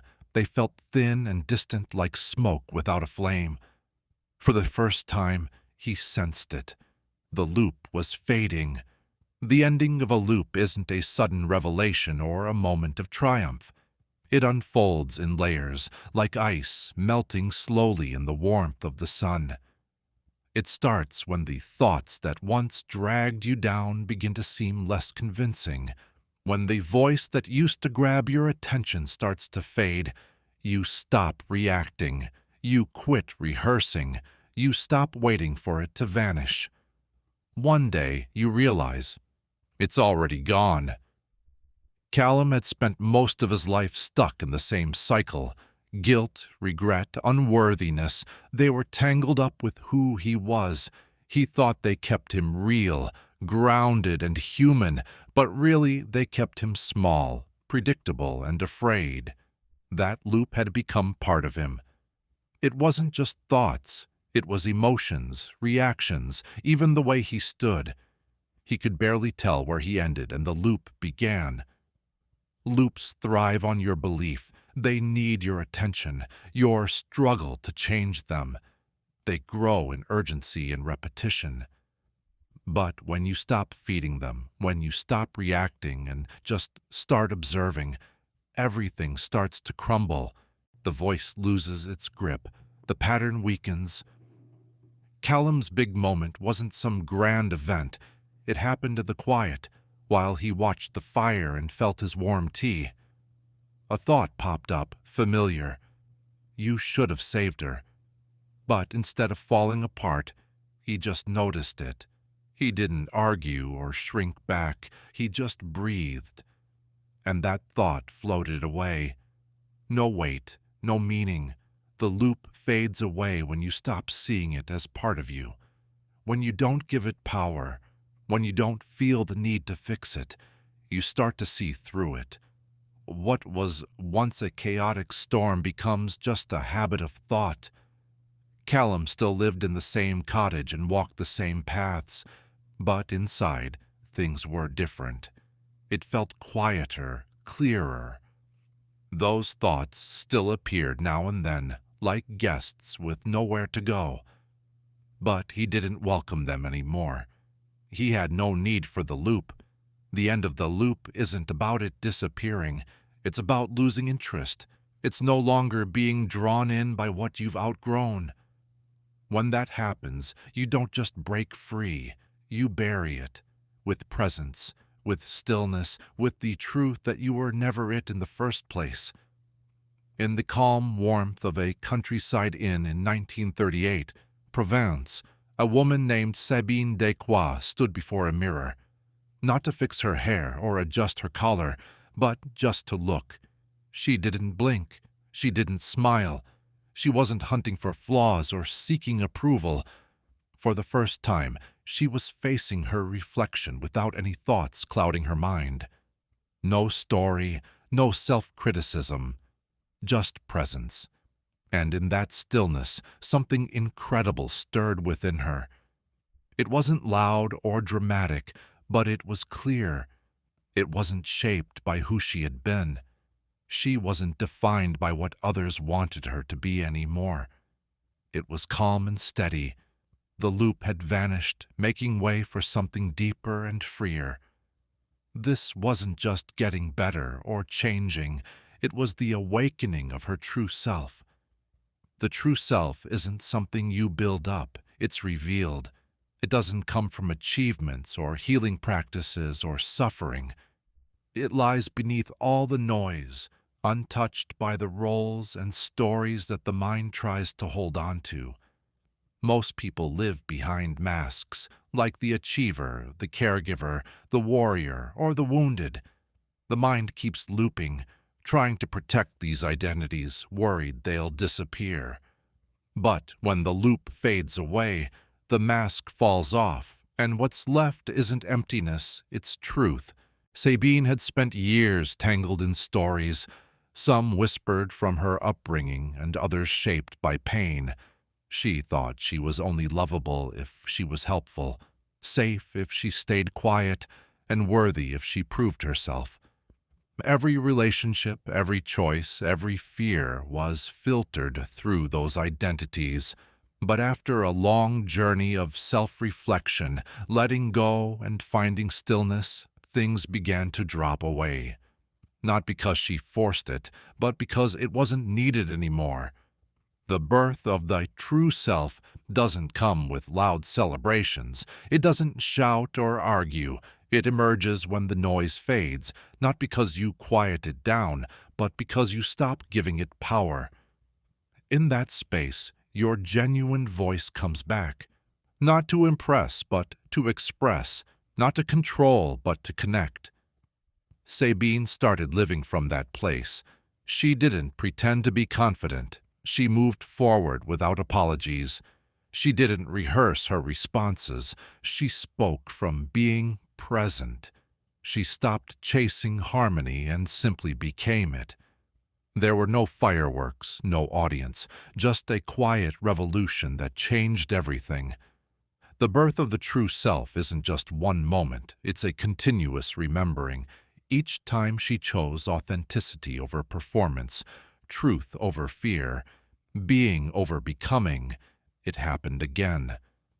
Sabine still looked in the mirror, but now she saw someone she could trust, someone who didn't need the loop to feel real. Because the true self doesn't loop. It listens, it breathes, it simply is. And once it's born, there's no turning back, only moving forward into a life that's not dictated by the mind's memories but guided by the soul's wisdom.